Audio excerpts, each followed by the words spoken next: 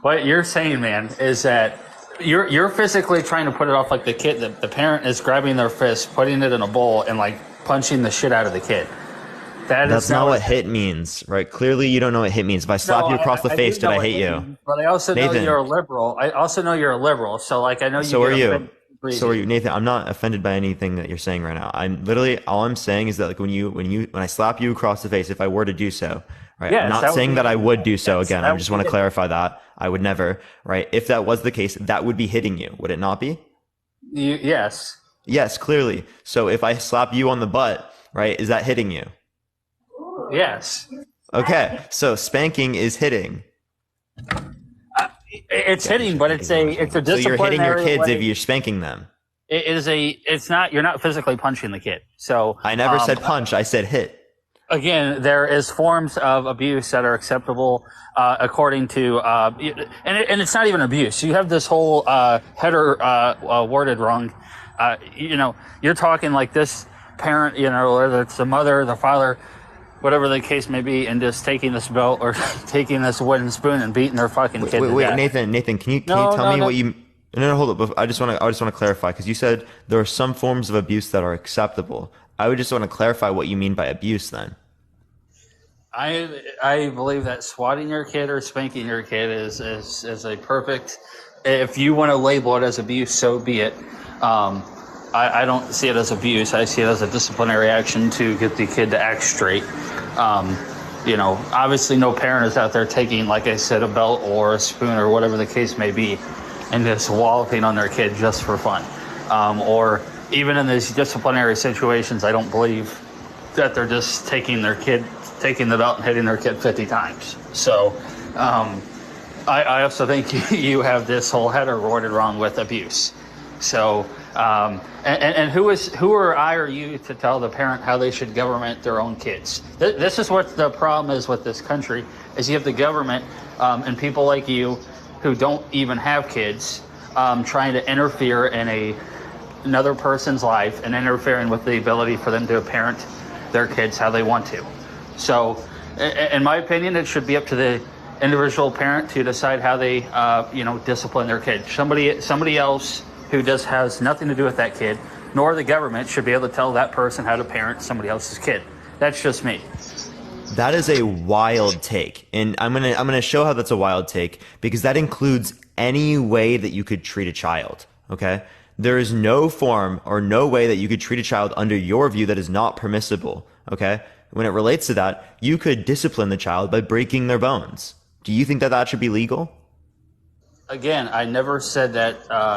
That there is an extreme, situation where, but I don't think there in any world. So no, right? Hold on. Again, you're not letting me finish. What I'm saying is so I don't think that a majority of parents are, when they are disciplining their kids for something dumb or teaching them a lesson, are going in with the mindset of just beating the living dog shit out of their kid. And I don't think you have facts to back up your statement with that mindset. I think they're doing what they think is a form of punishment that will make their kid think twice about doing that same action that resulted in that punishment the second time. Again, it goes back to the government, nor you should be able to tell a parent how they government their kids. And that's, like I said, what is the problem with this world is other people think that they have a right to jump into the middle of another family and tell them how they're going to parent their kid when they have nothing to do with the kid. Why are you okay with the government getting involved in a situation where something happens and the kid is punished? You're basically just trying to say that no kid should be punished ever, or that's basically what you're implying, or you're okay with the government getting involved in another person's life, which is totally ridiculous. Yeah, so there's two things here. One, you think that the government should jump in too, and you didn't even answer my question in the first place. Second of all, wait, come on, I let you finish, man. Secondly, right, I never said no punishment. I actually clarified to you already within this conversation that I am okay with punishment, just not ones that include abusing children, right, or hitting them, physically speaking, right? I don't think that that should be allowed when it relates to punishment, right? An effective punishment, say for an action, could be the case that say they have some type of allowance and you say fine them for something that particularly happened to incentivize them to engage in particularly like good behaviors. That would be an effective use of like say like a type of punishment if it's an extraordinarily bad action, right? When we're relating to like those circumstances, right? I don't think that what you just said is effective, but again, you think like, did you want to answer my question that I asked originally, right? Do you think that it should be illegal? Do you think that it should be illegal for a parent to break a children's bones? Again, where are your facts that prove this argument? That happens? Show me where it happens. Okay, out of 100 Do you want me to kids, give you a particular circumstance? This has happened throughout history. Well, what are you talking about? Like, how can you dispute this? Again, I don't want you to pull and you're still not responding. Again, I don't want you to pull up the Clinton News Network with your so-called facts here. I want you to use a non-biased. I'm not. I don't engage with the Clintons. I don't know what you're talking about. Yes, you do. You 100%. The Galaxy. Thank you so much. Voted for Clinton. I'm 21. I couldn't vote. I was actually a Trump supporter in 2016. Thank you for the marvelous confetti. I appreciate it. Okay, I'm liberal now, or I'm a progressive Democrat now, but I was literally a Trump supporter back then. So why are you crying about that? Can you please respond to my question? What I'm asking you is to prove me facts out of 100 kids that a majority of them are getting their arms or bones broken by I never said a majority of children are getting their arms broken. When did I make that claim? What are you trying to say then? I already told you that. What is your question? You're still all over the place. What do you mean? What is my question? I'm asking you if you think it should be legal for a parent to break the children's bones. Do you think that should be legal, or do you think that it should be illegal? I believe a parent should be able to swat their kid in the right circumstances. I also believe that's not answering my question. Yes, it is. No, it's not. Do you think that they should be able to break their bones? No parent is breaking their kids' bones on purpose. I'm asking whether or not you think it should be legal. It does absolutely happen. Do you think it should be illegal? Do I think it should be illegal? I'll go back to my answer of I think it is perfectly fine for the parent to spank their kid. That's not spanking. We're talking right now about breaking bones, okay? We're talking about a circumstance of breaking bones. Do you think that it's permissible, legally permissible, for a parent to break their children's bones because they think that they did something wrong? No, I'm asking you, Nathan. You're evading the question like you're a politician, man. No, I'm not evading the question. I'm giving you my. You really are. You keep changing the question. My answer is that I believe that a parent should be able to spank their kid in the right circumstances. And so you think that parents should be able to break the children's bones? You're going to an extreme level here. Do you think that should be legal? I think I appreciate the little crown. Thank you so much. Thank you for the Galaxy. I appreciate it. Well, okay. Well, if we're gonna go back and forth on this 100%, if that's what it takes to teach the kid a lesson, I don't believe that the parent is purposely trying to break the kid's bones. But if that's what happens, no. If they're purposely doing it, and if they do it in general, if you're engaging in any type of force that can break your children's bones, you clearly should not be near that child. What the fuck is wrong? What do you mean, bro? You think that should be legal? You think children should not have access to be able to be safe and secure in our society? You think that they should have the threat of being able to be assaulted and violated by their parents? That is literally what you think. No. Again, my answer was that in the situation, it should be up to the parent whether they swat their kid or not. You still haven't answered my question. Why you think the government has to say and have so many parents? Why?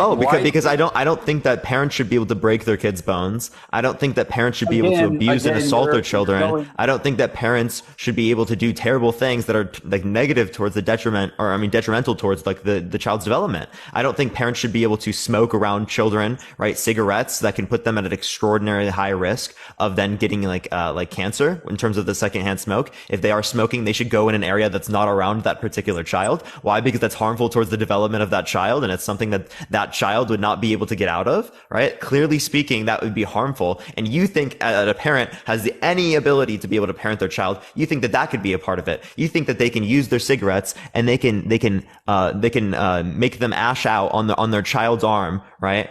You think that's acceptable parenting. You think that's acceptable. That is ridiculous. You said anything is acceptable. That is what you also think is acceptable. I don't know what kind of parents you had growing up, but it sounds like you were I didn't have mentally. parents that were bad at all, but what I'm saying is that this is what you think is acceptable behavior because you said that the government should never get in the place of what a parent would be able to do with their child. Thank you. I appreciate the subscription. Thank you so much. And that is an absurd take, right? That I'm showing the absurdity of that take. I'm not saying I got abused by a kid. I didn't get abused in that particular way at all. My parents never hit me.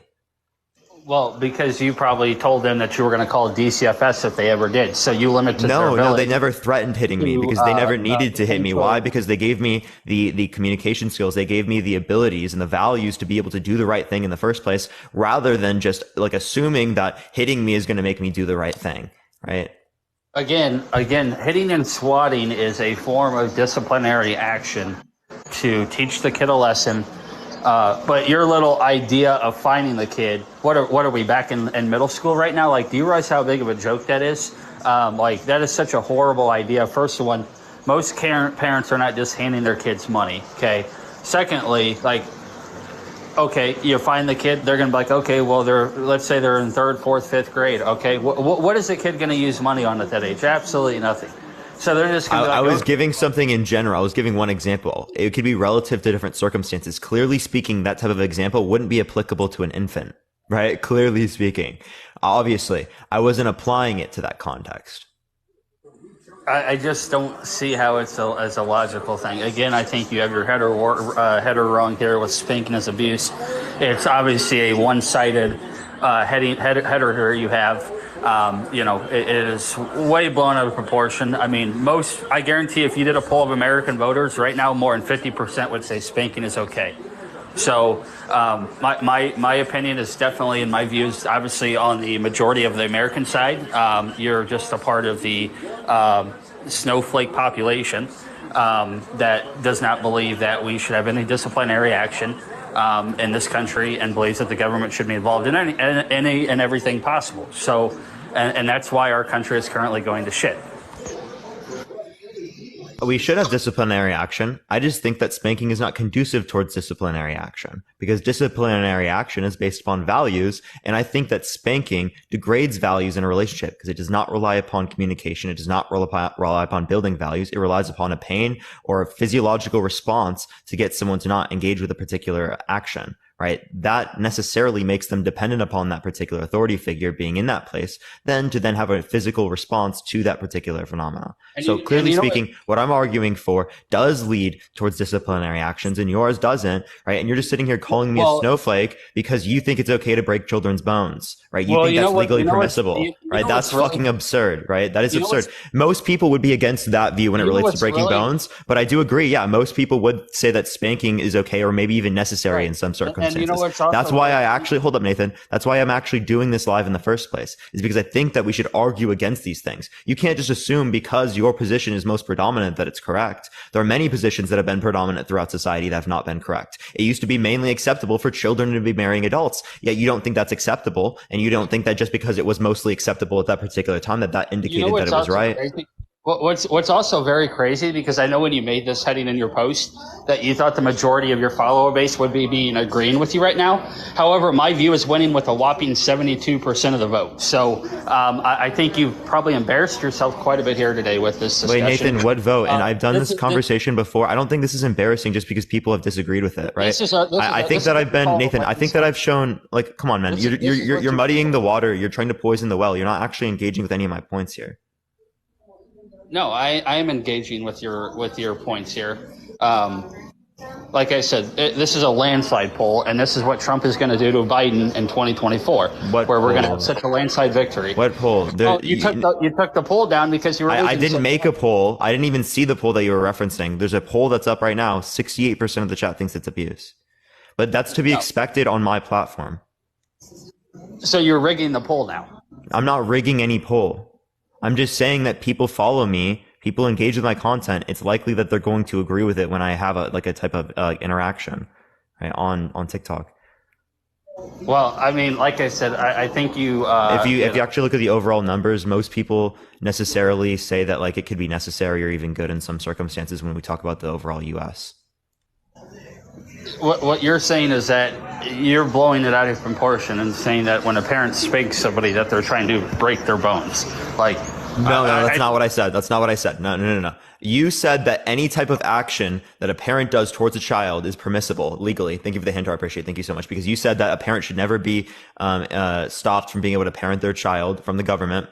And I asked you, would that then mean that it's permissible for for the bones to be broken by the parent? That is distinct from the conversation about spanking. I clarified that it was distinct. I guess, again, like I said, I mean, a government should not have any say in what the parent does to the kid. I find, like I said, I find it hard to believe that a parent is going into a situation where they're spanking or whipping their kid with the intention of breaking their bones. Would you agree with that statement? I don't think it happens in most scenarios necessarily. No, I'm not arguing that. I asked you if you think it should be legally permissible for a parent to do this. To whip a kid? I'm not saying most people are doing this. I'm saying if there's someone down the street that's doing this to their child, do you think that the law should enforce them to not be able to do that? No, I think it's up to you think that should be legally permissible for them to break their children's bones, for them to go to for that kid to go to school with broken bones, broken limbs, for that kid to go to school with fucking bruised face, right? That's not assault to you. That's not anything bad to you. That's literally acceptable behavior to you for the most innocent people that exist in our society. If the kid is doing something wrong, you have to do what it takes to teach them a lesson. And that should never include breaking their bones. That should never include bruising them. That should never include assaulting them. That should never include abusing them, because these things are not effective towards actually building like values and discipline, right? That is the basis of people acting in a correct manner. It's values and discipline, right? Discipline can be seen as values in many scenarios. You're not building values there. You're deteriorating them between you and your relationship, because you're showing that it is good to resolve conflict by using violence. That's what you're teaching your child. That's what you're normalizing in their head. No, you're teaching them a lesson to not get out of line again by whipping them. That's not the way to teach it, right? That's a terrible way to teach any type of lesson. That's not a real lesson. That's a lesson that abusers think is effective. Okay, that is absurd.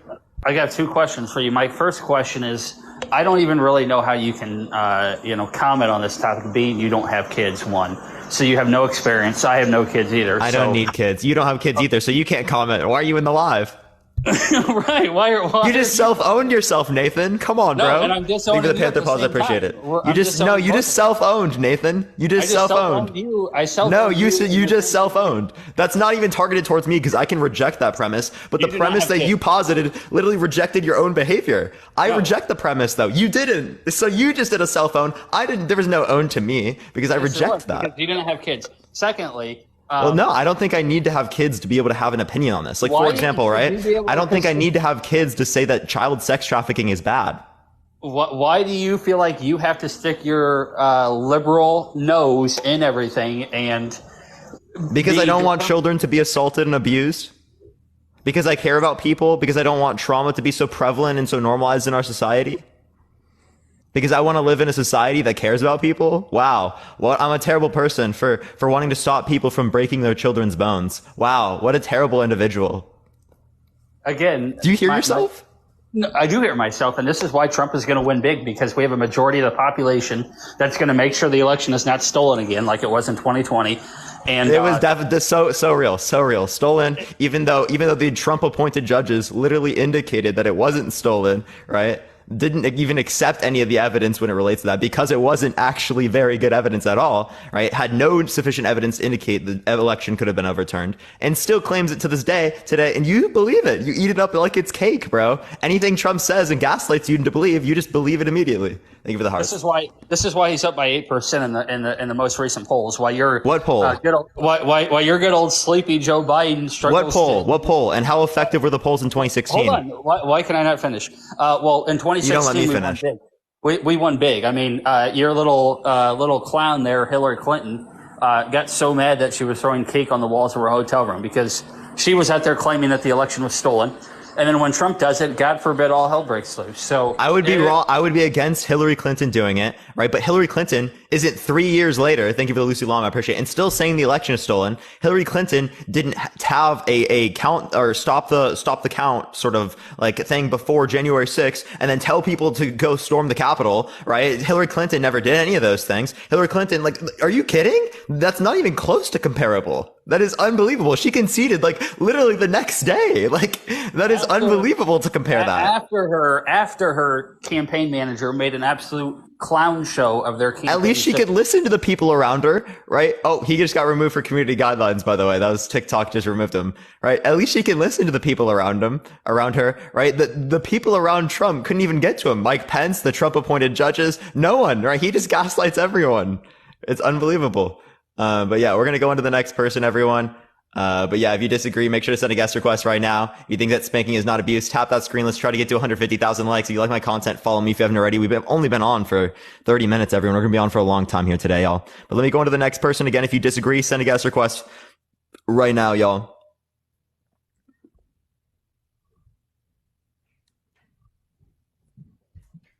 All right, let's see if we can get this person up here. 30 minutes, you're about to cry.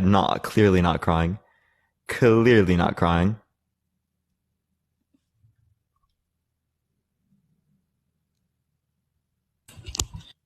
What's up? How old are you? Hello? How old are you? 19. 19? Do you think spanking is abuse? Actually, yeah, I think it is abuse, to be honest.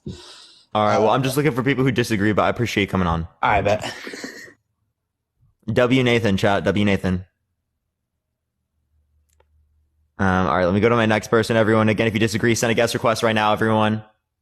If you want to see some debates, everyone, tap that screen, share the live. Let's try to get to 1,000 shares, everyone, to help get it out to more people, get some more debates in here. So again, if you disagree, if you want to get more people in here, if you want to see some debates, everyone, whether you agree or disagree, make sure to share the live, tap that screen to help get it out to more people. Promote more of these types of open conversations and whatnot, everyone. Yo, what's up? How old are you? 24. For sure. Do you think spanking is abuse? No. Okay, why not? It builds, it just, look, currently I went to college, I'm going to be a teacher, and I see it just in the schools and the kids that I have been teaching, and there's no discipline anywhere. You know, back when I was a kid, you did something wrong, there was a consequence. Nowadays, these kids have no consequences. There's nothing. Everybody thinks they could just talk the way they want to talk to people. There's no respect for adults. And that's what it is. Yeah, so I don't think that the lack of discipline here results from not spanking children. I think that spanking children actually leads to a greater lack of discipline when it relates to these scenarios. If we look at the data and we look at the evidence, I can show you that a systematic review over 69 different studies over 50 years that demonstrates over generation through generation through generation in many different countries around the world, there are psychological, developmental issues that relate to spanking, right? When it relates to a greater likelihood of aggression, a greater likelihood of not good behavior, they're less likely to listen. They're more likely to develop anxiety, PTSD, depression, and other types of psychological issues. These things, right, impact the development of our children and impact how they act in school systems. So if you actually want to make it better when it relates to school systems, clearly speaking, we should not say that spanking is an effective form of discipline, as it clearly is a detriment to how children are developing, right? I think that clearly speaking, right, there's a lack of children being able to emotionally regulate. Clearly, there's a lack of communication amongst parents and children that needs to be addressed significantly more than hitting children. Yeah, but growing up, when I was in school, now how old are you? 21. Okay, so we're around the same age. So you don't think back when we were in school, when we were kids, these kids nowadays aren't disrespectful and are way out of hand than to when we were in school and we were younger and we were kids before all this stuff became of it, exactly what we're talking about right now. Back when we were in school, that was the normal. That was something that you knew you did something wrong. You were going home. You might, I'm not talking getting abused, but a spank, sure. Yeah. It's well deserved. I don't know. I think there are kids in every single generation that are disrespectful and rude, I think that happens in Oh, every no doubt. generation, right? But what caused these particular kids to think that this is normalized and acceptable behavior? Where do you think that they learn this? Do you think they just spawned in reality, doing this? What do you mean, like right as of like the Yeah, kids now? do you think children just spawned into reality and they just started doing this? Oh no, it's been done forever, but it's just now there's no consequence. Like So perfect it's example is socialized the into school people, system. right? So the way that we need to deal with this is by socializing people in a method in which doesn't, accept, right, being disrespectful, being rude, hitting people, right? These types of things, right? Because when that is normalized and when it is, taught to treat people this way when we're resolving conflict, that is exactly how children are going to emulate their behavior. That's what they learn from. They learn from Yeah, the but parents. yes, but even nowadays, like in the school systems, you're not allowed to yell at these kids anymore. You're not allowed to do anything, and it's like these Yeah, kids are getting up, you shouldn't walking be yelling around. at children. You should be effectively trying to Yeah, but communicate to them. what you don't understand is, so you're trying to communicate with a kid who's 10 years old, who at home might not have a stable home, might not have both parents, and think that because of that, or have somebody where they're not taking care of their parents, and then they come to school and then they're And you want to disrespectful make it to worse by everybody yelling at else. them? It's already bad enough at home. You want to make it even worse at school? See, that's just soft. You can't. That's That just isn't soft. just soft. That That's a isn't just soft soft. That's opinion. reality, right? That's a soft opinion. No, it That's a soft isn't. opinion right there. Yeah, it really is. Well, then 'Cause wait. So wait, what do you mean by soft then? Do you mean everybody's caring about children? no, because everybody has their own set of problems that goes on at home. So you're gonna feel bad because of the situation that you might not have both parents. Okay, I get that. But what about the kids that go home and, for example, my mother, when I was a kid, she had breast cancer to the point where she was in chemo almost every day. But it's just the way of life. There's things that happen in people's lives that you can't control, and you can't feel bad for certain situations when everybody has their own situation. Everybody's got their own problems at home. But then you should acknowledge that reality and acknowledge that you should not treat people in the same type of way that they were treated in the past, as that creates in cycles of violence and it creates cycles of trauma that continue. What we want to do is we want to stop these. We don't want to add to them, right? You don't want to make every other place in their life not safe for them, right? What you want to do is you want to show safe ways of forming relationships. Because when this kid has not safe relationships at home, and then when they go to school, they don't form safe relationships, they now expect relationships not to be safe. They might in their future go seek out relationships that are unsafe because that's what they're used to and that's what they're normalized. And what that creates is toxic relationships within society that pass down, dominoes, cycles, and they never get stopped, right? And it starts from childhood development. Yeah, but what my thing is, right, with this whole past now, I guess I'm just a young person. I'm obviously a young person with an old mind, because it's this generation now that everything is a problem. And back in the day when all this stuff happened, and look at how the older generation of ours have grown up and what they've done. People have become successful, and now it's like everybody just thinks that you you you discipline your child for something that they shouldn't do, and now it's a problem. Like examples of, you don't think certain kids, okay, now there's bad areas around. You got kids that go around and they go and they steal stuff. They go into a store, they steal stuff out of the store. Now they're supposed to just come home and you get caught. Now you come home and your parents are just, sit down and don't move. No, there's got to be a disciplinary consequence to doing that, because you got to know that that's not the right thing to do, because when you're older and you do that, you're going to be in jail. There's no talking people out of that. There's no talking to people. There's no, you must not be from an area where there's bad areas, because I'm not sitting here saying I'm from that, but I know I have friends that are from, and I have friends that have been through that stuff before. And it's not a joke, man. You grow up and there's no disciplinary consequence. There's people that grow up like that and then grow up and you think it's okay. You think that's fine to do. And now you do it and now you're in jail. Why is the only disciplinary consequence in your head hitting children?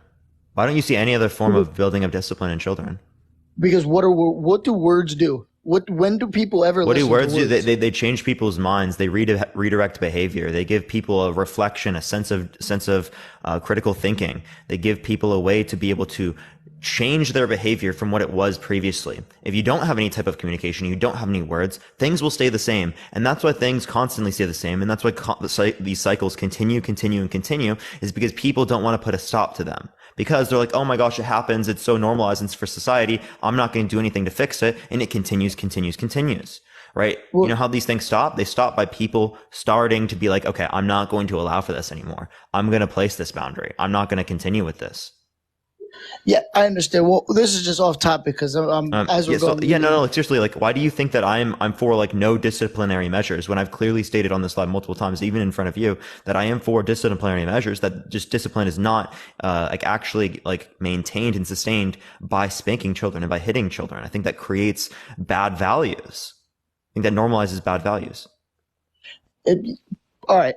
Well, reading this chat, everybody in this chat, first of all, has the total wrong headspace of everything that's going on, because I see all of them saying how I'm a teacher ? That has nothing to do with the conversation, because I would first of all, you're not my kid. I would never put my hands on anybody else's kid ever. That's first. Again, the way I was brought up. You don't touch somebody else's kid. You discipline your kid. So that's first off. Second off, there's just disciplinary actions for parents that, all right, again, I'm going to go back to the single parents. So let's say, some of these kids, you see some of these kids growing up. Now, I don't know if any of you guys watch the NFL, but if you do, you see the size of some of these kids. These kids don't grow up at, the same height and weight as me and you do. So now you live in a household where there's a single mother. Now your kid is 13 years old, but he's 6'2", 250 pounds. Now, what is words gonna do to that kid? Nothing. You gotta install fear into him, because how's he gonna listen to you and respect you when he just knows, like, what are you gonna do? Because he wants to emulate your behavior. Think about people you truly respect. You don't respect someone that puts a gun to your head like a mafia man, right, and forces you to do things. You don't respect that person. You respect the person that loves and cares for you, that wants the best for you, that tries to show you the best way to act. That's who you actually have respect for. This notion of respect that you're referencing is just fear. It's not actual respect. No, I understand that, but also there's got to be how does that develop values? How does that develop discipline? All it is a fear response to like an authority figure that doesn't develop any values that they can use in the future, or tools that they can use in the future to actually deal with circumstances, to get themselves out of harmful circumstances, to make sure that they're secure. Well, there's things like back in the day with all the police officers and everything, and back in the day where these police officers, you didn't go to jail. Back, when our grandparents were kids, and you got arrested for something, right? It wasn't you were going to jail. No, you got hit once or twice, and then that was it. You just knew that's bad. Don't do it again, and that was it. They installed fear, so you didn't do it again. A cop's not going to sit there and explain to you. They said you can't do this, you can't do that. Nowadays, yeah, they have to, but that's what built all these people back then, and now this is why this generation is so soft, and it's unbelievable. It's unbelievable the disrespect that this generation has. Even I see it with kids acting towards adults. Thank you for the hand, Tar. I appreciate it. Thank you so much. So, like, I think that it's probably going to be related to like a particular experience, like within your particular area. I don't think it necessarily is descriptive of everyone overall, right? Just because some children act that particular way, right? Clearly speaking, right? You might be more likely to see that in the particular setting that you are in, right? Because of you being like a teacher, right, or something like that.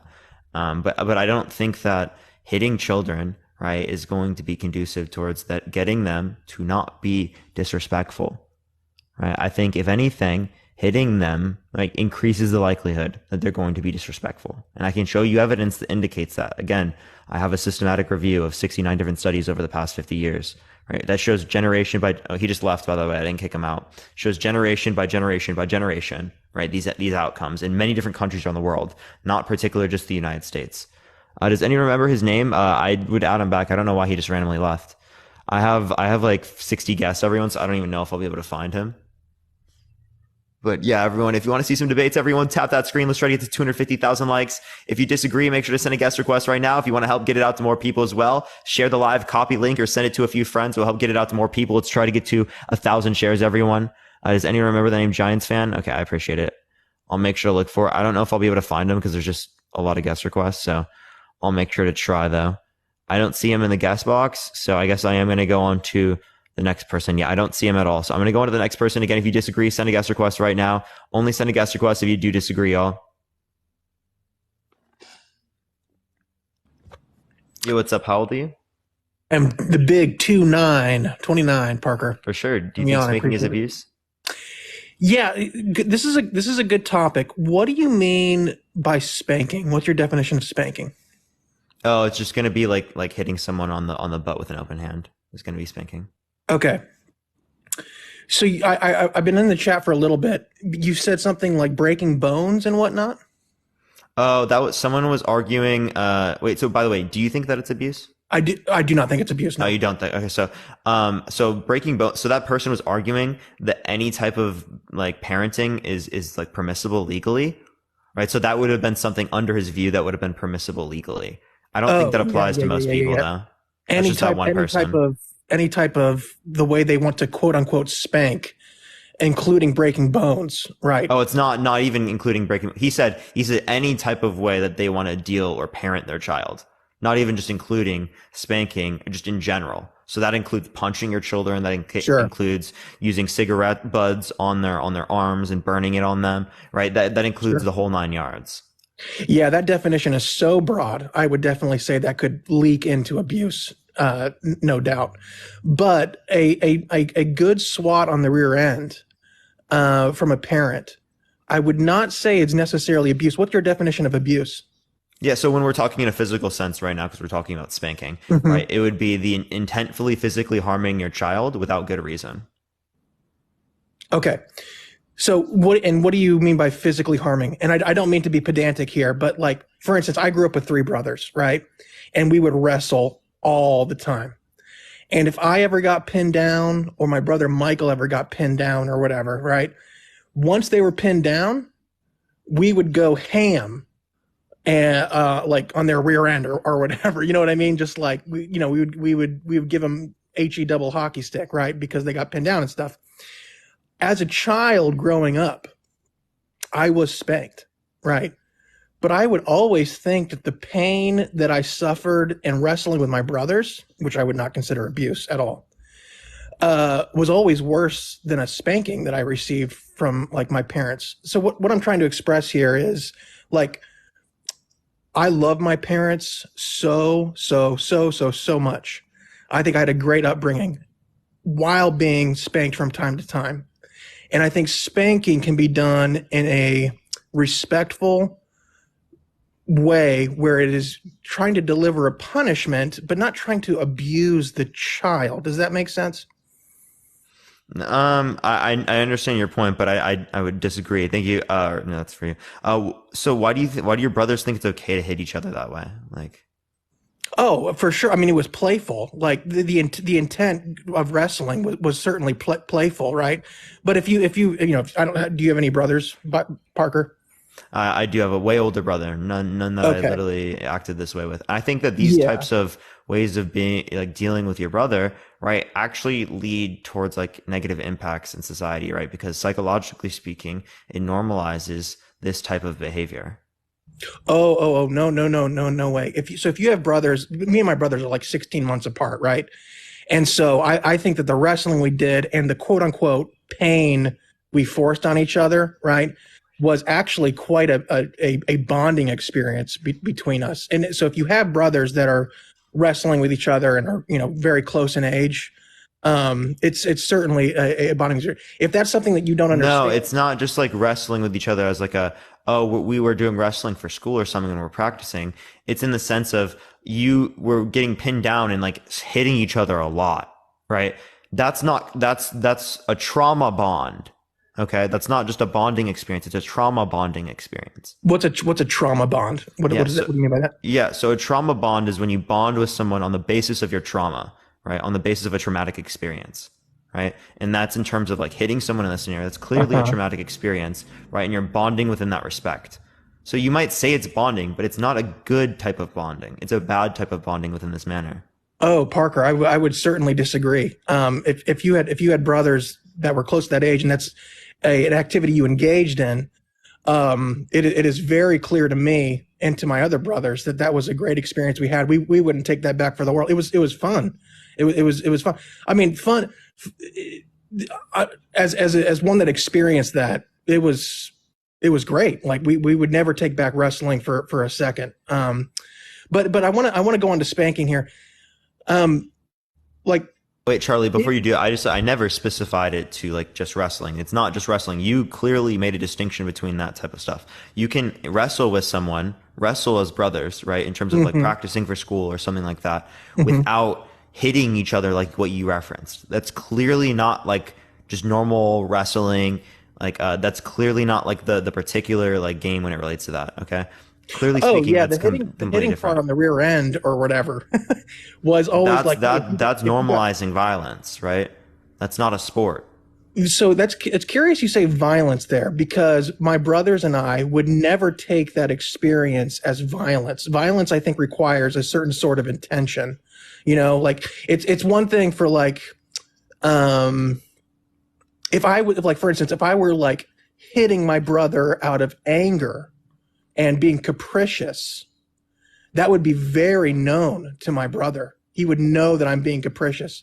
But if we're doing it within the context of playful wrestling and swatting, right, that is very, very different from trying to enact brutal violence and capricious behavior on another individual. So can you define violence? Well, the way I'm defining it is, I mean, for instance, if I'm wrestling my brother and causing pain, not pain to a degree that's unwanted, right? Then, yeah, so I would say this. If I were causing pain to my, like, for instance, let's say I pin my brother, right? And he's screaming in agony, and I were to keep on pinning him, that would be violent and abusive and wrong, right? But if you're wrestling around with your brother, right, and there's always going to be some degree of pain in wrestling, otherwise it wouldn't be wrestling, right? Then that's okay. That's something that is wanted by both parties, and you're engaging in a sports kind of act by that. And so I would say spanking can kind of be the same thing. If the intention of the parent and spanking their child, sports can involve violence, right? Sure. So like violence, at least defined from like Oxford languages, would be like behavior involving physical force intended to hurt, damage, or kill someone or something. Okay. So like if it's involving physical force, it definitely is involving violence, right? Violence, when it relates to sports, can be acceptable to particular degrees, right? Sure. But That's what I'm saying. not to like an extensive degree. This is a level of violence we probably would not say is acceptable or should be considered normal, right? As it would Breaking promote bones would definitely be harmful part of that. norms between people. It's not just, I'm not just talking about breaking bones here. I'm talking about like particularly the relations that you just talked about with even your brothers, like the type of hitting that is referenced there. That shouldn't be something that we allow for our children to do to each other. That's not something that we should allow to be considered as like, acceptable. Parker, if you're going to say that, I guess that just kind of goes to show that you weren't raised in that type of environment where it really is a type of bonding type of thing. If you have an older brother that you didn't wrestle with, I can understand where you're coming from, but I think that your view is a little bit limited in how you're defining these things. I've seen this in people I grew up with. I didn't grow up in an environment doing it myself, but I've seen this amongst other people. Right. Again, you say it's like bonding and stuff, but there are other ways that you can bond with your sibling that don't include this particular type of sure harm. Oh yeah, right? That's not the only way we bonded was through wrestling. We played video games. Clearly, so if you can bond through ways that don't include this particular type of like harm and violence targeted towards each other, then I don't know why you would. If you're growing up with brothers that are close in age, wrestling is going to be something that you guys enjoy doing. Again, Charlie, we've made the distinction. Have we made the distinction? We've made the distinction between just wrestling, right, in like a controlled setting, right, and wrestling in terms of right? Hitting people, literally hitting people. Okay, that's not wrestling anymore.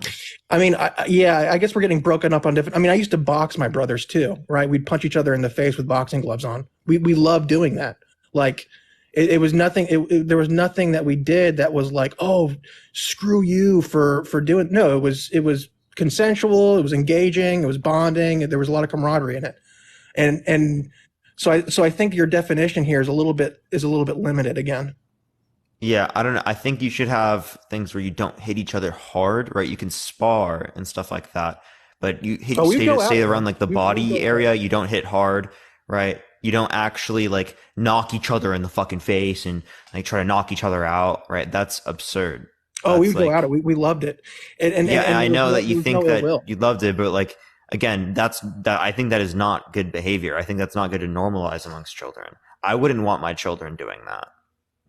I mean, that's fair enough. That's fine. But what I'm saying is, it is possible to engage in those types of activities and come out on the very end of that and actually have more love for your brother and more camaraderie than you did before. That's what you're not getting. And it could be because you didn't have brothers around your age or cousins or whatever. So I'm telling you from a perspective of somebody who has had these experiences, which you're saying are quote unquote violent, right? And I'm saying that these are actually very uplifting experiences and good experiences to have between siblings. As it relates to spanking, never, and I think you're making a good point here, where if a child is in a situation where they're being spanked and they feel unsafe, the parent is doing something wrong, period. I have never been spanked in my life, and I've been spanked dozens of times, where I felt unsafe. I think the spanking that my parents did were to make the fact, it was to pronounce what I did was wrong, and there was a bit of shame that came along with it, which you should feel shame for things that you did if they were in fact wrong. But I never felt unsafe or abused or hit capriciously. That's a big key word here. So I think spanking can be done in a respectful and loving way. And you're not giving enough credence to that. I would agree with you on a lot of stuff where if the child feels unsafe, obviously they're doing something wrong. And spanking can be done. It depends on the kid. It totally depends on the kid. There were lots of times where I felt, hey, I would much rather be grounded. I'd much rather be spanked than being grounded. Spanking was the easy way out. It was one and done, and then you could go hang out with your friends. If I was grounded, I hated that. But it looks like you got your hands up. Go for it. Yeah, so when it relates to this particular type of behavior, I don't think it would be considered respectful and loving to invoke this, and I don't think that we should normalize that that's respectful and loving. Right? I think that that's not based upon communication. If it's just that you get hit and you leave, what did you really learn in that circumstance? I learned a lot. It made well, then the clearly situation speaking, more when we look at the evidence, it doesn't indicate that it's an effective learning mechanism. My point would be that there are many things that children go through that they might not think is harmful in that particular time, right? That we would still consider harmful in general. Right? There are some kids that really want to be with celebrity adults, right? And wouldn't see it as abusive if that celebrity adult got with them, right? But clearly speaking, we see it as harmful, negative, bad. We're not going to allow it legally speaking, right? Sure. Agreed. Yeah, the intention with just because a kid thinks it's okay doesn't mean it's okay. Yeah, the intention with the celebrity adult, like maybe with like a Michael Jackson situation, right? The intention of the celebrity abusing the child is completely wrong. My parents never had an abusive motivation in their bones when they were giving you a spanking. The spanking was never done out of anger. There can be an adult that doesn't have an abusive mind, just like in general, right? And doesn't want to abuse the child. It doesn't intend to do so. But I still see it as abuse. Here's maybe where we can split here, and we can agree to disagree. If you're a parent and you do not think that spanking your child is a way to bring them up, that's fine. My stepbrother is probably never going to spank my niece, right? He doesn't buy into that, and that's fine. He can raise her how he wants, and he could raise her well, by the way, too, and she could be just fine without being spanked. But what I'm arguing here is that if the parent chooses to spank the child in a respectful and controlled manner, that is way within the bounds of being okay and not necessarily abuse like you're claiming, which is just crazy. Just crazy, dude. It's not crazy to consider it to be abuse or to consider it to be bad. You're literally, in any other circumstance, if you do that to your girlfriend or your wife, do you think it's abusive? Right? In a non-consensual way. In a non-consensual way. Why would I spank my wife? That would be like in a non-consensual. She doesn't want that to happen. Non-consensual way. Clearly speaking, right? That you'd see that as bad. If you did that to a family member, you'd consider it to be bad. Right. Agreed. Right. Any type of hitting like that. So the idea is that if you think that this is effective, right, you'd have to give me a relevant distinction between this circumstance and the other circumstances that would indicate that it's not considered bad in this circumstance, but it is considered bad in all the others. Gladly, yeah. The relationship between me and my child is not the same between me and my wife or my niece. My word. You don't understand that? What's the relevant distinction? You're just saying it's not the same. I'm asking for the relevant distinction. You're just saying it's distinct. My job as a husband is not to rear my wife and raise her up, and she's already an adult. Like that's not. Yeah, but remember, it's effective learning. She did something wrong in your relationship, right? Effective learning. Parker, is that what you think? Do you think Parker, it would be effective learning? If you don't understand the difference in a relationship, you don't have any kids, do you? I don't know. Right. If you don't understand the relationship between your girlfriend or your wife, and the difference between your child is in a different nature and how you are to raise them up. The phrase raise them up does not apply to you and your wife or your girlfriend. It does apply to you and your child. And like I've already granted, you can raise your child without spanking them. That's fine. But it is not fair to say that because you give your kid a swat on the rear end when they do something wrong is abuse, where you need to go call child services. That's ridiculous. It is not ridiculous to say you shouldn't hit children. All you're saying is that it's just distinct. That's not what I said, Parker. That's not what I said. I said it's ridiculous to say because you give your kid a swat on the rear end, you should call child services. Yeah, that's me considering it abuse, right? You think if someone is abusing a child, you think that they should be separated from that child, correct? We are having a dispute. We're having a dispute on what abuse ought to be considered. No, I'm asking you, Charlie, like if you whatever you classify as abuse, you think that should be applied, right? Of course. Okay. So in the same sort of capacity, it's because we consider it to be wrong, right? I don't think a swat on the rear end is abuse, and for some reason you do. And because we think that there are difference in good reasoning. Type of background or being raised with wrestling brothers and stuff like that. And that's fine. You don't understand, right? That's fine. You just have violence normalized in your life, and that's fine, right? That doesn't mean that I have to accept that same type of violence. Violence normalized in my life? Clearly that is violence normalized, yes. Mm-hmm. Okay. I am not. Don't even act like I'm being absurd with that. That is a completely valid statement given what you told me. Oh, yeah. That's. What do you mean? Yeah. Oh, I don't know why you're acting like that. I'm being completely legitimate in that judgment.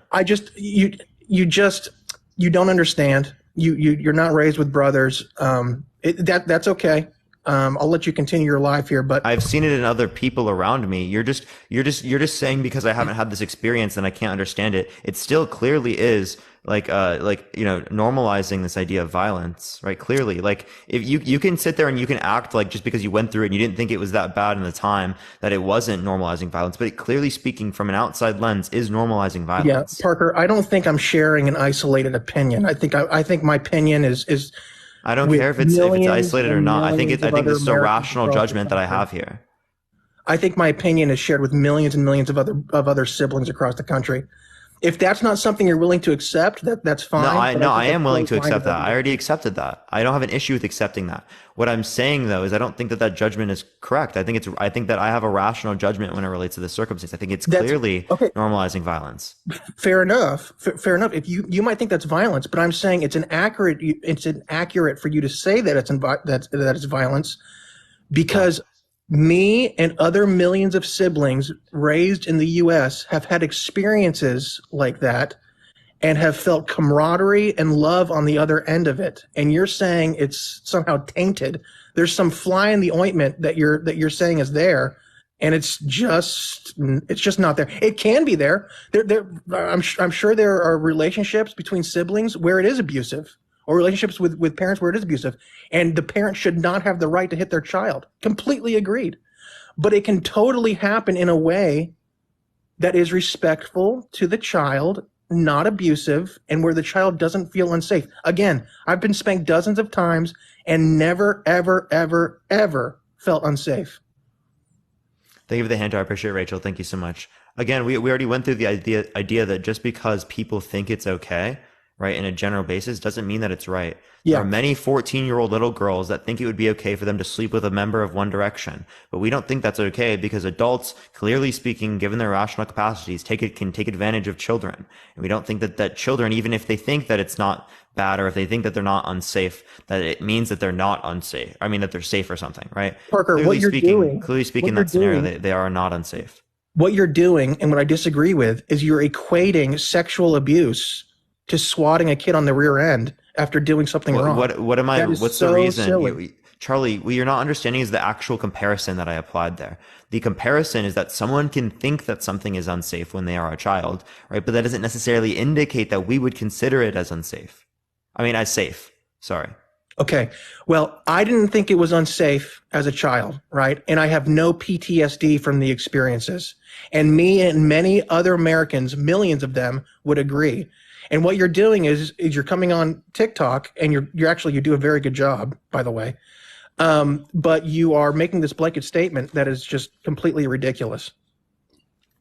It's not completely ridiculous. There are millions of teenage girls that think it would be okay to go through these experiences, and if they did go through these experiences, might not have had PTSD in the moment, right, or might not have PTSD in that scenario. That doesn't mean it's not wrong. It's still wrong for that. Well, to if happen, you're going to keep on going right? back to that argument, where I think we're just going to no. But understand what I'm comparing. Do you understand what I'm comparing there? Can you tell me what I'm comparing? Let me try to steel man your argument. Tell me if I'm wrong. You are saying that just because I did not view the spankings that I received as abusive doesn't mean that they were in fact non-abusive. Yeah. Yeah. It's just not entailed. Right. So what you're saying is, hey, look, Charlie, just because you didn't think that your spankings were abusive, no. Really, they were. And I'm saying, what? No, you're justifying that it was like not abuse, right? By using that argument. I'm saying that's not a good argument to justify that. Do you have a separate one? Does that make sense? You can say that that's not a good argument all you want, but no, we just went through it. I gave you the absurdity there. I'm the person saying from my subjective experience that it was not abusive. I have no PTSD from those experiences.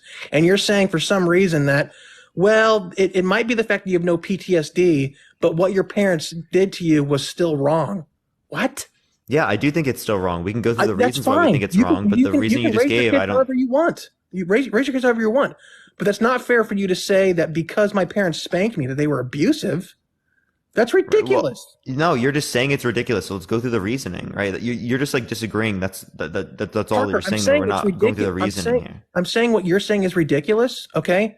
Because I'm walking testimony of the fact that I was not abused when I was being Charlie, spanked. you keep using the same argument. We just went through this. If a child goes through a circumstance like that and they don't think that they were abused, it's still wrong, right? Again, you're not making an argument that's entailing anything here. That's what I'm saying. Okay. I think the burden of proof is on you. I think you have. Yeah, I already gave the definition I consider to be abuse, right? Do you right. want I don't to provide agree a with separate that definition. definition? You're equating. The money gun. Thank you so much. No, I think that you would accept my definition. You would just say that it is good reason, right? That spanking is a good reason to like. Spanking is a good reason. What do you mean by spanking? Yeah, to like harm your child. That's what your view would so be. you're smuggling in the word harm there. I don't agree with that. I don't think it's harm to swat your kid on the rear end. It clearly does harm your child to some degree. But like, for example, right, like giving a child a vaccination harms them, but it's for good reason. So you are intentionally harming them, but it's not abuse because you're doing it for a good reason. Yeah. What's more harmful? Spanking them on the rear end or grounding them for 2 weeks, causing quite a lot of psychological abuse, but not letting them hang out with their friends, being ashamed. What includes the grounding for 2 weeks? I'm sorry. And what was the grounding for 2 weeks? It just means sit in the room the entire day. You can't go out. You can't leave. No, grounding. Have you ever been grounded before?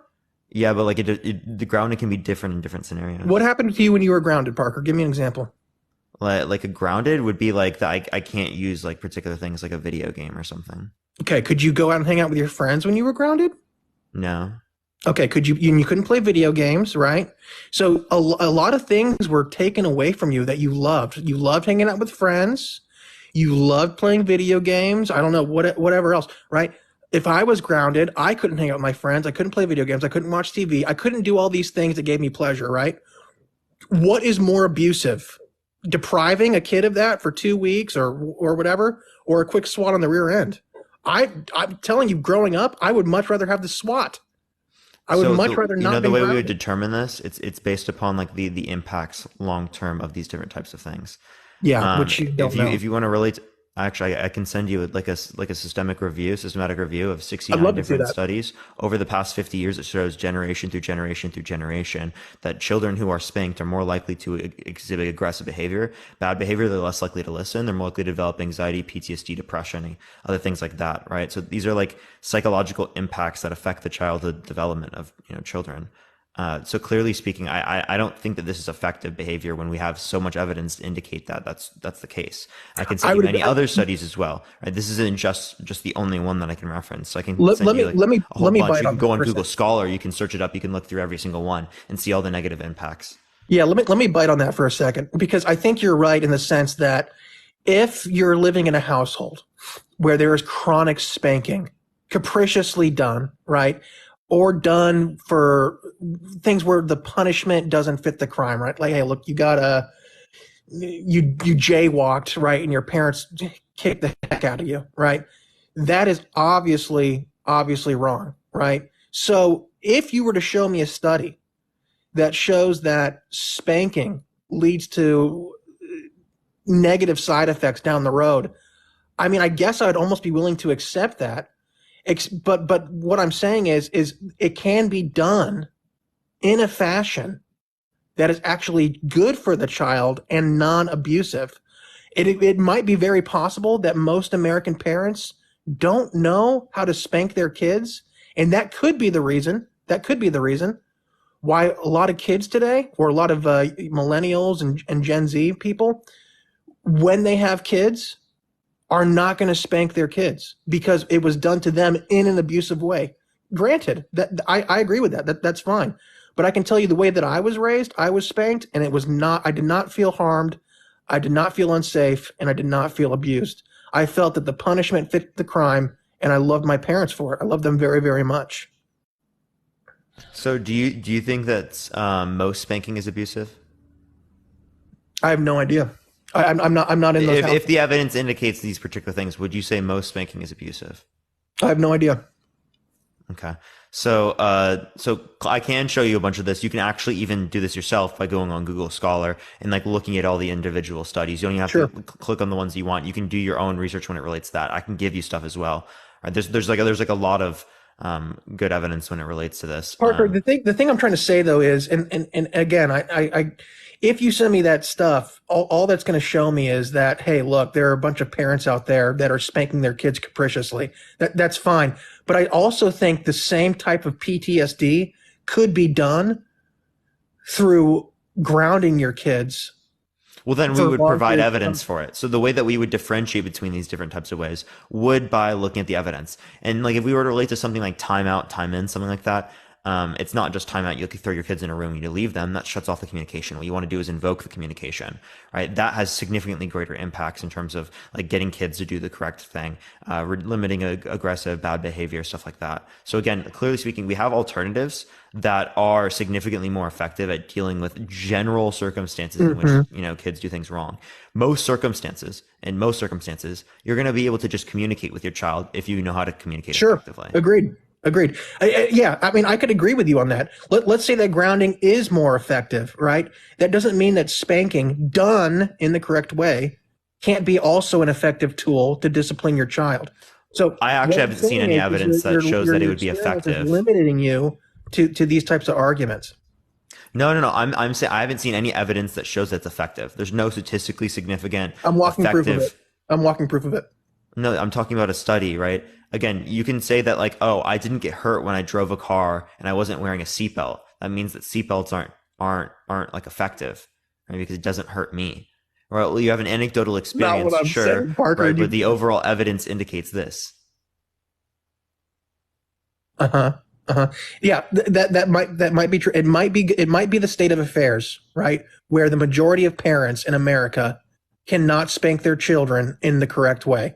They're spanking them out of anger and frustration. If that's being done, that's wrong and should not be done, right? But what you're failing to You can't determine understand that is under law, right? They can just say I wasn't mad. That's fine.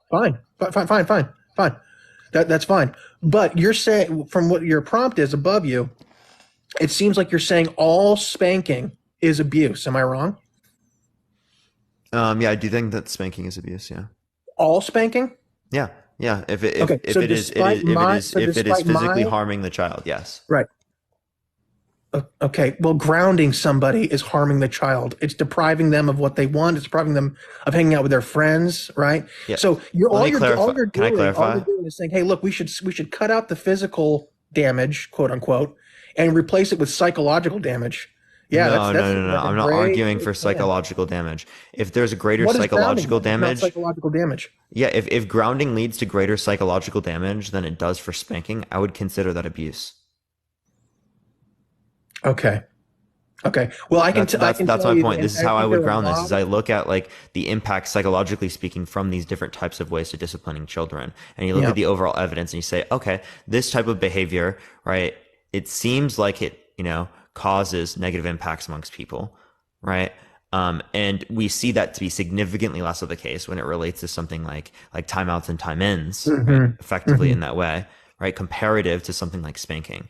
So the idea is that we're minimizing risks that are attributed with our children. If we have ways to minimize risks attributed with our children, that indicates that we probably should do that, right? If we have the ability to minimize risk and we don't do so, it seems like we're not in accordance with what the good reason would be, as the good reason would indicate a minimization of risk along with like a, increasing the amount of positives. Yeah, it's funny you're saying this because I think that a lot of Americans would agree with me that they would have much rather received the SWAT than been grounded for a week. And actually, but like I'm relating to like the science. I'm relating to studies to say like what has a psychological impact on someone to the highest extent. Yeah, I would love to see the studies on grounding versus spanking.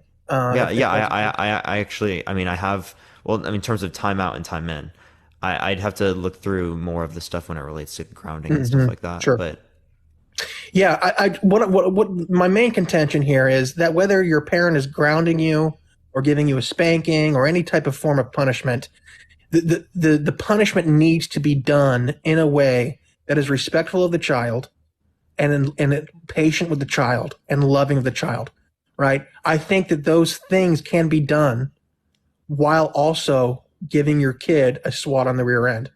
I think those things can also be done while grounding your kid, right? These are different forms of punishment.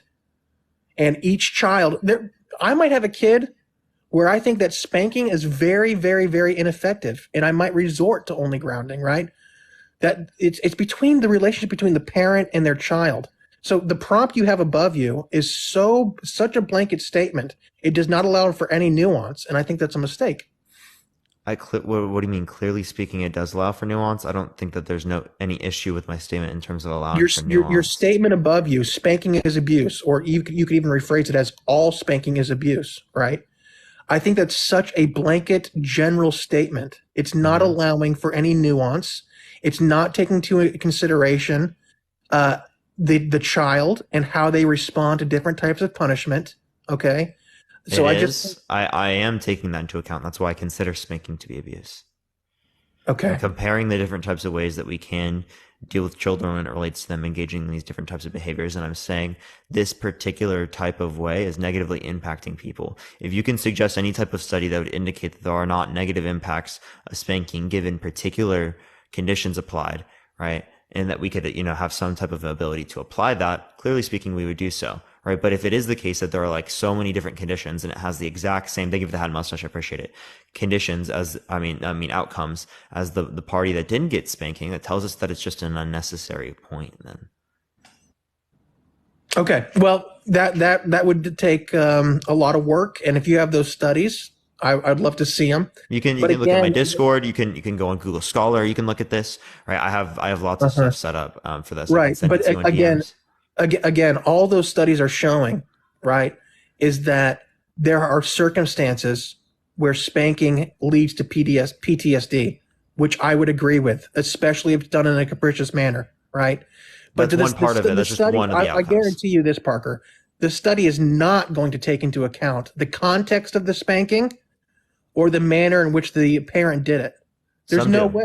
Otherwise, you'd have to be an observer of the situation.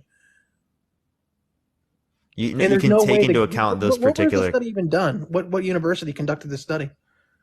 It depends on which one you're referencing. When you're referencing like the one from when it relates to like the PTSD, anxiety, depression, that was sourced by Harvard and it's from the University, I think it's of Oxley. I appreciate the handout. Thank you so much.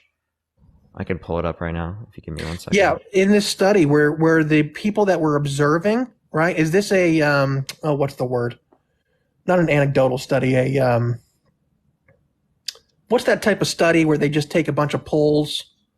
Maybe somebody will know it. Some of the ones I have could relate to ones that have polling and stuff like that, but yeah, it's not specific to that.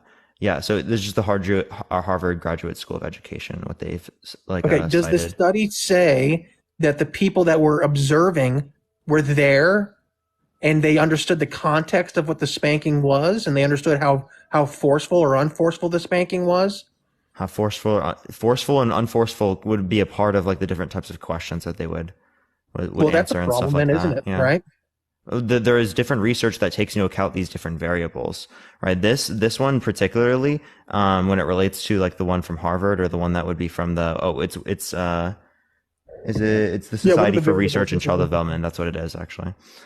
This one, they would, necessarily speaking, what's it called? They have findings from the observations of these different types of individuals after they do so, like every like few weeks or something like that. If time periods is set up to go over the particular thing. It's not that someone is with an individual 24/7 throughout the day to be able to see and observe that. There's no study that would conduct that. Yeah, that's exactly. So my question is that would be within the context of the be effective. Hold up, Charlie. You cannot do that with any study then, right? Like you're saying that almost any study is not acceptable then, right? Because this would be within the context of a margin of error.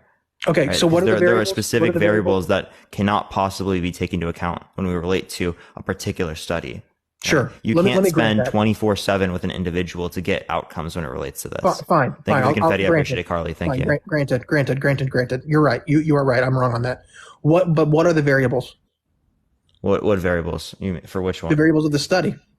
Did the study at least take into account the context of the spanking, or how brutal or unbrutal, quote unquote, the spanking was? Mm-hmm, yeah, in the systemic reviews, they have a distinction between the different types of spanking, like in terms of like the force applied, because they have different like types of groups, right? But it depends on the study that you're referencing, right? Because they're done in different countries around the world. The Harvard one? Yeah, the one you brought up. That's the one I'm referencing. Yeah, the Harvard one particularly. Thank you for the money gun. I appreciate it. Icy Pain. Thank you so much. Particularly, makes distinctions based upon like the impact psychologically speaking on the children. So this is just going to be like they're tested, right? In terms of like the psychological tests after these different types of things are applied, right? Different types of parenting mechanisms. Whoa. So the kids, let's say there's a 12-year-old or a 9-year-old, right?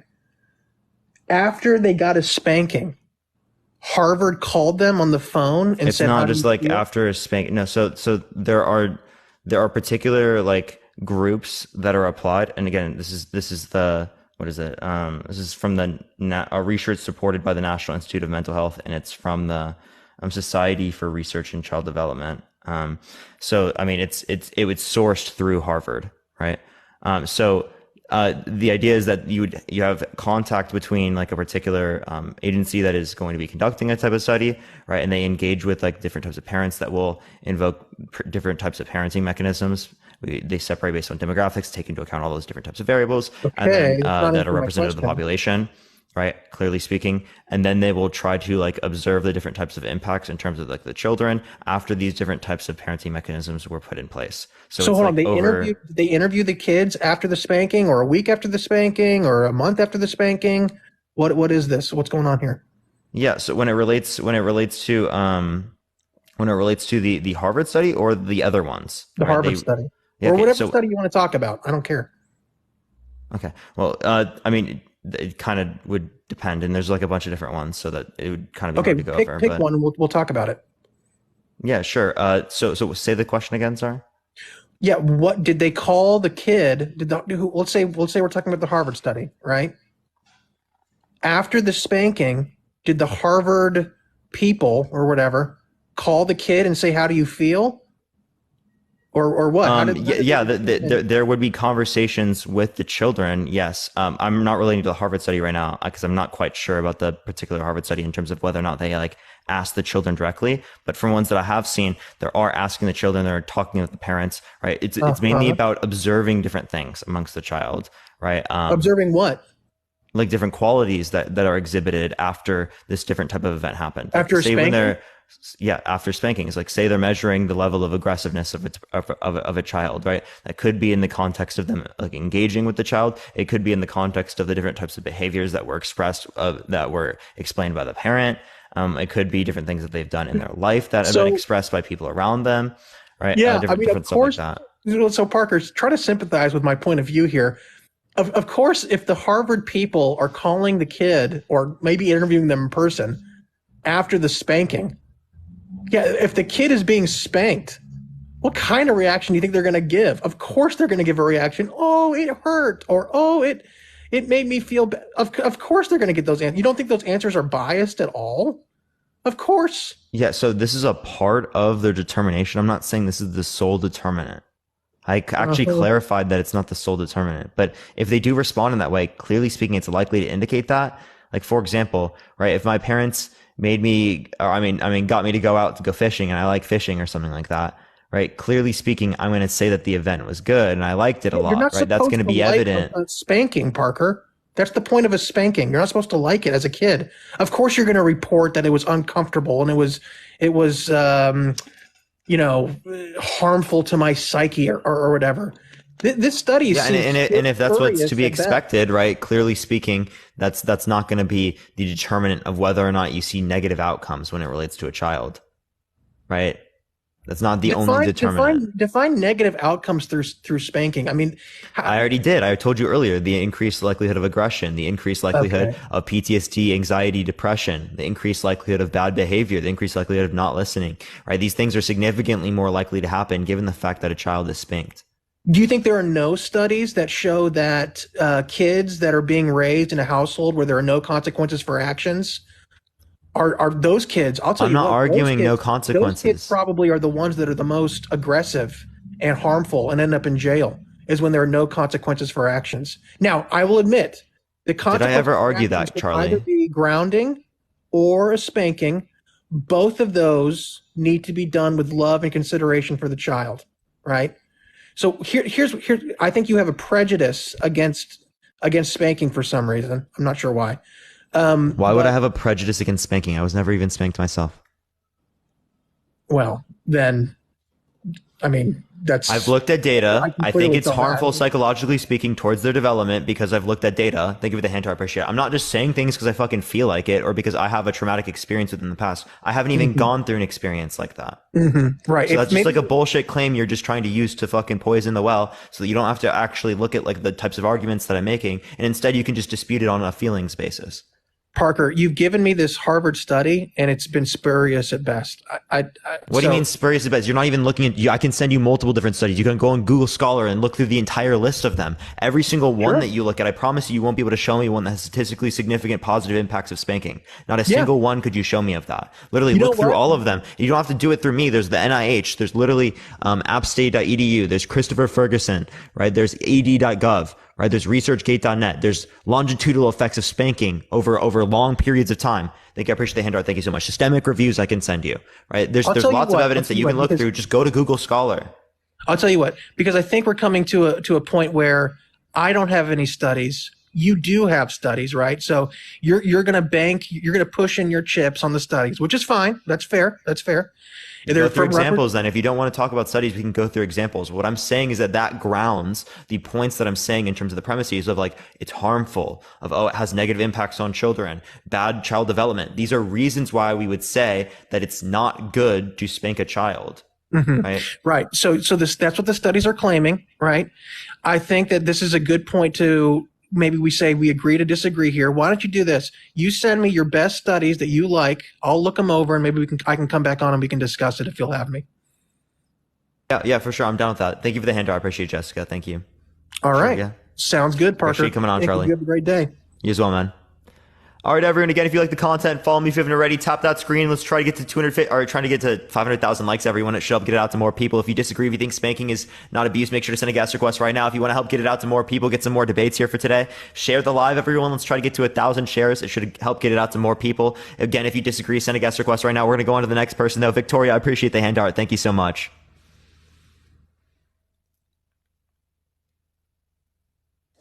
Yo, what's up? How old are you?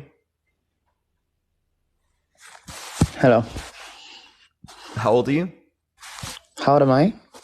How old are you? 30. 30. Why do you think spanking is not abuse? Okay. The speaker before me was actually saying something that, motives go a long way. So you cannot actually conclude on something without actually understanding the motive behind it. Actually, that's the first. I mean, a lot of things you do that actually might not sometimes justify the motive why you do them. You know what I mean? But when it comes to spanking, when it comes to you doing it the right way, I mean, that's what I feel. I think there's moderacy to that. And if it's being done the way it shouldn't be done, then, okay, we can term that as an abuse. But when the motive is right and it's done in the right way, I feel it's actually not bad. It's not abuse. So in what conditions do you not consider it to be abuse? Okay, sorry, before I answer that question, you're actually talking about some papers, about some, the last paper you talked about. I think I've gone through that paper actually, though I didn't actually have the methodology and stuff like that. I just have the abstract. What the last speaker was saying is that you can't clearly have the context by which those, samples were actually collected. What do I mean by sampling collection? When those acts happened, okay, you said you inflict abuse on the kids by spanking them. How was it done? We just have a lot of papers talking about adverse effects of spanking on kids, but the truth is that we don't really know how these things were done. We're just looking at different reactions, different results, that occur from spanking in a negative way. Okay, so first of all, you have to put your mind in the fact that they are not actually looking at anything positive in the first place. That's the truth. Actually, so many studies do isolate for these variables. I've been sent studies by people, and they don't show statistically significant positive impacts of spanking. Okay. Trust me, Parker, could you give me a single one that does? I've gone through a lot of studies. You will not actually see any study with intent of actually bringing out a positive point to justify spanking. Honestly, you will not. We're not talking about intending or anything. We're just talking about one that does justify the idea that there are statistically significant positive impacts of spanking. Can you give me a study that indicates that? And that indicates what? A lot of studies. That there's a study that shows a statistically significant positive impact of spanking. That's what I'm saying. I said you can't really get those kind of studies because the context by which you get a sample, by which you actually, we're not there when those things are happening.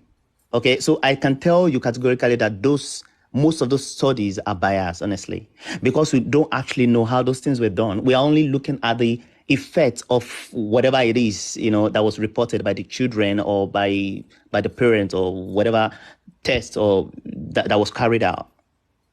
I mean, the truth is that we are not there when those things happened. How can you possibly justify it? You are just looking at the reactions. So that's what I'm saying. It doesn't give you a very good context to actually say that this is 100% right. Because the truth is when you spank a child, it comes with pain. No child wants to be spanked. And of course, reactions. Okay, for instance, the study you are looking at, this Harvard study is actually looking at, a kind of stimuli. I mean, a kind of like, how will I put it now? Charge transfer in the brain, stuff like that. Definitely, it's just like when you fear something, the fear of something automatically have a kind of reaction, chemical reaction inside of you. So when you see someone coming trying to attack you, there's a kind of reactions that you just give naturally. It's natural.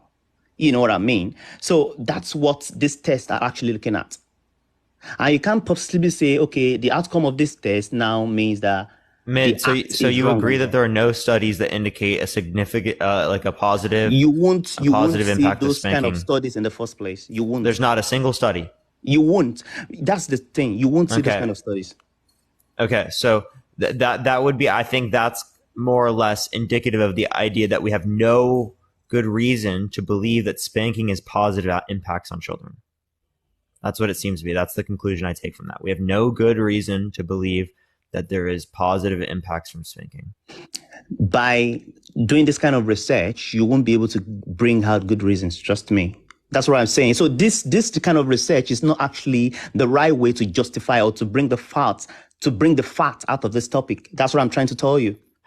What's a better method? Because this is the most likely to be true, because this is indicative of what it's like for most individuals, right? Because we're looking at overall research that takes into account more biases and anecdotal experience. The best method is actually if a kind of research could be done about those who has gone through this system and how they feel about it, whether positive or negative. Now, the last speaker I just told you is a product of that system, but is positively influenced.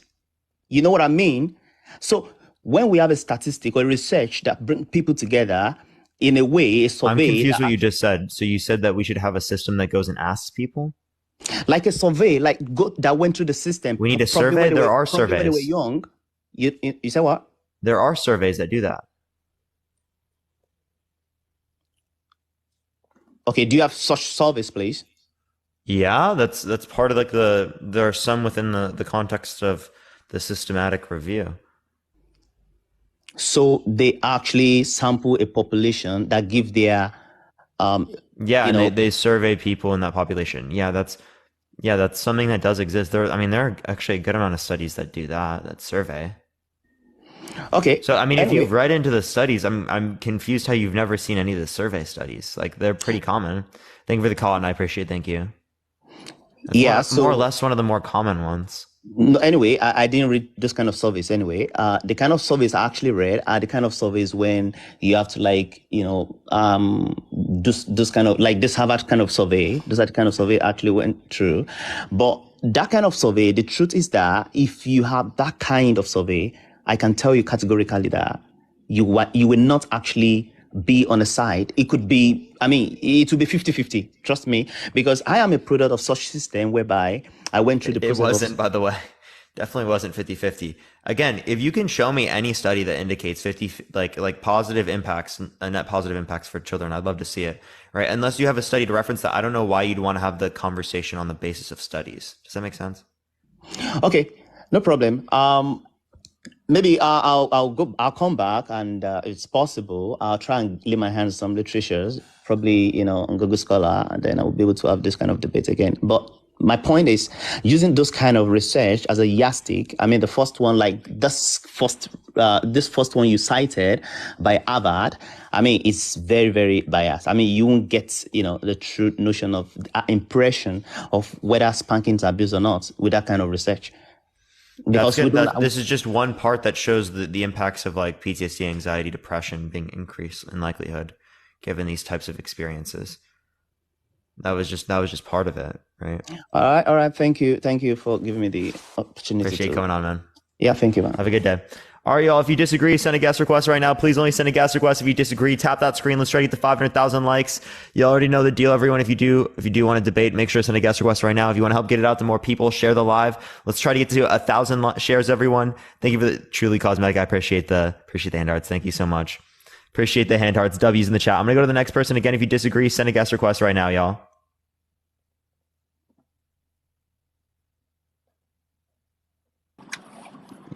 Yo, what's up? Are you driving? What's that? Are you driving? I am not. You're not. How old are you? 41. Yeah, for sure. Do you think spanking is abuse? Let me ask you a question. What are you defining as spanking? Are we talking about on the bottom? Are we talking about other body parts? We're talking about on the bottom, generally speaking. Well, anywhere on the body necessarily. I mean, I would consider to be wrong when it's talking about children. Okay. So I'm going to say yes and no. Martinez, you're lagging, man. I believe that. Hello? Oh, sorry. I hear you now. What were you saying? Yeah, can you hear me? Yeah, I hear you now. Okay, What's up? sorry about that. I said I would say yes and no when applied properly. And I'm talking from life experience. I haven't read any studies, reviewed any studies. But for myself, I mean, I was spanked as a child, and that was the plan that I was raised with. At the time, I'd say that it definitely was a horrible experience at the time for myself. But I will say now, as an adult, it did steer me in the right direction. But I was never, I was spanked on the bottom with a belt or a hand. I was never physically abused or bruised or any other type of discipline. I myself will say it's not a one size fits all. I have 6 kids myself. I have some kids that I have to What was that sound, man? apply more of a there was a motorcycle passing here in the parking lot. Oh, okay. So, like I said, it's not a one size fits all, in my opinion. Even though it stirred me in the right way as a child growing up, I have a child that one of my children may not respond to that. Spanking them does nothing. It just actually increases them to become more angry, more frustrated. So I have to apply a different parenting method, which would be more TLC, hugs, communication, just showing them more love. Actually, will actually correct the behavior. And then I have another child that it will do the opposite. But I've also been told taking away an allowance is considered financial abuse. Again, that's a little bit different than the spanking, but I think there's two different things here, right? Taking away one's allowance so that they can't have their necessities, right, would necessarily be considered like financial abuse.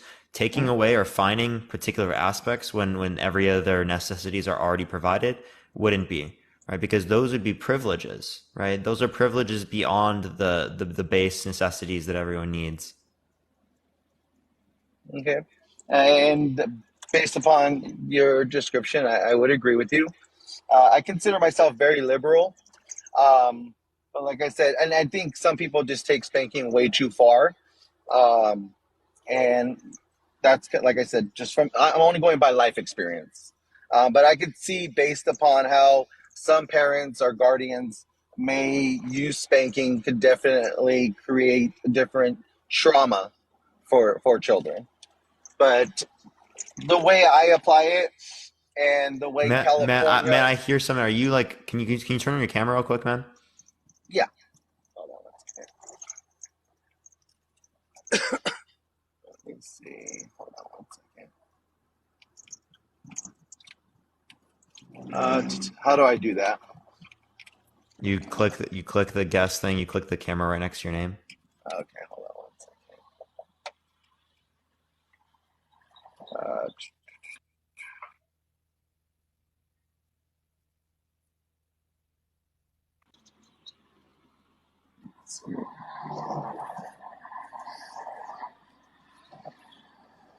And you're not driving. I'm just trying to make sure you're not driving, man, because I can get banned if you are driving, bro.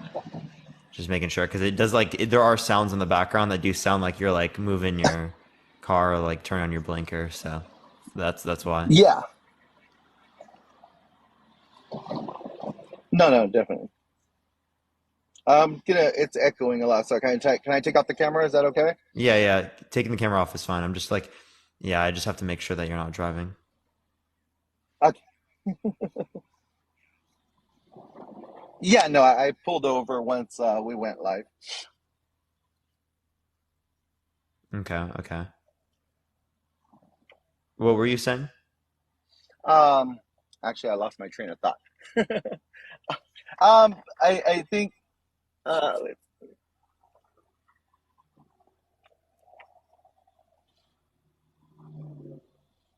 as I was saying, I think for myself, like in California, uh, California does allow spanking, but again, there's limitations and an extent to prevent it to become abuse. Okay. So, sure, right. I'm not talking about currently like California's things. What I was talking about was like what would we consider to be wrong or right when it relates to like morality. That's kind of like what I'm referencing. Like, do we think that it's morally acceptable for a parent in a considerably loving relationship, right, between them and their child to spank their child? Because to me, that normalizes the idea that in the context of there being conflict resolution, the way to resolve that conflict is by using violence or hitting someone.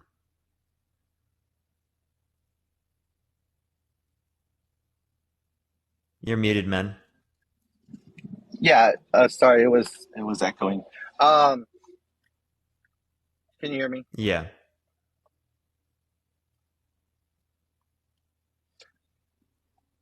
Okay, awesome. So what I was going to say again, I think some people take it too far.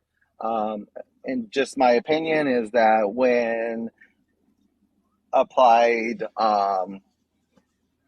with limitations, and again, this is from my own life experience of being spanked myself.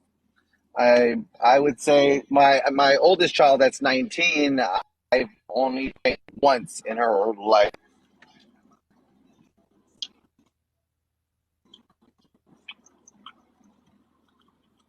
Yeah. Hey, man. There's some people in the chat saying that you're driving, so I am gonna go on to the next person right now, man. Like maybe if you want to come on another time, you can. There's just a lot of people saying that you're driving. I'm not quite sure. I can't Okay, figure out. So I I do appreciate you coming on, man. I respect that. I respect it. Thank Appreciate you. it, bro. All right, everyone. Yeah. By the way, if you don't know, please don't say that. I literally can get banned for this type of stuff, y'all. So please don't do that. But yeah, let me go to the next person, everyone. Again, if you disagree, send a guest request right now. Please only send a guest request if you do disagree, y'all. We're just looking for some debates, everyone.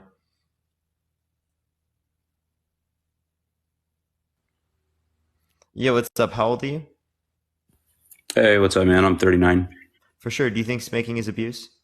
I've always said this, if there's something that you think warrants spanking your children, calm down, let the situation, partially resolve itself, and then decide whether don't do it in the heat of anger, because in the heat of the moment, that's when I think it gets out of hand and your anger can get the best of you. 90% of the time, when you calm down and you have a conversation with the kid afterwards, you're not going to spank your kid. Like when everything's died down, I feel like it comes from anger on the parent's side. And that's when I think it gets dangerous and it's just not okay. So I always say, if you're going to spank your kid, calm down. And I bet you won't do it at that point. Okay. So, but do you think it's considered abuse? Uh, to to spank such a fine line, man. It's so hard to say. Yeah, I do deep down. I feel like it is. It's I helped my parents raise 5 foster children. It was an adult foster care facility, so a lot of them had different types of disabilities and stuff like that. And so I can see where sometimes the frustration is like, how do I fix this problem? And obviously there's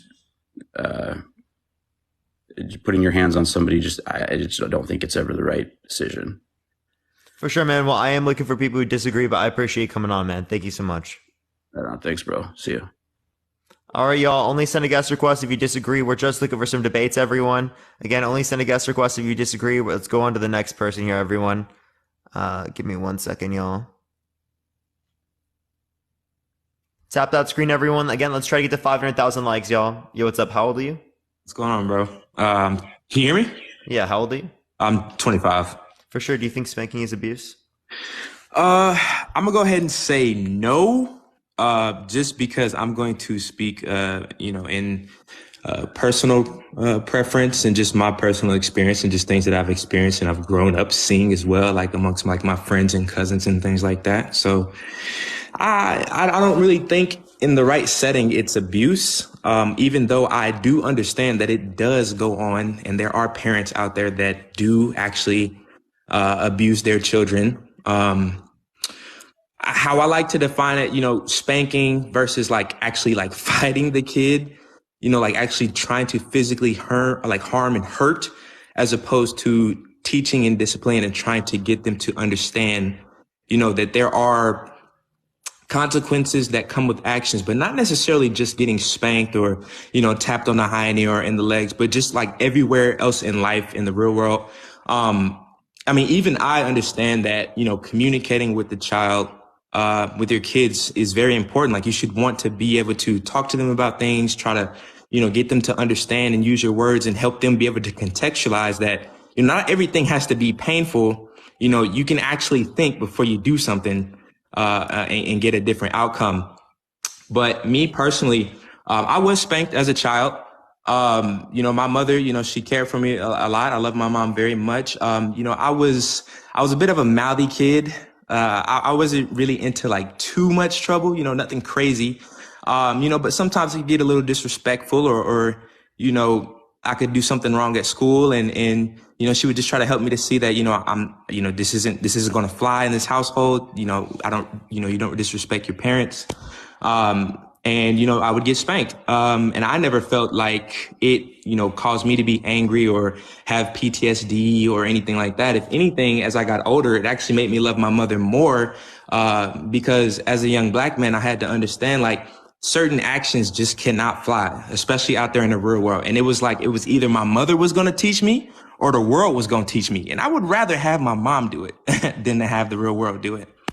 Yeah, I don't think this is the best way to teach particular lessons like this. I think it's actually like the opposite of being conducive towards like learning and teaching, right? As like the evidence that I've seen indicates that people are more likely to engage in aggressive behavior given the fact that they are spanked. They're more likely to not listen. They're more likely to engage in bad behavior if they are spanked. Mm-hmm. So I think it's actually going to create more of an issue to use that as like a way to respond to bad behavior, rather than like using other types of mechanisms like communication, effective communication, right? That's significantly more effective, right, on a general basis when we're talking about it.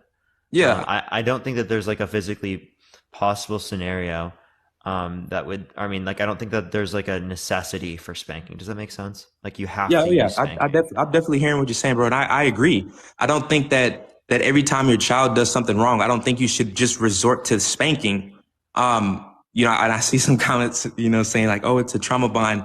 But you got to understand, like, kids do have free will, and some, kids learn a different way. Some receive information a different way. And sometimes the words they just don't click. You know what I'm saying? Like you could say whatever you want to say to certain kids and it just does not register.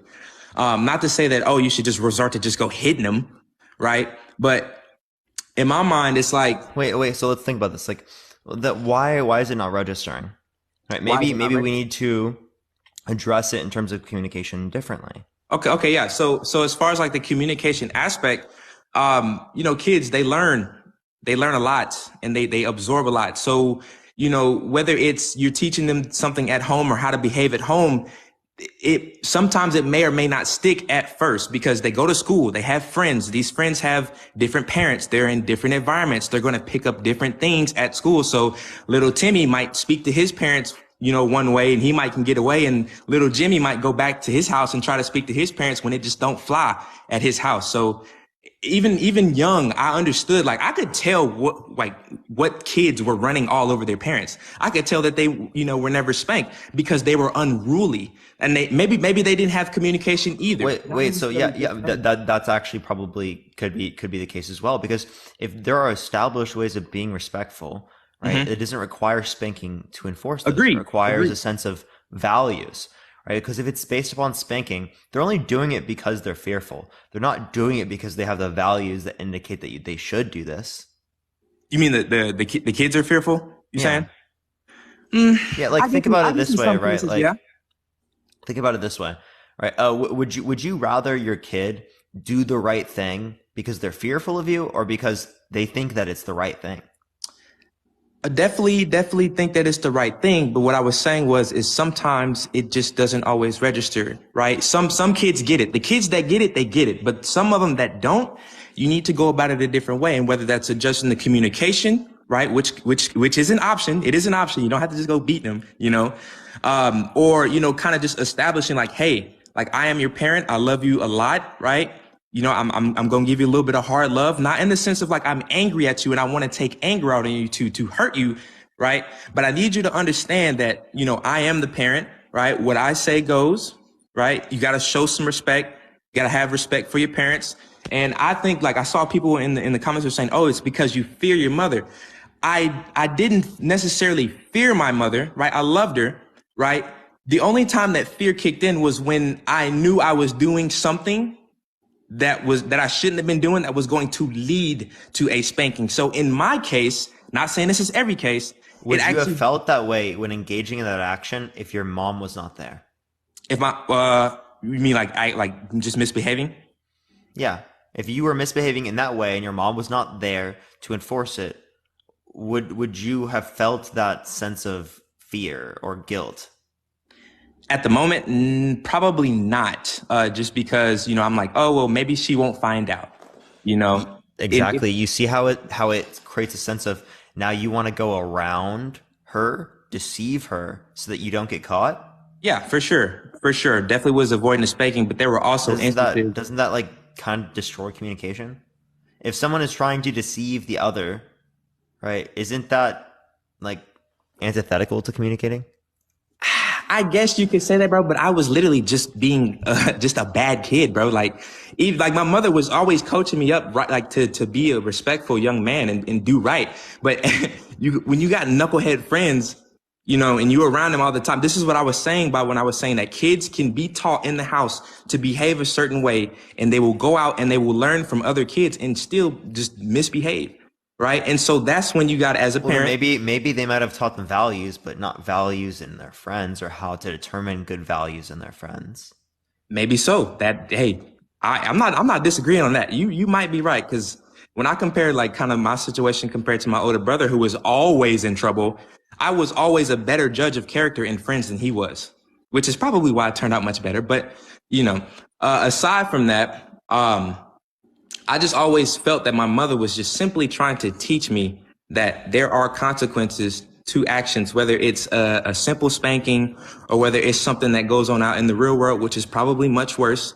And for the people that be like, oh, you fear your parents, I would even say it was a healthy fear, not necessarily like me being scared of my mother, but me knowing that if I do this, there's probably a spanking that comes along with this. So I better not act up. Yeah. So that comes from externally, not internally.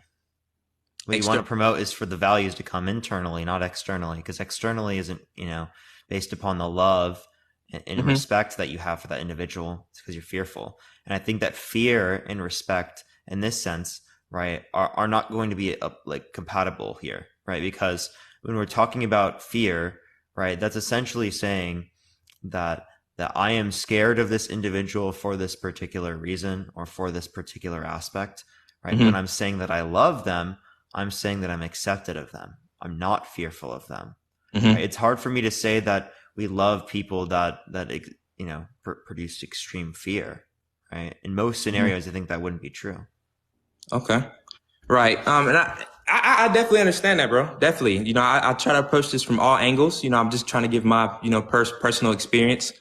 You know, but I see it as the same instance. You know, everybody, if you're a Christian, of course, you know, you have a healthy fear of God because you understand who he is and what he's capable of, right? We don't go running around playing God. Sincerely, I critique that too. Yeah, for sure. So I critique the idea that God can be all loving and we should be fearful of that all loving entity. That's actually that is actually the reason that made me sort of step back from Christianity, because I grew up Christian. Mm-hmm. Right. Yeah. And I'm just bringing that up to the point because I definitely know where you're coming from with that, but that'd be a whole nother conversation. But I never felt like my mother spanked me out of pure like anger or animosity. I understood, and this is just me personally, some kids, it might affect them differently. This is why I say it's always just a different cup of tea. But I understood what she was trying to convey. Right. And that's why I said that when I got older, I actually loved her a little bit more from it because I understood what she was trying to get across was, hey, you need to be respectable. You cannot be acting like this when you're older because it won't be me. You know, I can't save you. Sincerely. So here's how a child sees this, right?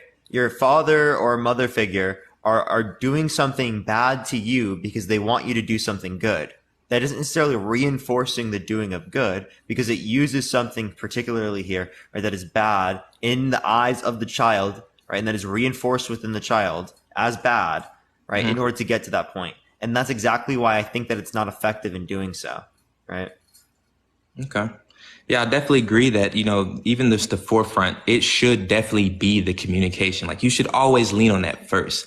But in some cases, my cases, when I say some cases, you know, just speaking from personal, you know, the spankings, they were present. And even my friends and I've been, at some of my friends' house where I've seen how their parents might handle a situation. And I'm just like, wow, I should really count my lucky stars. Cause like, I'm like, yo, that sucks. Like just how their parents used to go about things. And, you know, maybe they would get a whooping and I'm just like, yo, this is far worse. This is far worse. So I can kind of see why it would be such a fine line, because, you know, it's like trying to use, you know, like a one pill fix all. Like not every child would respond to, let's say a tap on the wrist or, you know, a spanking on the hiney. You know, maybe some just, you know, maybe communication just works. Right. But, you know, there's been many time and time again where your parents just have to keep on saying something. They keep on saying, and you just keep defying them. Well, I mean, it's like, well, my parents not going to do it. Maybe you need to sit down and explain. We need to go through it. We need to understand why the kid keeps doing this. Maybe there's some type of emotional dysregulation there that is getting them to particularly do this or getting them to not be able to understand. Why are they so specific to this particular thing comparative to everything else I've taught them in their life? Maybe so. Clearly speaking, they've accepted things prior to this point. So what has got them stuck on this point? Yeah, I mean, sometimes, man, it just does not work. It just doesn't. And sometimes you just sometimes you have to say something over and over and over, or maybe you have to say it a different way or go about it a different way or do something else. Like, cause at the end of the day, like the kids, they do have the free will. So it's like they can either listen to you, contextualize what you're saying, they can hear it, and then they might just go do something else. So it's like you can talk to them, you can sit them down and speak to them, but just sometimes it just doesn't click. It just doesn't, like, and they choose not to. And I feel like, to me, that's disrespect in itself, is when your parent is actually trying to speak and talk to you. It's kind of like a slap in the face, if you ask me. And in my mind, it's like, I see all these kids and all these videos of these kids just doing the most insane thing at school and this is why teachers don't want to teach. I'm like, that is insane. I would have never imagined to even behave like that. Like, like you're going to see that with social media. Like You say what now? stuff like this happened, right? Oh yeah, We yeah. just I didn't know see it that it happens all happened the time. because I social know it media happens all didn't the time. exist. Yeah, for sure, for sure. And you know, we see it more now because there's more cameras. So Yeah, I'm not we saying have that, literally supercomputers in our pockets. yeah. I'm not saying it never happened, but when I actually see it, I'm just like, that is insane. Like, it would have never crossed my mind twice to even disrespect my teacher, you know, because it just Well, wasn't. me neither. But I Yeah, never got it just hit. wasn't a I never thing. got spanked, and I still had never even crossed my mind to disrespect someone like that. Right. And like I said, Because all kids I are would feel an different, you know? internal sense of guilt for doing that. Right. But you might have just been different though, is what I'm saying. That's why I said some of the kids Why? that get it, they get it. Yeah, You know, again, that might be maybe nice, because it was taught to me in a way that I could understand. It seems like yeah, probably, the yeah. kids Your that are parents not getting probably had it, it figured out. it's not being showed to them in a way in which they, could understand, right? Some For kids sure. learn For things sure. in different ways. And clearly speaking, I think that parents aren't patient enough in many circumstances to be able to follow through with that. And I agree that might be the case too, because I've seen in certain instances where parents just completely lash out. But that wasn't necessarily my mother's case, but I've seen it with my own eyes. Cousins, friends, I've been to their houses. I've had to even leave friends' houses because they were about to get a spanking. Like, I've seen it all. You know, but you know, when you're a knucklehead and your parents telling you time and time again, and you just choose to defy, and I'm, like I said, just personal preference, you know, sometimes it just it just got to be done because you have to understand. And I feel like you can understand it doesn't have to be done through spanking. It doesn't have to be, right. But what you're trying to invoke by saying that is that when they have to understand is that spanking would be a part of that process. I think if not done out of anger, I think yeah.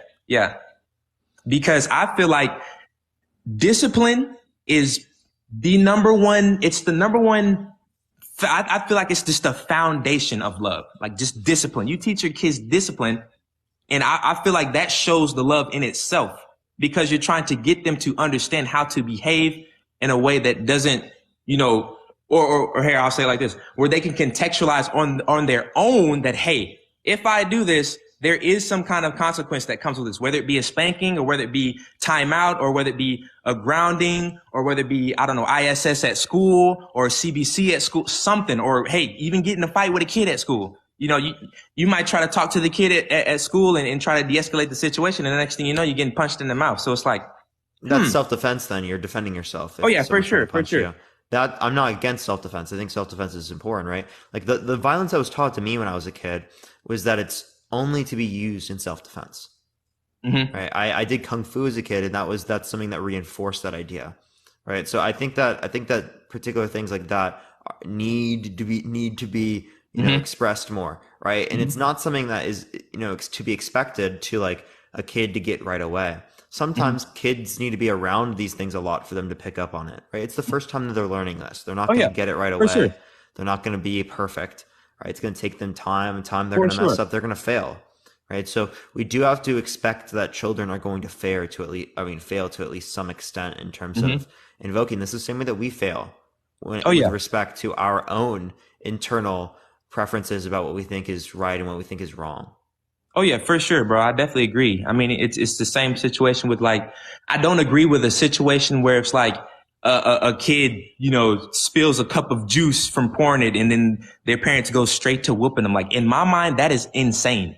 Like, kids don't even have fine motor skills. They have to learn that. So in a situation like that, or something silly, something like that, I think that is absolutely ridiculous. But in my case, me personally, I was deliberately choosing not to listen. My mom, she would instill this to me. I was a very respectful young man, and I learned very quick. As a matter of fact, my older brothers, they got whoopings far longer than I did. I'm the youngest of the three, because I learned very quickly how it works. It's like, yo, just be respectful, bro. You got it. You know what I'm saying? Like, there was no need to act out and continuously and deliberately defy my parents, even when they were saying these things over and over and over and over, you know. And that's why I say it's really just different. I know there's a lot of different dynamics. Certain kids understand quickly. Some parents have it figured out quickly. Some parents don't. I understand that it does go on. But I was just saying in my personal experience and personal case, I don't think it was abuse. But like I said, I am aware that it does happen and it does go on. And, you know, certain parents need they need to communicate better. They need more patience. And I feel like if you're going to resort to beating your kid after every little mishap, you know, I think you need professional help. So Yeah, well, here, let's think about it this way, right? Like, if someone, I'm not saying this is the same thing as spanking, by the way, but I just like to get the same reasoning. Like, for example, someone is smoking and they have a child. The child has an increased likelihood of developing, like, you know, cancer, lung cancer associated with the smoke. Right? But there can be circumstances where they don't develop it. right. In the circumstances when they don't develop it, did the parents still? I mean, did they not do something wrong in that scenario? Like from them smoking? Yeah. I mean, yeah, you shouldn't smoke around your kids for sure. So they still did something wrong, even though it didn't lead to that particular negative impact. In the moment. Because the idea is that it's putting your child at a significant risk. So in that same sort of way that we see that it puts the child in a significant risk, insofar as that you shouldn't do this, even if it ends up being the case that it doesn't lead to this, right? It's still something that we consider to be wrong. So the point I would get to is that, right, spanking, right, we do see significant risks when it relates to childhood development that results from spanking. So clearly speaking, right, we would say that even if it ends up being the case that someone doesn't have PTSD or someone doesn't have depression or someone doesn't have anxiety or isn't more aggressive, right, that it still would be considered abuse, right, or something that's bad, as it's still something that's in action, right, that is putting them at an unnecessary level of risk, that like knowingly. Right. Yeah, I'll say this. I think the kids who would consider themselves to be traumatic or have PTSD or lash out or just have some type of resentment towards their parents after being spanked, I think those are the individuals that were actually and truly abused. Like, I don't even think you can contextualize it as like spanking, right? I think those were the ones that actually did suffer abuse, because anyone who has ever like gotten spanked and has not fallen into that category, I think it'd be safe to say that it was done in the way that us people who have gotten spanked and feel like we came out all right, that don't necessarily, you know, take it the other way. I feel like that would be our definition of doing it right, because I feel like anyone who ever has said, oh, you should never spank your kids, or who has never gotten spanking, it's almost like they take the word spanking to the absolute most extreme version of just hitting your kid and just. I'm not saying it's the most extreme in every scenario. Like, I'm not trying to say that, right? Right. I'm saying that just like psychologically, what it reinforces, even when it's not at the most extreme levels, is still harmful towards children's development. See, I think that's just where we come to the disagreement, because I mean, you could even argue that grounding your kids is mental abuse in a sense. I mean, if you're taking literally everything away from your child, activities, outside activities, outdoor activities, and you're telling them to stay in the room for 1, maybe 2 weeks with nothing to do, that kind of takes. Yeah, if they're just staying in a room and they're just staring at a wall and not doing anything, and we can show that has psychological negative impacts, clearly speaking, I would agree that that's not like an effective way to deal with what your child did. Right. I don't think that's effective, because in that sense, it's like they're not even trying to convey that, hey, I'm trying to help you understand. Yeah, that cuts off the communication. Yeah, for sure. But, and you know, it's like if your parents don't say something to you, or they don't, I don't know, tap you on the wrist with a wooden spoon or something and say, don't do that, I think that's far worse in my opinion. Because I mean, I played, you know, sports all my life. And it's the same situation where if a coach got on your head for doing something wrong, you're like, well, dang, coach is always on my ass. He's always on my head. Well, I think you should be worried, you know, the day that coach isn't on your head and he's not on your ass, because at that point, they don't care how you do things. They don't care anymore. So I think in that sense, it's just far worse. So like I said, when my mom said, hey, would you rather me teach you, right? Help you understand, not necessarily through pain, but if it had to come to that point, it did. Or would you want the world to teach you? And I would take hers every time. Yeah, because but that's a false dichotomy. Say what now? That's a false dichotomy. You're saying it's either this or that. right? You're saying that it's either the case that my mom does it or that society does it. And I'm saying it's unnecessary. So that's not a true dichotomy. In some cases, it is unnecessary, but it is either this or that. Because if you're not behaving at home, you're going to go out there in the real world and thinking you can do anything, behave any type of way, say something to and that's what I'm trying to say is like, if you don't learn, well, you're not going to think that if you've had effective communication with your parental figure, that's indicated that it's wrong, right? Clearly speaking, if there was effective communication, then it wouldn't be the case that they would think it's right or just like it will continue to go out and do stuff like this. Oh yeah, for sure. That's why I said like we do also like have to recognize like from a societal standpoint what causes people to engage in this type of behavior, right? And oftentimes I think it comes from a lack of communication. I think it comes from oftentimes from like neglect. It can come from cycles of violence that exist with like people around them, like friendships, relationships, high school, right? Trauma, stuff like that. Many things like that can cause people to act like this particular way.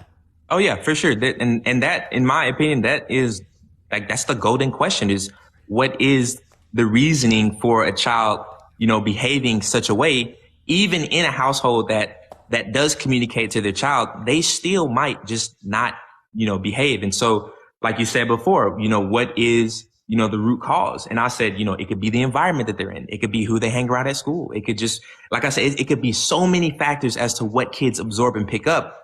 As opposed to what they learn at home.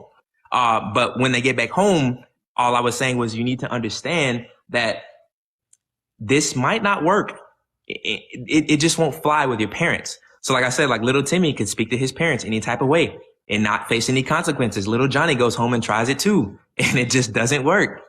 So I agree to disagree.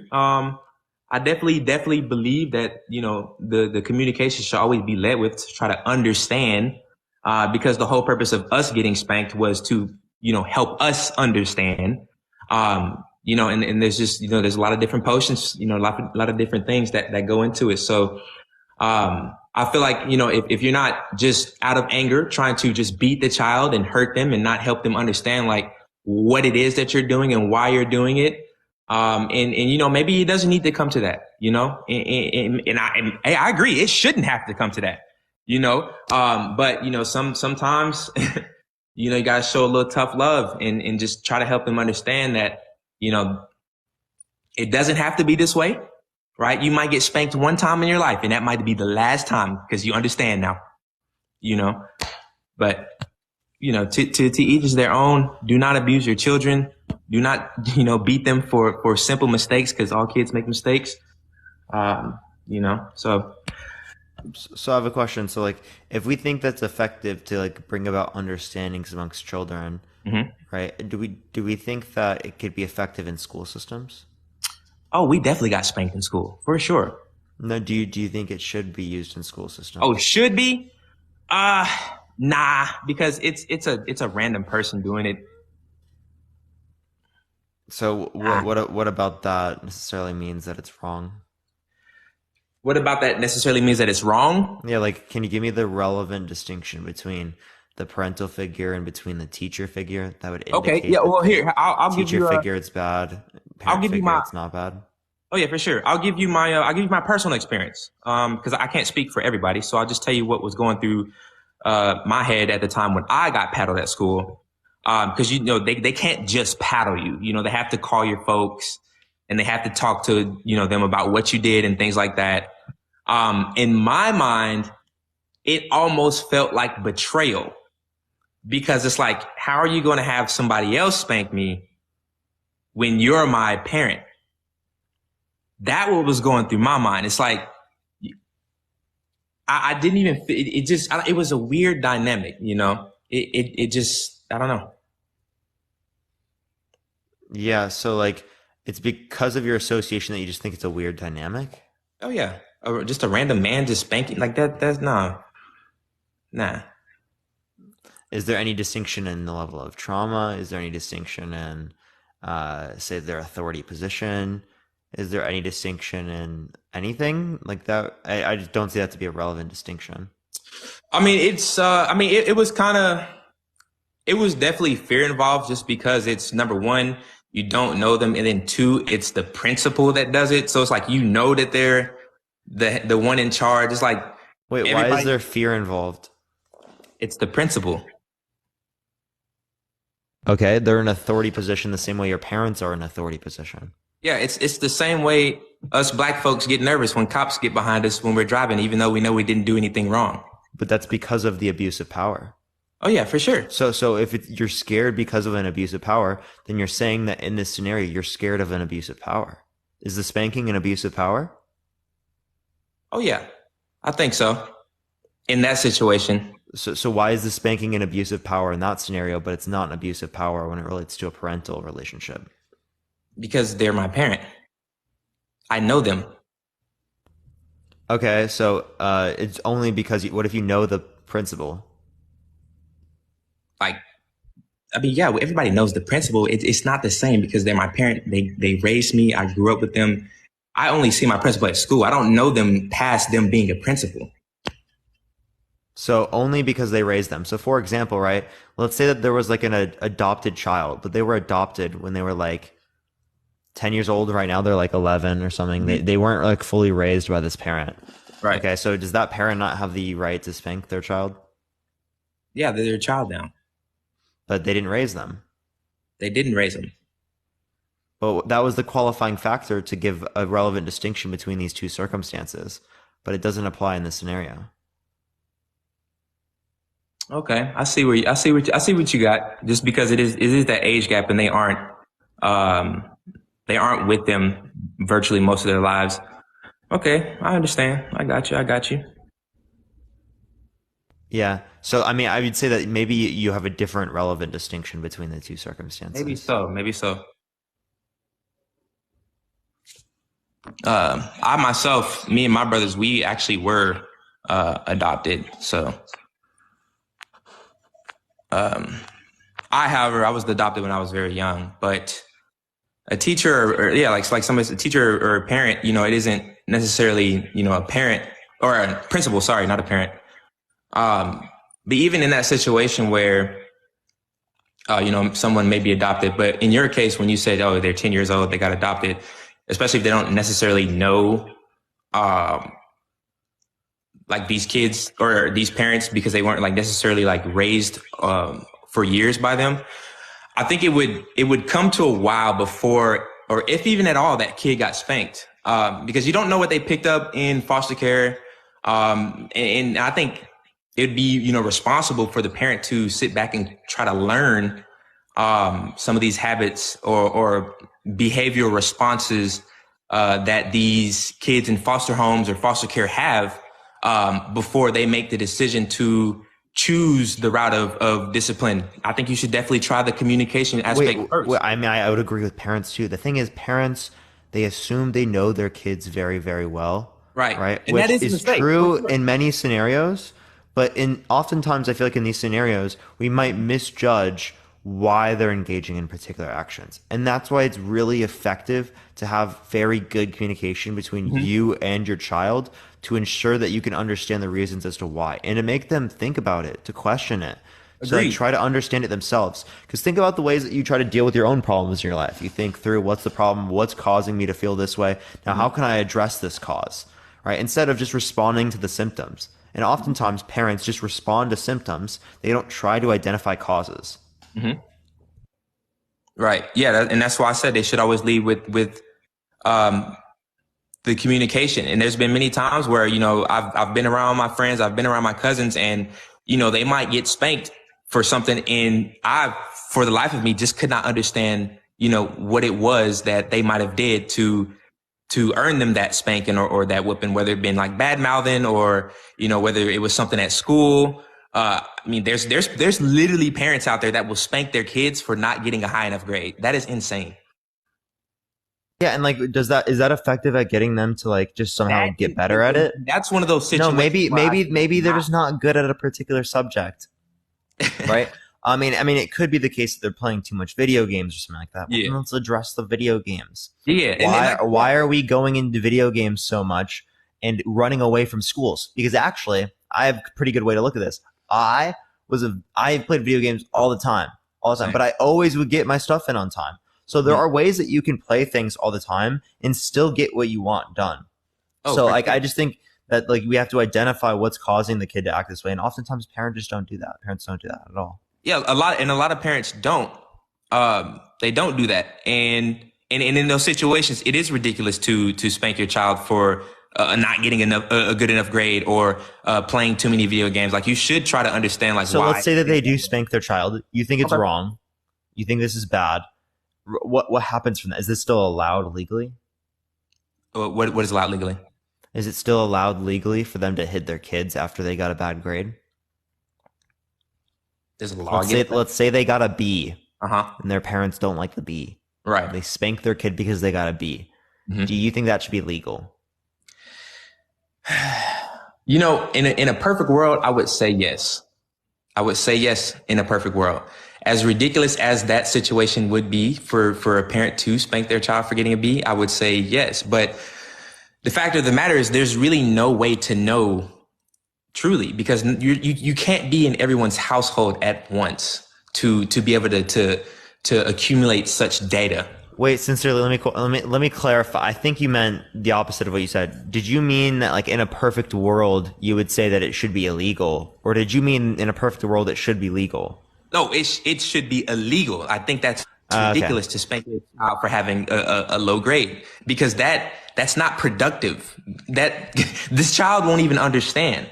They're like, oh, I got a bad grade. But the thing is, can't the parents just lie about the circumstances? Can't they just say that the kid did something bad that they didn't do and then spank them and then get away with it? That's why I said that there would be no way to actually know. That's why I said in a perfect world, it should be illegal. But even if you say, oh yeah, I think it should be illegal today, it's like, how would you know if they did commit that or spank them for that? Yeah, but would you consider that abuse? In that sense, that is abuse. Because so there are some types of abuse that you think can be legal. And this is where I said it's such a fine line. That's why I said it's like you could do either or, because it's like it can get out of hand very quickly and you say, oh, that's, and then it's so subjective because you have so many different people from so many different backgrounds where some just won't get it. And then some do get it. Some that have never been spanked get it. Some that have never been spanked get it. You see what I'm saying? So it's like there's so many different viewpoints that this could be viewed as. All I'm saying is there's a way to do it, and it doesn't necessarily always have to be the answer, is all I'm saying. I'm just saying that if it ever does occur, it should never be out of the confines as to on the bottom or something like that, or actually trying to spank the child out of anger and not trying to help them understand what it is that they are doing wrong and how to go about it. So here's my point, is that the spanking between the angry spanker and the non-angry spanker, with the angry spanker, the only distinction is that they're angry. There's no change in the effect of the child, necessarily speaking. Like in terms of the physical response, there could be a psychological response. That could be the case, but that would be in relation to the anger, not necessarily the spanking then, right? As far as the anger, there's definitely a difference. Because with anger comes lack of control. And then whereas you can consider for us kids who have gotten whooped, we know what a regular spanking is compared to, seeing somebody who is spanked far worse, right? And I would consider that abuse, like, especially if you've been around kids who have been spanked and you've, been around them when they are spanked. You know the difference. You could tell that their parent might be angry as opposed to them just trying to get them to understand what's going on. Because like I said, anger comes with lack of control, right? Anger clouds judgment. Yeah. And do you think that people who are like more aggressive, generally speaking, would be a little bit more angry? Yeah, I think that they just simply lack emotional intelligence at that point. Because So you would say that if there's an increase in aggressiveness in accordance with spanking, well, then you think that it decreases emotional intelligence to be spanked. So you think it's counterproductive to be spanked in general, right? As this is something that would relate to the increased likelihood of, decreased emotional intelligence, when the whole point is to increase the emotional intelligence. Right. Like I said, it's in that sense though, in that context. Because like I said, if you have the data, right, and then let's say if you actually did sit down with these people and you talk to them, and there were a handful of people that said, "Oh, I do feel resentment, I do feel anger. I necessarily wasn't the best person growing up. I did have, anger problems growing up." Like I said, I do believe that those are actually the victims of the abuse, not necessarily just the spanking, but like full on getting beat down as a child. Like you should just not like the way you would fight a grown man is not what you do to your kids. Because you're not going to go tap a grown man on his butt. You're not going to tap them on the legs. You're going to fight him. And there are some kids that experience that at home. And I think that those are the ones that come out on the other side as it just, no. Think about it this way. Like, someone's in a relationship, Mm-hmm. they slap someone across the face, right? Do you think that they abuse their partner? Like they just slap their partner across the face? Yeah. Yeah, like and like this is not in like a bad not like a oh, slap me real quick, I want to see what it feels like or something. Like just like a heated unconsentful moment? Or are we talking about a man slapping a woman, or what are we talking about? Yes, not consentful, yeah. So a man slapping a woman. Not consentful, yeah. Oh yeah, that's abuse for sure. Okay, well, but can you bring up circumstances in which people get beat, right? And it's a lot worse than just the slapping. Oh yeah, Chris Brown and Rihanna. Yeah, so just because there are circumstances in which there is beating and there's more violence than just the slap, doesn't mean that the slap is not abuse. Well, in that sense, it's not necessarily done out of trying to help them understand something. It's done out of anger because they may have, cheated or lied to or, tried to purposefully hurt them, and they're just retaliating with anger. That's what I'm saying. Let's say the partner does do it to get them to understand something. Yeah, you see, you can't really put it like that because we would know it's out of anger because they had to have done something to them personally first for them to respond like that. To get them to understand something. Clearly speaking, that happens in the parental and the children's scenario as well. Yeah, in some situations, the kids do deliberately disrespect their parents. Like they literally go out of their way to disrespect their parents. I'm saying that in the sense that it's not, and sometimes kids don't know that they're doing something wrong. Right. Or maybe they do, and you're trying to communicate with them with words and it just doesn't click. That's when the spanking comes in. In most cases, that's what happens. Yeah. So, let's ask this thing, right? If a parent slaps a kid across the face, right, on the same force as they slap them on the butt, is that abuse? Yes. Okay. If a parent slaps them on the chest, the same force they did on the butt, is that abuse? Oh yeah, I don't think spanking should take any place anywhere other than the hiney. So what is the relevant distinction between the hiney and the rest of the body that indicates that it's abuse on the rest of the body, but not abuse on the hiney? Well, how I compared it would just be fighting like another person that's just as old as you. Like how are you, 21? Yeah, I'm 21. Well, if you were fighting another man, you wouldn't go spank him on the butt. That's not going to help him understand anything, right? But if you punch a child in the chest, like now that's in my mind, that's like, okay, you're fighting this child. No, not punch, slap, open hand slap. Oh, like slap in the face? So you have a different association with it. Yes. And I'm asking, why do you have this different association? Like, what's the relevant distinction? Well, if I get spanked on my butt, it might sting for like a minute or two. If I get slapped in the face, dude, that can cause some like actual damage. You can be slapped in the face and it doesn't hurt you. That's true, but you can also be slapped in the face and your jaw's broke. A tooth coming out. You could be slapped in the butt and, it could I don't know, cause a really big bruise. I don't know. You could just say that. Do you know why they're spanked on the butt and not anywhere else? Is because it's the medius part of the body and it only hurts for a second. As if you were to go and slap your kid. I don't think it only hurts for a second. That's a bit much. Tailbone could be bruised. Oh, I don't know what you're doing if you breaking a kid's tailbone. Shoot. Well, that's what you said. That like your jaw could be broke. I don't know what you're doing if you broke someone's jaw by slapping them across the face. Hey, have you seen those things on YouTube of the slap matches, the slap boxes? Oh yeah, man. Dude. they don't break their jaws in that scenario, and that's pretty hard, bro. You gotta be decking someone, bro, to break their jaw. Yeah, you don't know want what I mean. Yeah, that can shake a kid's brain. That can cause, that's just a whole nother world of just like, nah, fam. Yeah, but I mean, like, let's say on the arm, you slap them on the arm. Let's say on the arm.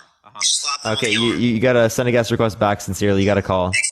Sincerely, send a guest request back. You got to call, man. By the way, everyone, if you like my content, follow me. If you haven't already, tap that screen. Let's try to get to 500,000 likes. It should help get it out to more people. If you want to help get it out to more people as well, share the live. You can copy link or you can send it to a few friends. It'll help get it out to more people. Send the live to more people and get some more debates and whatnot. So I appreciate everyone doing so. Let's try to get to 1,000 shares, everyone. It'll help get it out to more people, y'all. But yeah, if you like my content, follow me. If you haven't already, I'm going to see if they send a guest request back. If not, we will go on to the next person. I do see Sincerely right here. We're going to finish with them and then go on to the next person, everyone. So what were you saying? Phone call. Heather, thank you so much for the subscription. Heather, I appreciate it. My bad. I had a phone call right there. You're good. Don't worry. I forgot what the question was. Me too. Chad, does anyone remember? What was the question?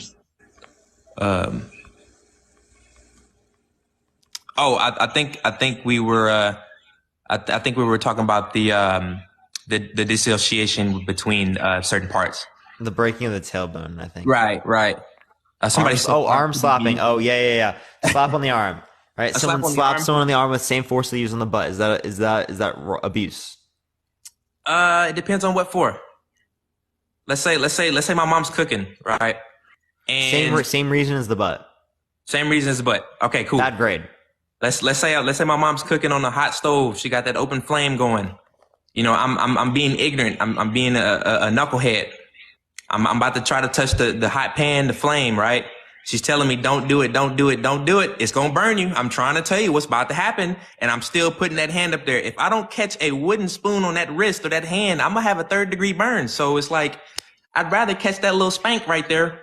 That's a false dichotomy. I think that you could get them away from that scenario and get them away from the hot stove without hitting them and without letting them touch it. That's true. But hey, man, a little sting ain't never hurt nobody. And plus, it is the experience would be the best teacher. Yeah, but a little sting does hurt somebody, right? And that's what I'm saying. I don't want my child to experience no flame though. In that. Yeah. So like, what you think would be a little sting is completely different to a child. As a child, they have like extraordinarily low pain tolerance, right? So the type of pain that you think you're giving to the child is a lot less than that pain that's actually being received. Who do y'all think I am, Incredible Hulk? Clearly speaking, you're not the Incredible Hulk, but like still the point is true. Man, I'm seeing people just act like I'm just cocking that thing back like the first time you feel pain, right? The more it hurts, right? Say that again? The first time you feel the pain, the more it hurts, right? I don't know. You don't have that tolerance. I mean, if we talk pain tolerance, that's different on everybody. Yeah, clearly that's different on everyone. But like, I'm saying that you start out at the lowest level early on, and obviously we. Oh, like the lowest tolerance. So that the pain tolerance that you would associate, especially with yourself and whatnot, is going to be different amongst a child. Mm-hmm. Clearly less. So right. That's the point I'm getting to, is that you might see it as a little sting, but I don't think that's just what it is, right? There's not only just a sting, but there's a psychological impacts, right? That is actually why like this is way more than just like what people associate with their experience, because when they associate with just their experience, they don't see all of those psychological impacts, because those psychological impacts don't show up as bruises. If the psychological impacts showed up as bruises, people would be more likely to recognize them. Right. I'm seeing all these comments. I'm just trying to figure out okay, so there might be a ton of people in here in the comment section or on this live that have never been spanked. Maybe you've only seen it on TV. I don't know. I have no idea what y'all think spanking is. But let me just tell you, in the cases that it's not abuse, it is not that extreme. I'm trying to tell you, it's not that extreme. Of course, it stings on the butt, but parents aren't just out here punching their kids down, y'all. Like, we're not getting hit with baseball bats. We weren't getting hit with mop sticks. Granted, there are kids out there that have that being done to them, and that is abuse. But I'm trying to tell you, that's why it's such a fine line. And that's why I personally agree that spanking, if done out of the context of like discipline and not anger, I just feel like it's just not abuse. And I am aware that it does go on. Okay, if you don't do it out of out of anger and it leaves a bruise, is it wrong? Is it abuse? Is it abuse if they're bruised up? Yeah, if they get a bruise from it. In that case, yeah, you might need to check yourself, because you shouldn't be bruising them up. That's not the purpose of the spanking, is to bruise them up. That's not. No. So if the distinction is based upon the bruise, there are some children that it's really hard for them to bruise. Like, it takes a long time for them to bruise. And then there are other children where they bruise extraordinarily easy. So the children that bruise extraordinarily easily, right, they're going to require less force to be abused than the children that it takes them really hard, like a hard hit to be able to abuse them. I mean, to bruise them, right? So clearly speaking, right, it's going to be acceptable to use levels of force with some kids, but the same level of force is not acceptable to use with another child. I'd say don't even try to find out. If your kid bruises, you should understand you're spanking him. That you're going too far. What if what if they're just extremely sensitive skin? If they're bruising up? Yeah, like they bruise very easily. So again, the same hit in the average kid would not have caused a bruise, but in this kid, it does cause a bruise, right? Is that abuse still? I'd say in a case, like an instance, probably not. I say if it's a continuous thing and it's just happening over and over again, yeah, you should probably check yourself. So it's not abuse if it only happens once. Yeah, because you don't know. Is what I'm saying. Okay. So someone hits a kid, right, and bruises them, but they only did it once. Is that abuse? No, I don't think so, because they didn't know. Okay. So if someone, especially if they were not intentionally trying to like harm that child, like if it was just like a regular spanking and that kid just so happened to get bruised up, I think at that point you need to adjust some things. Yeah, so the scenario that you just brought up in terms of saying that it was abuse for someone to spank that kid, you now dispute that. You now say that it wouldn't be abuse because it only happened once. So it has to happen at least twice for it to be abuse. No, I'm saying if you keep doing that, bro, and you're not checking yourself, yeah, you're definitely abusing. If you do it twice, is it abuse? Nah. No, okay, so you can hit your kid and bruise them twice. What about 3 times? Probably 3, yeah. We'll say 3 is the charm. 3 is, you can do 3? Yeah, we'll say 3 is the charm. So you can bruise your kid, you got 3 strikes. Bruise them once, you bruise them a second time, and you bruise them a third time. After you bruise them a third time, do you get a fourth before? So let's say taken away? Let's say you spanked them one time, right? And they did bruise up. Okay. And you're like, well, if my kid's still misbehaving, right, and that parent's way would be spanking, right, and they make adjustments, maybe they don't, spank them so hard, and they bruise up again. It was like, damn, I just tried to like ease up on the kid. I didn't try to spank them as hard, and they still bruise up. It's like, all right. Well, think about it. You don't know what their intention is. All you know is that the child is bruised. The parent's intention? Yeah, no, think about it, you're in the court of law, right? All you see is the child's bruised, right? You don't know anything about the parents. You know what's likely on the average. What do you determine? Thank you. I appreciate the subscription. Thank you so much. About the parents, like abusing, or like, what do you? Was there abuse in the scenario? Yes or no? You are the judge. You are determining whether or not it's the case. See, like I said, that's a very fine line, because you weren't there, so you really don't know. So if you're the judge, so you would say not abuse. I'm not necessarily, even though the kid's bruised. Say abuse. Say that again. So the kid's bruised, and you would still say not abuse. If you're asking me personally, if I was a judge, it just depends. I need more info. I need more data. because like we said before, everybody's pain tolerance is different. Somebody could walk into a door and have a bruise on their shoulder. That's in me understanding this, me knowing that there are different pain tolerance levels and that there are people out there that bruise differently. Like I said, I'd need more data. Elizabeth, thank you for the subscription. I appreciate it. So you don't know when it relates to your position. I wouldn't. You wouldn't be able to make a determination. Okay, so let's say that they get.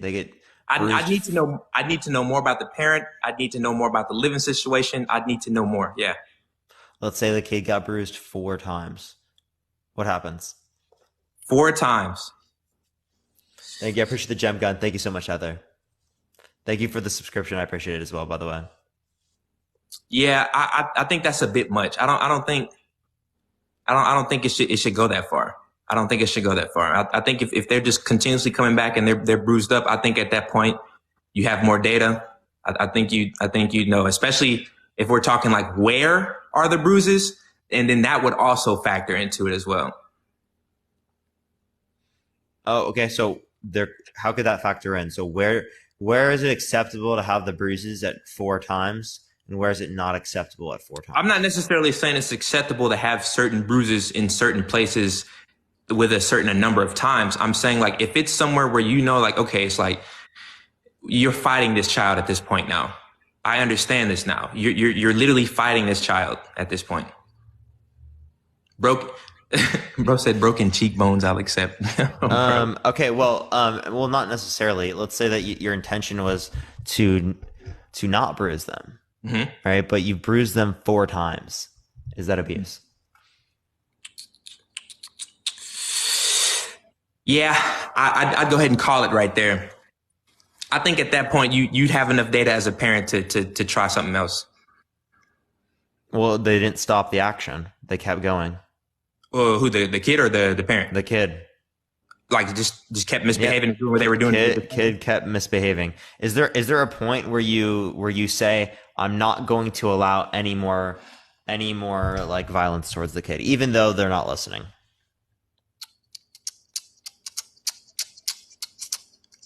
For the parent to try something else, yeah? Is that what you're saying? Asking? Yeah, like let's say that you spank the kid, Mm-hmm. they don't listen, doesn't work. Mm-hmm. They're not listening to communication. They're not going to anything. Right. Nothing's working. Right? Would you hit them harder? Oh no, because in my mind, if a spanking doesn't work, you got bigger issues at hand. Because a little spanking should have done it. If your child isn't listening up, or their ears aren't perched up and they're not hearing you now after a little spanking, you got bigger issues at hand. And I don't think you should continue just to beat them. And how do you deal with those bigger issues? Are we resorting back to communication? Oh, like I said, this should always lead to that. But at that point, it might just be out of your hands and you might have to do self-reflection. But the issue is a lot of parents don't. But what I'm saying is, like I said, I'm always going back to my personal experience because I've been through it. I always speak to myself. I won't necessarily talk for the next person, but my mother, she never took it that far. You know what I mean? It was never, and this is why I say the people who say you should never whip your children, I don't know what they possibly sincerely, think. what does self-reflection entail? Self-reflection? Or in the situation that you gave, that would be a perfect opportunity to do it. Because opportunity to do what? To self-reflect, especially if that isn't working. Oh yeah, you gotta. Oh, if that doesn't work, all you said was self-reflect and communicate. So it sounds like there's going to be a point where I was going to say no. I wasn't going to say that. I was going to say you might have to pass it off at this point. Pass it off to what? Get some professional help, and you do self-reflect. Shouldn't we go to professional help before we spank? I don't think it needs. That's. I think. I mean, if the communication's not working and you've tried so many different things, why not go to professional help before you spank your kid? See, I mean, like, instead of, extending it to this point, why don't we just do the professional help before? Might not. That doesn't seem necessary at first because the parent should be able to have And the spanking does? Well, it's like your kid throws a temper tantrum one time. You want me to go to a therapist? Huh? Well, I don't think temper tantrum one time means you should spank them either. You're right. It shouldn't. That means that they're emotionally dysregulated. Let's deal with the emotional dysregulation. That's a solely communication based issue. And sometimes it doesn't. Sometimes You can't spank your kid to deal with that. If you spank your kid to deal with that, you're going to cause an even way bigger issue. Oh, you're right. You should definitely communicate and try to talk to them and help them understand. But what I'm saying is sometimes that just does not work. Then reroute the way that you're communicating. If you can't communicate effectively, then you need to go to someone else to communicate effectively, like professionals, like you just said, right? But instead of getting to the point where you like bruise them before that point, right? We should probably go to professional. The communication. I mean, like, because if my mother's sitting here telling me something time and time again, and I'm just not doing it, I think she's trying to communicate, but I, as a child, am just not. I'm just not trying to hear that. Why is the kid not trying to hear that? Go to the causation. Question. If you can't determine the causation of this, that's why you go to psychological professionals. That's why we go to psychiatrists, right? We have to know what the causes of this thing is, because if we don't know the causes, that impedes communication. You know, what's funny is one of my brothers both of them, they did see therapy. My oldest brother, he was bipolar. He was always acting out. We was all, my mother would spank him. But it got so bad to the point where, she really couldn't, she didn't want to go that route. So she actually did take them to therapy. They had professional help. And they came out on the other side, and it was almost as if they didn't go to therapy. And so what I'm saying is you can do all of those things and it still not work. Did they go to psychiatrists? Oh yeah, they had all that help. Psychiatrists, psychologists, all the 9 yards. He had bipolar, everything, all of that.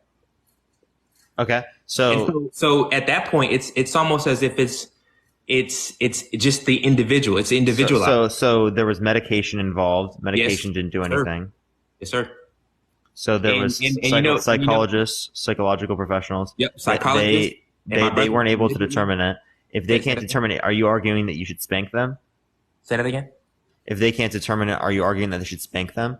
No. And let's say that you spank them and it doesn't change their behavior. What do you result to after you've already gone to the psychological professionals and that hasn't worked? Yeah. So my brother was on medication for his bipolar, and he deliberately chose to just not take it, even though I always say, hey, you need to take this medicine. But my point is that you can do all of these things and it's still not work. Yeah. So what do you do in the event that the psychological professional doesn't work? At that point, it's really just, you can do everything that you possibly can as a parent. And then it's up to at that point, it's up to the world to teach you now.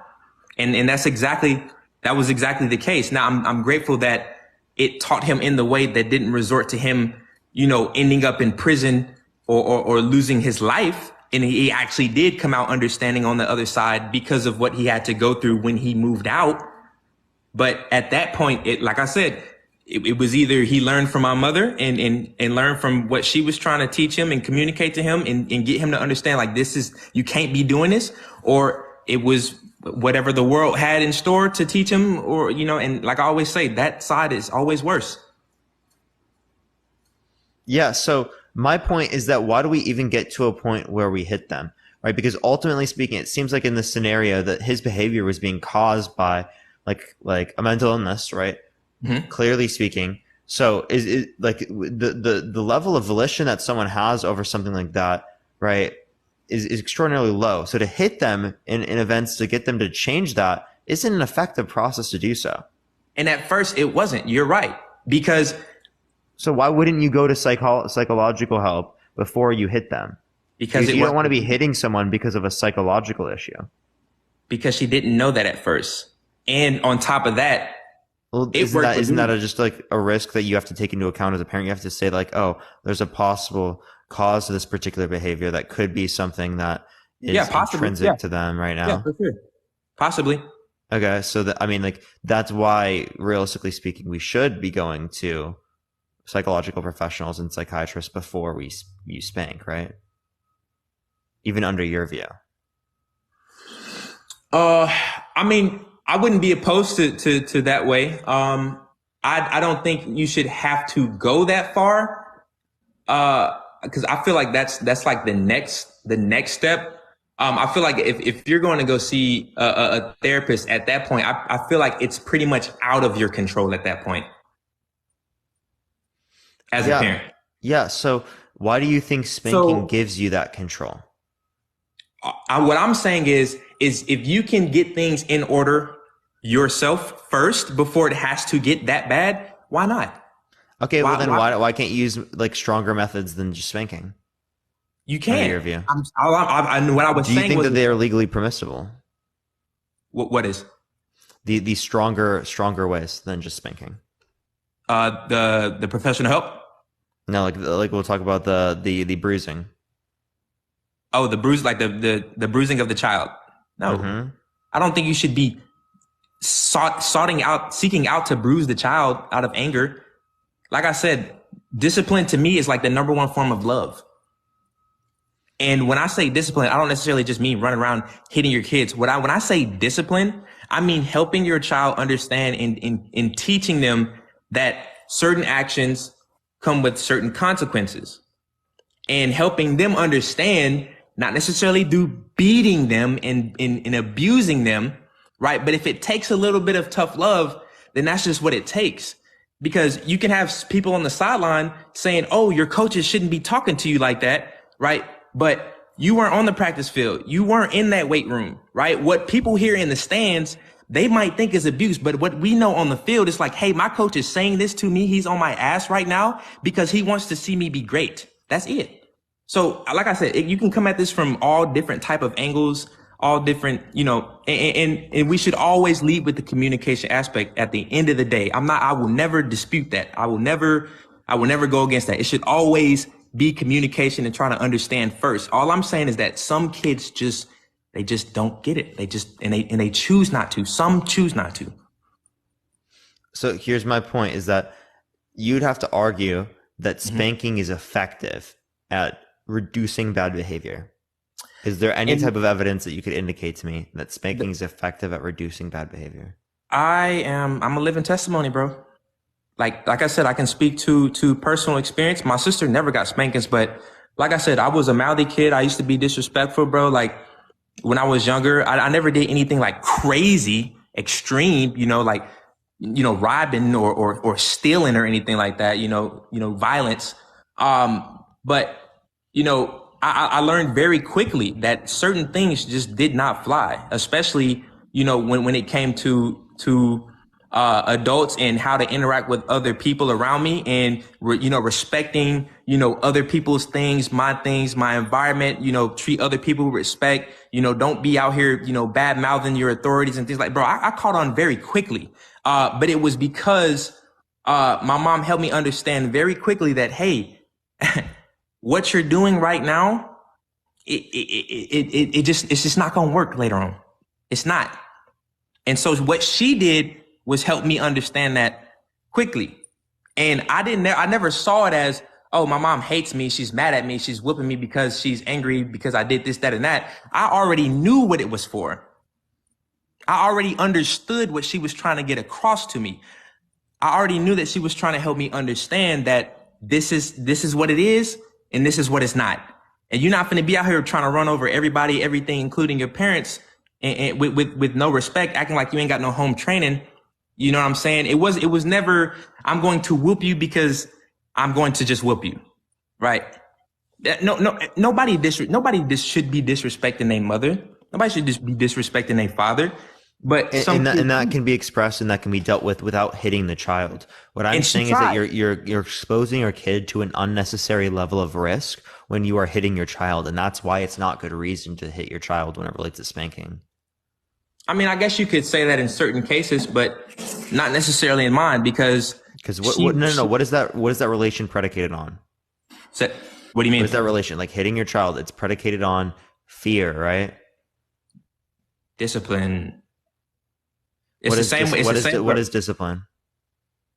Discipline is literally coaching. It's literally coaching your child, getting them ready for life. No. What is discipline?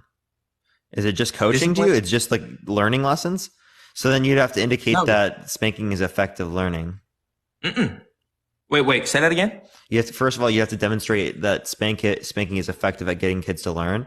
And if it's effective at getting kids to learn, why don't we use it in schools then? We do. If we mess up that practice, do you think that we should? Do you think that we should? That's what I'm saying. Oh yeah, for sure. Like So spanking, or just you or should use spanking in you saying schools. discipline period, discipline period, or just No, spanking? do you think spanking should be allowed in schools? I don't think you have to. I don't think you have to. No, I don't think you have to in school. But discipline does But go. if it's effective for learning, why wouldn't you use it in schools? Why wouldn't you use it in schools? Because it comes back to it not being your parent. Okay, so we shouldn't use effective we shouldn't use effective learning things because it's not their parent. Couldn't we say that about all of the rest of the learning? Then you can only justify homeschooling. I think homeschooling is great. But Wait, do you think public school is wrong? No, I'm just saying. But like it's not the parent. So here's another example, right? Because if we say that's abuse in itself, like in that form of discipline or just discipline period, right? Making them, no, because nobody wants to get a spanking, right? But nobody wants to hit the line and do gases for somebody dropping a pass. Nobody wants to run a mile for, you disrespecting your coaches or fighting a teammate, right? But that's just what comes with it. I don't want to have to do these things, but my actions led to this and I learned from it when I came out on the other end. I mean, hey, you could say that making the whole football team duck walk for fighting is abuse, right? You could say that. But what it's doing is they're going through a little bit of pain. I don't think most people have an opinion on that, right? The reason why we're having a conversation about spanking is because like a majority of Americans think that it's okay or think that it's good or necessary in certain scenarios. That's the whole point of the conversation. We can talk about all the things that we think classifies abuse, but the point of the conversation, the point of the debate is to have a conversation on things that people commonly would have like an opinion on. Mm-hmm. Right? You can't have a debate on something that people wouldn't commonly have an opinion on. Right. But that just goes back to this topic where abuse or spanking, like I said, is too subjective. But I think it would be based on personal experience because, like I said, for me personally, it wasn't abuse. But for the kid that is, 2 blocks down that's getting hit with a broomstick classified as a spanking, that is abuse. Because why would you feel the need to pick up a broomstick or a hanger or wire hanger or, something else to hit your child? Like in my mind, that's insane. Yeah, you're trying to say that that's not good reason. That's not good reason. So why do you think that on top spanking of in that- general is good reason? You'd have to establish that it's effective for learning. You'd have to establish that there's something good coming from spanking the child for you to say that there's good reason to spank the child. So what good is coming from spanking that you can demonstrate that would tell us that there would be a good reason to spank your kid? Like I said, I am literally proof. That's anecdotal, right? That doesn't take into account many different biases. Right. There's a correlation causation fallacy here, just saying that because these two events are associated, that one caused the other. That's why we need to look at particular studies to take into account biases, right, to then indicate whether or not there's some sort of causal link between these two. Right. But like I said, in that case, I agree. Like, you definitely want data on it. But in that case, it could also be very skewed because of the point that I brought up earlier is where I said that people that actually came out on the other ends experiencing those analytical points, those actually might just be the real abuse victims. Yeah, so again, we can bring up scenarios where people didn't think that they were abused when they were a little, like say 14-year-old girl that had intercourse with like a celebrity adult, okay? Right? They didn't think that they were abused from that circumstance, yet we still consider they were abused, right? Mm-hmm. So them saying I'm proof isn't proof of anything. The same way that when people in the chat are saying I'm proof, that's not responding to the whole idea that there are psychological problems and developmental issues that relates to spanking, right? That it puts you at an unnecessary risk of these types of things. It doesn't happen to everyone, but it puts you at an unnecessary risk. Mm-hmm. Not everyone gets the risk, right? But it puts you at an unnecessary risk. The same way that if I don't wear a seatbelt, right? It's not going to be the case that in every single scenario I get into a car crash that I'm going to die or I'm going to get hurt, right? But it's going to increase the likelihood that I'm going to be hurt. Right. Well, if I said that if I was in a chair and I didn't have a seatbelt on, I got in a car accident, I didn't get hurt, I'd be like, I'm proof that I didn't get hurt in that scenario. Right. That you don't get hurt when you don't wear seatbelts. Well, here's the thing with some of those scenarios. Like those are literally black and white. Like there are laws literally against those type of scenarios. Like there's no room for error or misinterpretation when it comes to things like that. It's not as it's not as gray because there's a law that he'd be classified as a pedo, right? Okay, but there are laws that said slavery was legal. There were laws that allowed for children to marry adults throughout most of history. Just because something is legal has no determinant of whether or not it's right or wrong. Exactly, but what those laws do is they clear up any room for misconstruction. That's what they do. So anyone who does that with children, they're a pedo. Anyone who doesn't wear a seatbelt, they're breaking the law. Anyone who's disciplining their child, it's like, where do you draw the line? If we see that there are so many negative impacts from spanking, right? Probably in most scenarios, wouldn't we say that it's bad, right? Legally speaking, as in most scenarios, it would lead to all of these like negative incomes, or it would increase the risk of this being the case. The same way that increased the risk of a negative issue whenever you are like, not wearing a seatbelt. If we were talking like on a grand scale, I would say no. Just because I've just been around too many kids where I can just tell. I'm like, bro, I can tell you have no discipline. I can tell that nothing is going on at house, whether it be communication or whether it be spanking. I can tell you right now. Discipline's internal, right? Not always. Okay. How is discipline external? When I say that someone has discipline, I'm saying, I'm gonna commonly refer to them. They make their bed. They go to work every single day. They're extraordinarily productive. They do everything that they need to do, right? They treat other people with respect. Things like that. Those are expectations that I have for someone who has discipline. All of those relate from their internal sense of values. Not necessarily. In some cases, discipline can be instilled.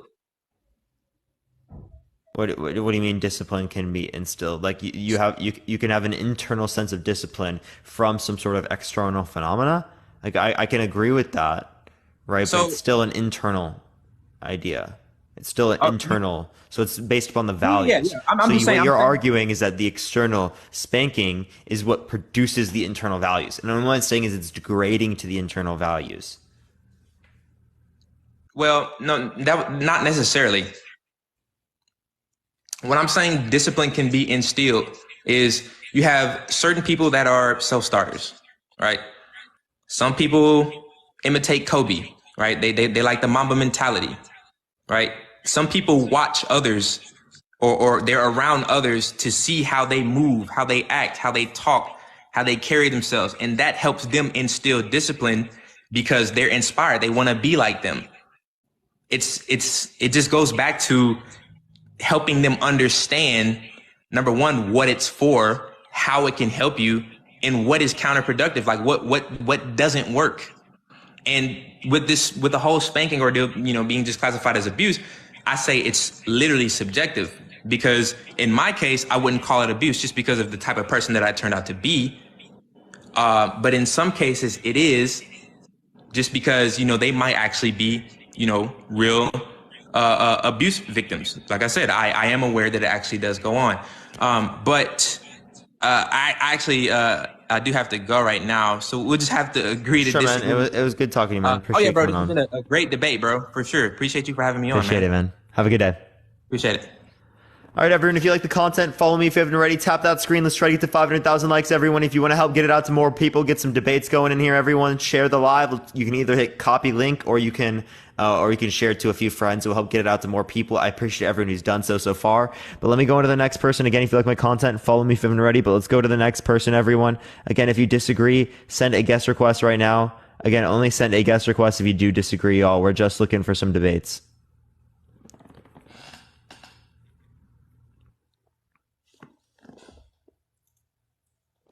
Yo, what's up? How old are you? I am 34. For sure. Do you think spanking is abuse? Okay. There's a borderline between spanking and abuse. I can tell you don't have children the way you're talking about it. Okay.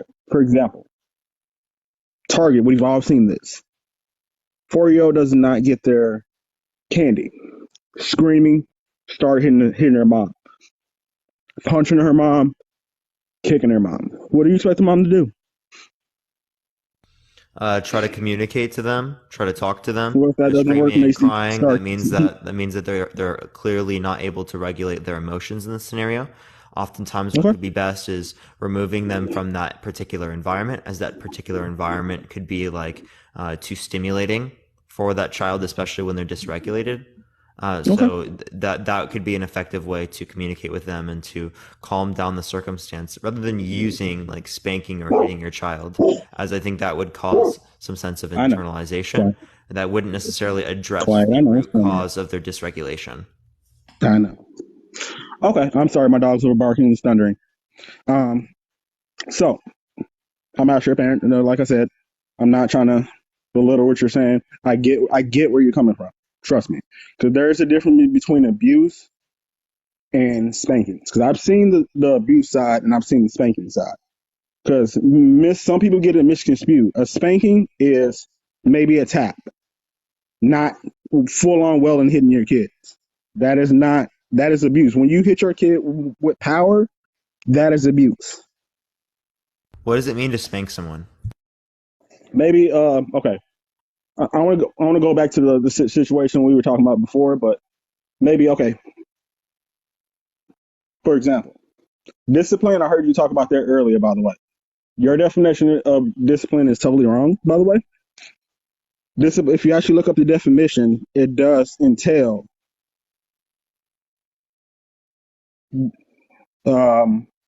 discipline as a force in the definition itself. But because I took martial arts for a long time. That you go off of?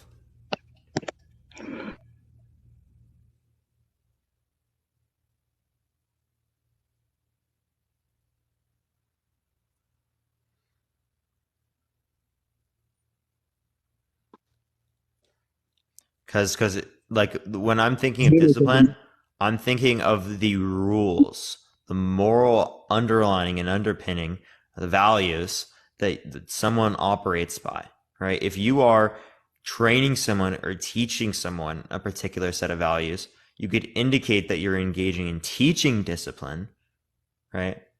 Right. But the internal sense of discipline would be the values that would be constructed from those types of events. Okay. Okay. I don't know if that's you or me playing music. You're kind of cutting. The mic is kind of bad. I can't really hear what you're saying. Okay.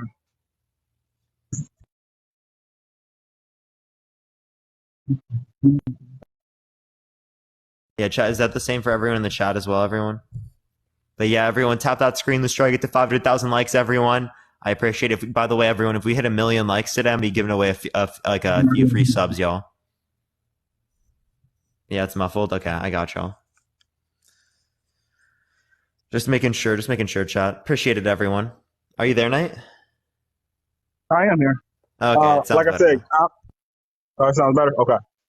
So I want to go back to the certain situation I was talking about earlier. You said bring the child away from the situation. For example, if you bring the child away from the situation and that still does not work, and the child continues to hit you, what do you do then? I've seen that happen.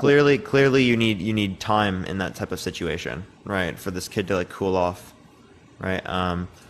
You can redirect them, right? Like for example, clearly speaking, if it seems like they do this in circumstances, we can get like little punching bags for them to be able to get their energy out. There's a difference between a punching bag and a light slap. Or we can have some type of way to redirect that type of energy that they're having in this way, because it seems like that would probably be the best process to deal with that. And keep in mind, I have 2 kids. I've never had to spank them. Just because, don't get it twisted. Just because I believe in spankings, that doesn't mean I spank my kids.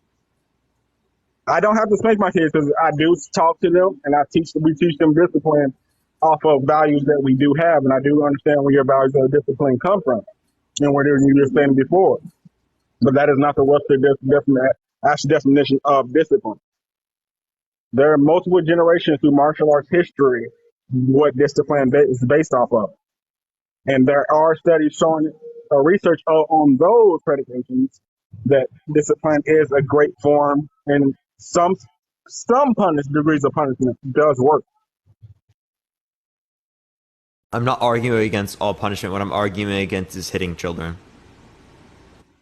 I'm not saying that. And you got to remember, children take martial arts. So that some people's discipline will come from that. Yeah, I took martial arts, right? And that says to use violence only in a manner in which to protect yourself or self-defense, right? But Yeah, in the scenario in which someone is spanking their child, they're not doing it for self-defense. that is. Okay. Once again, I did say I don't beat my children. That I don't know what the other guys talking about real quick, but like I said, I do understand where you're coming from. You're not wrong when you're saying spanking is abuse because your definition of abuse is hurting your children. No. My definition is intentfully physically harming your child without good reason. You said harming. That is harming. Yeah, intentfully physically harming your child without good reason. For example, right, if I give my children child a vaccination, right, that's going to hurt them in terms of getting the shot, right? But it's for good reason because it produces immunity, which is meant to keep them safe from illnesses and which would hurt them more, right? So in that sense, right, there would be good reason for us to cause that little bit of pain associated with the injection of the vaccination. Yeah, no, I get what you're saying. Don't get me wrong. I'm not saying this is a debate and we both have valid opinions. And I do understand where you're coming from. I'm not going to dismiss you because I get it. Some people don't understand that talking to certain people and sometimes talking is not effective. Don't get me wrong. Like I said, I've never had to beat my children because I've seen other children though where you can try to talk to them. You sit them in timeout for 5 to 10 minutes. You try to sit them around. You try to get them physical help. You try to mentally evaluate what's going on. And none of that is effective. If you Yeah. tried all those avenues and none of that worked. I've seen a friend of mine, she had a 3-year-old. He's much better now. I will say that. But when he did not get his way, he would literally punch his mother in the face at 3. Like if she decided not to give him candy at the store, he would scream, punch her on the side, bite her, and she would try to pull him to the side and say, "Hey, this is not okay. Do not do this to me." And she would physically have conversations with him. And she got him help. Doctor said there was nothing wrong with him. He was not bipolar, nothing wrong. The moment she barely tapped him and started reinforcing some reinforcement, he stopped.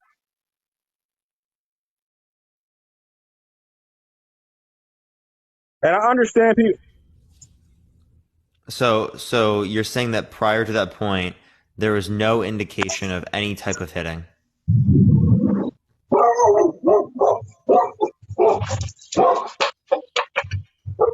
Okay.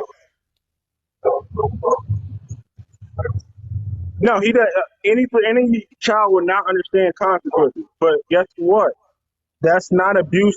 If you're punching your kid, once again, that is abuse. You're not answering my question. My question here was about where did this kid learn the behavior? We're talking about a 3-year-old, right? A 3-year-old's a toddler, right? You thinking you dealt with everything within like a year. I don't see how that's possible to deal with every single possible thing you could do within a year. No, right, I didn't say he was 3 through the whole time. I said this is when he started it. Okay, so he was 3 when he started this behavior, right? And then when did it continue to what end? It continued till he was 6. Until he was 6. So this guy, he got hit when he was 6. It wasn't hit. It was maybe a light tap. Like once he would hit her, she would kind of physically show him more of a, hey, don't do this to me. This is how this feels. So hit him back. Lightly, not a physical punch like you're thinking of. You're thinking of harm your children to the point where there's going to leave bruising or marks. No, that's not what I'm saying. It's never been that. Hitting does not entail that you leave bruises and marks. You can hit someone without leaving a bruise and mark. Someone can slap me across the face and it doesn't leave a bruise or a mark. Yeah, it depends how hard you've been slapped. If you been slapped hard enough, there's going to be some red. I mean, it depends on who you are. For me, probably would be true because I have dermographia, but that's true even if I just barely touch my face. There can be a mark without even touching my face very hard. Like, it depends who you are. I get what you're coming from. Don't understand. Don't like. It took a whole couple years for this certain situation to stop. She tried everything, and it finally stopped when she was like, "Okay, I'll respond with this." And then he finally stopped, and he understood, "Hey, this isn't right." But again, So went to a I'm not saying psychologist, a spanking's okay. psychiatrist, Don't get me wrong.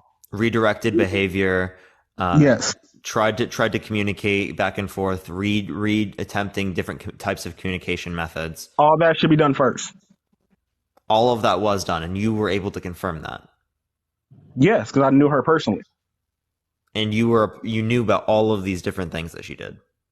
Okay, I was at Walmart with her when I first saw him do this, and I seen the papers of them going to psychiatrists. I seen them going to their doctor's appointments. I seen them going to these appointments because they would leave for hours and then come back.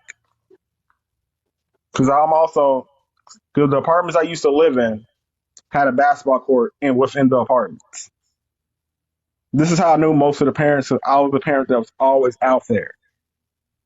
Like most kids would not go outside, would not be able to go outside.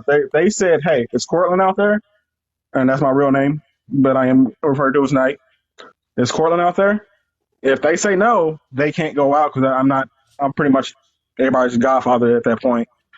If I was not out there, kids couldn't come out because they didn't feel like they're safe. Here's my point: is if it is the case that the causal factor in this scenario was the spanking, then how come? Can you find any study that would be able to indicate that this is something that can be reproducible? Okay. Right? Because if it is the case that it was the causal factor, then can be the causal factor in other scenarios.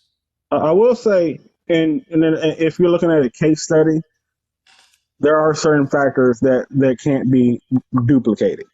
There are case studies out there stating that yes, if you abuse people, they become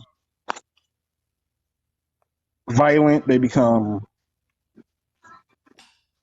and it's a lot of factors that factor into that, where it can change a person's psychology. Is it the word? I don't think that's the correct word I'm looking for, but I think you know what I mean. But yeah, there's no case studies out there. No, there are not. But there are that people out indicate there positive that impacts have benefited from being spanked. There are. You can't dismiss that.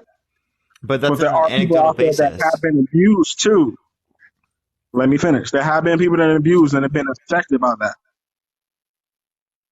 But go ahead. I'm sorry. Okay, so my point is that if this was the factor that led to this happening, led to it getting better, we would be able to reproduce this. And this is where I'm going to.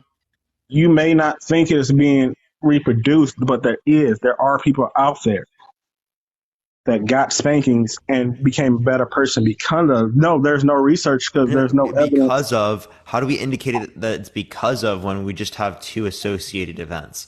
Because if we just have two associated events, that doesn't tell us that one caused the other. For example, during the summer. But when did we start these researches? What year did we start these researches? Did we start research about this? No, when did we start researching that spankings were bad and where spankings are abused? For decades. I can send you a systematic review over the past 50 years. So that's 69 different studies that indicate through multiple different generations in many different countries around the world, there are negative impacts in terms of child development with spanking, right? And again, that includes increased likelihood of aggression, bad behavior, not listening. It increases likelihood of anxiety, PTSD, depression, like things like that, right? Also, right, like just like not even engaging with other people, like social issues. So there are lots of things that result from spanking that are negative in terms of child development. Okay. So can you confirm most of those researches were done with light versions of spanking versus abuse? It was the average notion of spanking. See, the average notion of spanking is half the time is abuse. This is where there's a lot of Thank you people for get the staying nice. Thank you so misconfusion. much. Yeah, and there are studies that do different types of spanking, even with different types of communication, other stuff like that. And there's not a single study that I have seen that has shown statistically significant positive impacts of spanking in terms of child development. Not a single one that I've seen. Again, you are correct. I will say that, but there is no the difference between abuse and then you should never have to fear your parents. And then if you get a form of abuse,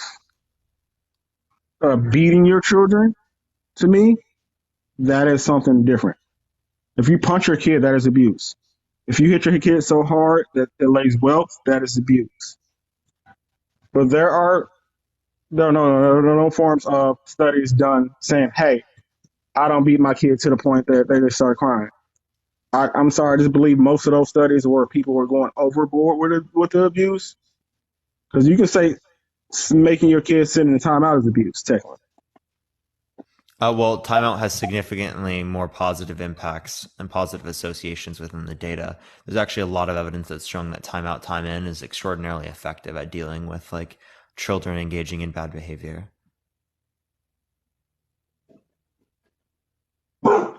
And because it's not just timeout. You can't just tell your kid to go in a room and look at the wall, right? That cuts off the communication. You have to keep the bridge of communication open. That's why you separate yourself from that particular environment with them and you communicate about the issues. You're not wrong. But in these certain datas, like in these certain researches, I just want to know how they're evaluating and how many case studies and how many people that had research into these. Thank you. I appreciate the galaxy. Thank you so much. Well, there are many different studies with different levels of sample size. Some have like 2,000. Some will have like a few hundred. It just depends on the study that we're referencing. Okay. So about 3,000. So I just got to look some of these researchers up again. I don't even hit my children, but at the same time, I don't believe spanking is to a degree. Don't get me wrong. I've seen some people hit their kids, and I'm like, well, that is borderline abuse. Well, just like, how do you define abuse? How do I do? Like define, not like example, like define. So if you're hitting your kid repeatedly, that's abuse. Okay, so if you spank them multiple times, all right, that's abuse. That's abuse. Okay, even if you think that they're considered considerably light taps under your view, I don't think it's still abuse. Okay, so you can only do it once. Yes. Okay, so if the person that you knew did it once and it didn't work, what should they do, given that they tried everything else? At that point, there was honestly nothing else to do because what she did was no longer effective. So nothing. Nothing. There's nothing to do at that point. If you hit your child to the point, and like I said, a light tap where it just barely gets this. What's the word? What I'm looking for? To barely feel it.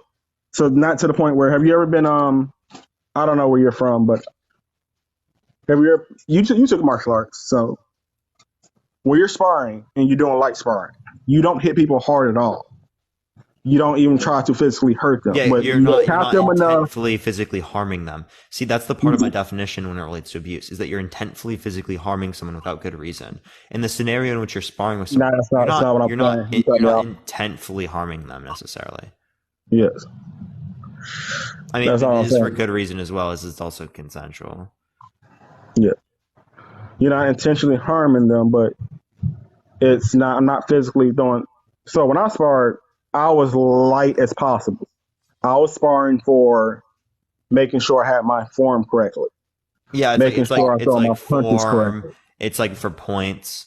It's like you just tap them and then that's the point and it's done. It's not like you're knocking them out. It's not like you're UFC fighting, right?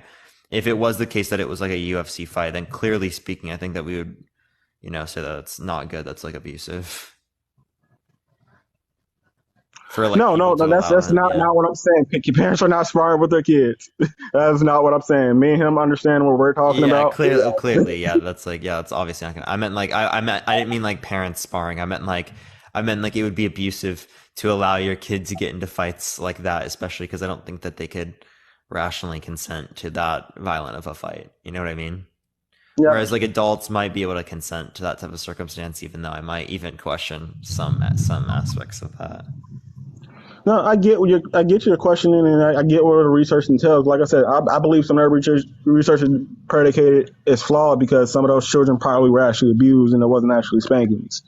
Um, Well, but under your view, some spanking is abuse, right? no, a lot of the spanking is abuse. A lot of it. Most spanking is abuse. Okay, so if most spanking is abuse, clearly speaking, well, you can't necessarily make a distinction on the basis of spanking and abuse there. So, but you'd be okay with the statement that most spanking is abuse. Yeah, most spanking is abuse. I'll be okay with that. Okay, you're just disputing that, like all spanking would be abuse. Yeah, it's pretty much like it's okay to lightly tap your child. Like for example, there was another one when I was in Disney. His son starts screaming in the middle of Disney. His dad barely kicked him in the butt. Barely. He stopped immediately. I mean, isn't it also the case that like I've seen kids screaming, the parents talk to them and they stopped? Yeah, I don't think the kicking is necessary if it can be other ways. It was a tap. It wasn't an actual kick. It was a clap. I'm talking to on TikTok, talking about pretty much abuse. You want your phone? Yeah. Yeah, but so like, what do you mean by kicked? So again, I don't know this guy at all. It was more of you. Okay, which form of martial arts did you take? Kung Fu. Okay, so you know the front kick, kind of a front kick is when you barely bring your foot up, and that's all. He kind of just brought his foot up and lightly tapped his son on the butt. Lightly, his son didn't. He didn't move. It was more of a tap on his butt, and he just stopped. Thank you, Brittany. I appreciate the subscription. Thank you so much. I appreciate it. So, he didn't kick him. He tapped him. He tapped him. Amanda, I appreciate the subscription. Thank you so much. I appreciate it. With his foot or with his hand?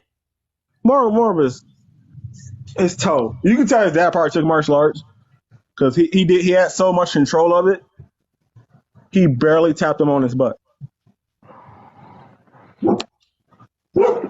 I don't know why you would use your foot. His hands were full. That's the only reason he did it. Like he was holding 2 bags, and he had another child on his arm in his arm.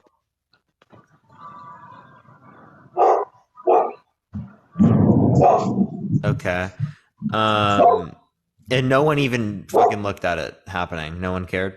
Nope. No one saw. No one saw it honestly, but me and another guy. Okay, so no one did anything because they didn't see it. Yeah. Do you think people would have done something if they saw it? There are certain parents like that are in this chat that would disagree with his message. Yeah, I do agree, and I do agree that yes, he could have brought his son over and be like, hey, don't do that, don't scream.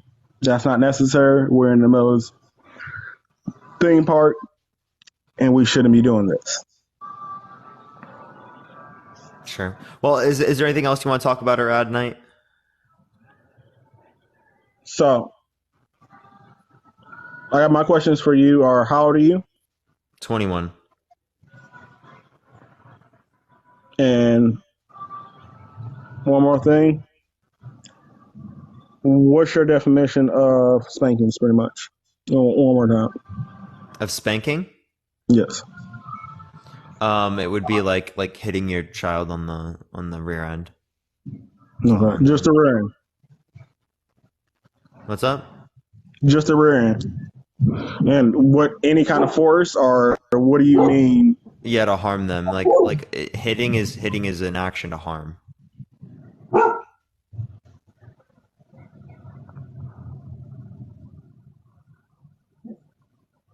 Okay. Hitting the heart harm. So it doesn't matter the level of force. Yeah, I mean, it technically does because hitting. I mean, if you're touching someone, right, like this, like that, right? Just I don't know why you'd be touching a kid on the butt, but like if you're just touching like a kid like that, right, say on the shoulder, that's clearly not hitting them. What's hitting them would be like a level of violence or a level of force. So clearly speaking, force necessarily is relevant, right? But it's in terms of establish when it's a hit and when it's not a hit. So the Like level you if you're just hit like going yourself, like you this, find that like if you're abuse? just like this, that's clearly not like if you just touch someone on the shoulder, be like, oh, come this way, right? Yo, come over here, go that way. That's clearly not hitting someone. It's tapping someone. Like this, that'd be hitting. Okay. Even though you probably wouldn't even consider that hard, that's hitting. I do consider that hard because it made a sound. Well, it's on my hands, but yeah. Well, you can hit your hand not make a sound.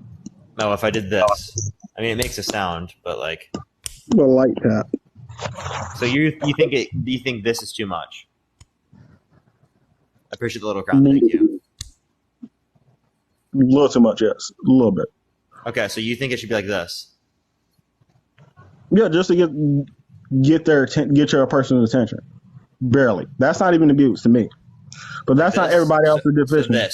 So where it literally doesn't even make a noise. So I'm just touching. I'm literally just touching my arm right now. Yeah, you're just touching your arm. Is that a hit? That's not really a hit. No, it's not really spanking either. So, Daddy, put you in the blanket. Okay. So you do. Okay, I guess. But yeah. So do you? Yeah. So I mean, is there anything else you wanted to address then? I guess. I'm not trying to. I just want to say I'm not downplaying everything. Again, I don't beat my kids. Never have. I can bring that up to anybody. My kids can actually. If you want me to actually go get one of my kids and ask them ever spank them, they'll tell you. Never have. But abuse and spankings are two different things. Yeah, absolutely. But I'm a child needs to be spanked. Sure. All right. Well, is there? I appreciate you coming on, man. It was good talking to you, man. No problem. Thank you so much. Have a good day.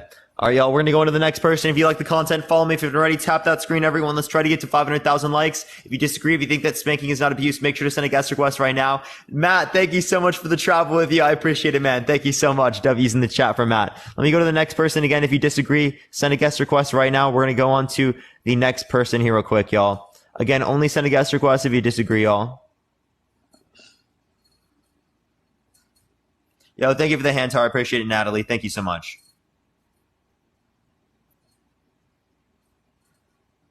Okay, it's not accepting this person. We're going to go to the next person. Everyone, again, if you disagree, send a guest request right now. Again, if you disagree, send a guest request. We got like 50-something guest requests, so I'm going to try to get to as many people as I possibly can, everyone. Hey, what's up, man? How old are you? I am 52. For sure. Do you think spanking is abuse? It is not. Obviously, you've been dancing around one point. You have to start learning how to separate a spanking and a beating. If you beat your children, that's abuse. I was spanked when I was young. I'm 52. I remember when I got spanked, and it didn't affect me at all. I don't see how. I understand you go by research, right? That's your whole logic, right? Research says it's bad. I remember in the mid 80s reading a research that said drinking coffee was bad for you. 10 years later, they changed it into no more than 4 cups is bad for you. Then it's next thing you know, 1 cup is okay. It changes. The truth is, fear does lead to discipline. And I know you hate that word fear, right? You don't want to fear parents. But why do you not hit the streets and commit a crime? Because you have fear in going to jail. Why do you not, let's say, do something illegal? Fear of the police, right? And why? Because you could go to jail, right? Thank you for the confetti. I appreciate it. Thank you so much. See, when it relates to a loving relationship, I see a distinction. I don't think fear should be the foundation of a loving relationship. I think it should be wanting to emulate the exact same things that the person you love does, right? That is the basis of respect. It isn't Okay. the basis of respect that you are fearful of them. Okay. Right? I I don't never feared. necessarily respect the government because they force me to do things that I don't necessarily agree with, right? So that doesn't mean that I would have a not respect for the government within that notion. So, like I said, I'm not gonna go with the research, because researchers like to kind of be on a topic just so they can get fundings and continue their research. I'm speaking from experience. I was spanked when I was young. I never feared my parents for it because it never hurt to the point where I was injured. My father would just smack me in my leg and say, in fact, sometimes just him looking at me roughly was fear enough for me to do the right thing. Now, let me ask you something. You're only 21, so you don't have no kids, right? I'm assuming. I don't have kids now. Okay, let's say you get a kid, right? You're a good kid, obviously, because I heard you for a long time now mentioning that you never did nothing wrong or whatever, or if you did, you didn't mention it. But No, let's say you I have did things wrong as a kid, right? It's just the way that it was dealt with was likely effective, and that's why I didn't really get myself in trouble at school so or outside of the context of my household or anything like cool. that. And that's good. That just makes you a good kid, bro. But you know that there are kids out there that are not like you, right? There are kids out there that you can sit down and say, listen, buddy, what you just did was wrong. You shouldn't do this. You shouldn't do that. And the kid goes out, he does it again. And eventually, if you don't spank your kid and teach them, these kids are going to go out into the real world, get on drugs, commit crimes, and do all this felony stuff. And then you go ahead. Kids are actually more likely to be in circumstances where they're going to commit crimes given the fact that they've been spanked. I can show you many different studies that indicate this. There's a systemic review over 50 years with 69 different studies that indicates that children are more aggressive when are likely to be more aggressive when they're spanked. They're likely to exhibit bad behavior. They're likely to not listen. They're likely to develop anxiety, depression, PTSD, like more likely in terms of those particular things. So again, clearly speaking, I think that based upon the data, it's going to indicate to us that it's not going to actually be effective at demonstrating or developing those characteristics. Yeah, like I mentioned earlier, I know you're big on the data, but you know, in the 70s we had no data, brother, and people grew up just fine after getting spanked. All of a sudden, everybody's gotten soft, and the data tells you that if you spank your kid, he's gonna be bad. And then these little bad kids know this data is running around, and they start saying things like, "Oh I only did it because my parents beat me," and it's all bull. You're kind of misunderstanding. I'm not saying in every single scenario where someone's spanked, they have these characteristics. What I'm saying is that they're at a greater risk or a greater likelihood of developing these characteristics. Like the same way that like when I don't wear a seatbelt, I'm at a greater likelihood of being negatively impacted when I'm in a car accident, right? But it doesn't mean in every single car accident I'm going to be negatively impacted. So let me ask you, you end up a couple of years down the line, you have a kid, your kid comes home, he decided to punch a little girl in the school in the face, and you decided to have a sit down with your kid and say, listen, you shouldn't do that. That was wrong. Now your kid goes back and he punches another little girl in the face. How long you wait before you spank him and say, you need to stop doing this because that's wrong? And you see how it feels? To teach him through a light spanking that what he's doing is wrong. How long do you wait for that? Or do you continue to let him punch people's kid in the face based on the fact that you feel that talking to him is the best way to go?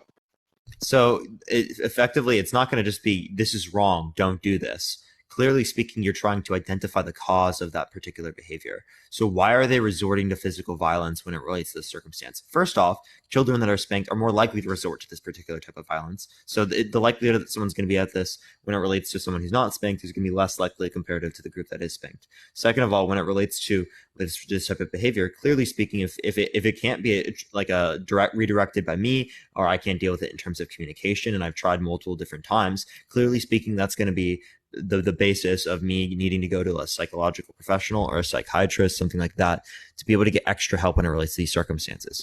Plus, I can talk to other types of parents around my area to see how they've communicated with their kids and these types of experiences to indicate maybe what I could try in terms of communication to be able to deal with this particular scenario.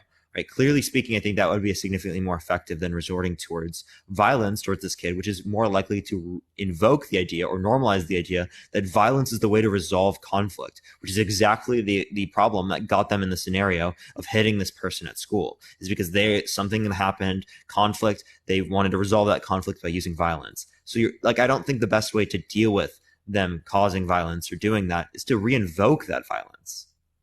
Well, yeah, spanking is not violent, but you do understand that there are kids who actually do these things. What does violent mean? Violent to me will be a beating to a degree where it's harmful physically and mentally. And talking about mentally, some parents do more damage to their kids with verbal abuse than they ever would do with a little like spanking. That's what I'm against, the verbal abuse. I'm not against spanking. Spanking is a way of teaching your kid, and everybody should do it, to be honest. If your kid does not listen, the first 3 times you tell them a light spanking will work just fine. You'll learn that one day. I'm against verbal abuse as well. Like I'm not advocating for verbal Totally. abuse. Like I'd be against that. That's clear to me. Like Well, I think there it's are safe better to say ways it's to safe deal to with say that on your scenarios show, than to yell at you're your going to kids. notice on your show that going forward, anybody within a certain age range is going to be okay with spanking, and most of the youngsters are going to be not okay. This is a problem of time and all of the laws that they have now. Nowadays, you can't even practically No. raise Hold on your a kid minute. right with the police getting involved. I think that's not accurately representing the people in the chat. There are many people who are way older than me, whether it be my parents, whether it be people in the chat that think spanking is wrong as well. Right? It's not just particular to my generation. Sure, it might be the case that my generation is more likely to speak up about these types of issues, right? But that doesn't necessarily mean that other prior generations didn't care. I agree. Well, listen, I'm going to leave you with this. Not all people are the same. Not all kids are the same. Some kids are really strong-minded, rough and tough, and sometimes they need a little spanking to wake them up. Hopefully, the day you have kids, they all turn out to be good kids, and you don't want to end up having one of those kids that comes home with a gun, and you decide to have a sit-down with him, and one day he puts one in you because you didn't know how to properly just spank your kid and teach him. Yeah, you're arguing that if I don't spank the kid, they're going to end up doing that to me. Is fucking No. ridiculous. I said that Clearly if not you true. have that, no. I said if you Spanking the have kid, that kind of kid. if they're pulling out a gun, clearly spanking them isn't going to stop them from doing that. Come on, You'd be let's be amazed. real. I've had a lot of Let's be friends so get in real. trouble with. You'd be amazed. I've had a couple of friends when I was young got caught with guns by their parents. Their parents whooped the butt up, and they stopped doing the stupidity they were doing. It does What do you work. mean whooped? So I don't think that you should whoop your kids because you're reinvoking. It was the exact actually a same little bit. violence. Yes, you're right. It was actually a little bit above the normal spanking. I had a friend who his father whooped out his belt and beat him in the legs because he came home with drugs and a gun. And sometimes that helps. That kid straightened out pretty good in life. No, I think that there are better ways to deal with a kid doing that in that scenario. Why are we resorting to drugs? Why are we resorting to buying guns? Let's deal with that. Let's communicate, because clearly speaking, the communication between me and the child in that scenario would have not been an effective manner insofar as they would have told me that they were doing this, and instead I found that they were going behind my back to do this. Again, kids are more likely to go behind your back and go around this if you don't have that effective communication, if you have your relationship built upon fear. But if you have your relationship built upon love and communication, clearly speaking, right, this is going to be so much less likely to happen. And that's what you want to develop in a circumstance in which the kid was doing something like this, because that's indicative of the fact that it was not there to begin with. Okay. So like I said, I'm going to leave you with the fact that, listen, you got a great show. It's a good topic. I understand what you're trying to say about not spanking your kid. But unfortunately, this is why the world's all screwed up today. Some kids need more spanking. And that's why everybody's rabid today. You have a good show, brother. I mean, I'm never going to change your mind because that's your mindset. I'm not You going can to change my mind, right? But like the way that my mind would be changed, thank you for the hand, I appreciate it, would be based upon showing me the differences in the studies, right? If it didn't have a psychological negative impact towards children, instead it had a positive impact towards children, clearly speaking, there would be a different outcome when it relates to these particular actions. But since there is so much evidence indicating that is negative in terms of psychological development for children, there's no basis to say that there would be any good reason to spank a child in the modern era, especially when we look at the overall statistics. When we talk about legality, we're applying in most scenarios. In most scenarios, do you think spanking, right, is conducive towards learning? Do you think in most scenarios spanking is conducive towards society being better? I think that that's one of the things that's missing from a home nowadays is there's less discipline of the kids the way there was in the old school days. And this is why I think they're just more wild today. Because you just talk to them and they don't want to listen. And now everybody's mentality is, well, you can't touch your kid. You got to sit with them and talk to them. And they're not listening to you.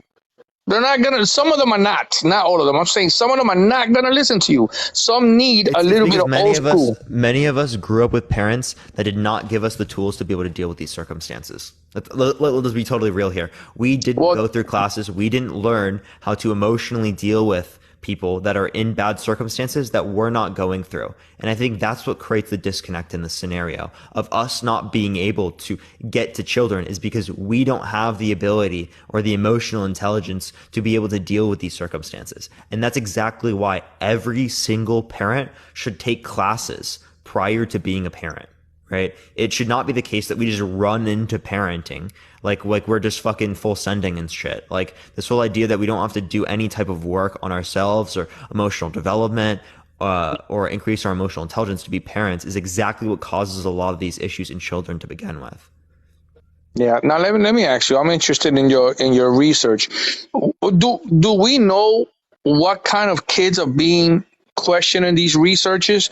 I mean, are they grabbing kids that come from abuse homes and asking, or is it like random? So some groups would be from things in which I would consider to be abuse. Others would not, right? Because it's supposed to be accurate and representative of the population. That's the whole point of these different studies, is to represent the demographics of the population. Okay. All right, brother. Listen, God bless you, man. Thanks for the show. But like I said, I think that in some cases, spanking is okay. For sure. Appreciate you coming on. All right, brother. Bye. All right, everyone, if you like the content, make sure to follow me. If you haven't already, tap that screen, everyone. Let's try to get to 500,000 likes. It should help send it out to more people. I appreciate everyone doing so. Y'all already know the deal. I think that we're like 450,000 right now. Let's try to get to 500,000 likes. If you also want to help get it out to more people, share the live. Let's try to get to 1,000 shares, everyone. You can copy a link or you can share it to a few friends. It will help get it out to more people. If you like my content, also follow me if you haven't already. I go live literally every single day for like 6 hours, everyone. But let me go to the next person again. If you disagree, send a guest request right now, y'all.